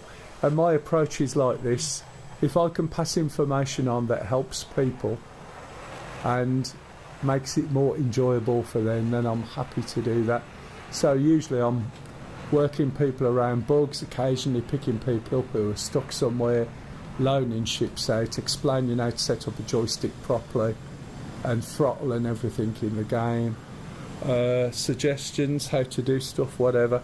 And I'm only just getting back into it since they dropped 4, because it was changing far too much over the last year, and because I explained to people what they're doing, it made no sense because I know it would change. Do you know what I mean? And I'm waiting for the quantum boosting, but the master modes, the implementation's awful, and what they've done to try and make the fighting more cinematic is ridiculous. There's some fundamental don't understand what they've got type things in there.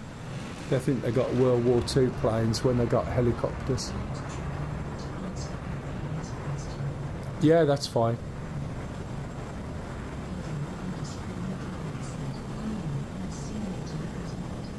Possibly, but the problem is they've just dropped 4.01, which was buggy anyway, and it's really, really buggy. They've even got hot fixes they're testing, so the experience at the moment, Yam, is not great.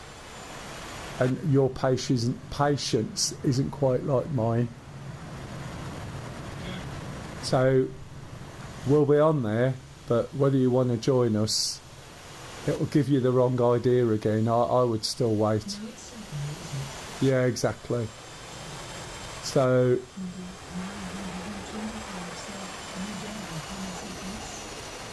I tried it when it first come out. I've also got a decent bandwidth to fly it, but I'm very much into shooting shit, for want of an expression.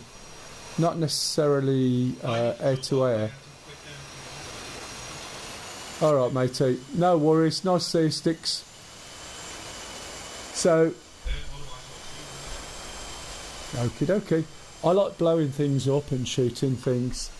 The idea of flying a passenger liner, it doesn't appeal. I could fly and get from A to B, but it's that little itch that needs scratching, and I don't understand why there's an F-18 in MSFS, because flying it, but just flying it and looking out the window saying, isn't the scenery nice? It just seems like it's lacking something. Whether somebody can jump into the F-8, you very nearly knobbed the floor with your nose then. Hope you realise that. Or was you just bowing when you landed, saying, yeah, yeah? Yeah, that's what I might have thought. If they come into the F-18 in this, it's a whole different ball game. Yeah, it's fair enough. But helis that blow shit up are also nice. Helis with 4 people in it, the Huey. Yeah, no worries, Sting. Yeah, with 4 people in it, it's absolutely amazing. If you've got 2 mates on guns, well, 3, and you're sort of putting them where they need to be, it's great fun. Or even just picking troops up and dropping them off, especially under a combat situation, is a challenge. No, matey, and it'll be restarted next week.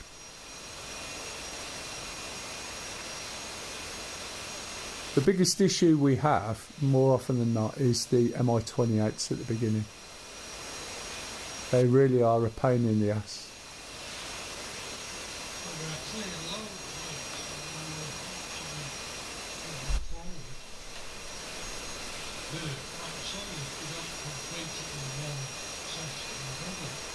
Yeah, and there's more waypoints. There's quite a lot. Yeah, no worries, matey. You are welcome. I do look at. I've got a male DCS YouTube channel, which is in 4K, and a male SC channel as well. It's difficult to find them. I haven't finished with them yet, so I just live stream to them when I'm streaming on here. But thanks anyway. Right, guys, with that, it is that time of day when I need to jump off. Let me just go and press this button first. Thanks on YouTube. If there's anybody still watching, I'll catch you again.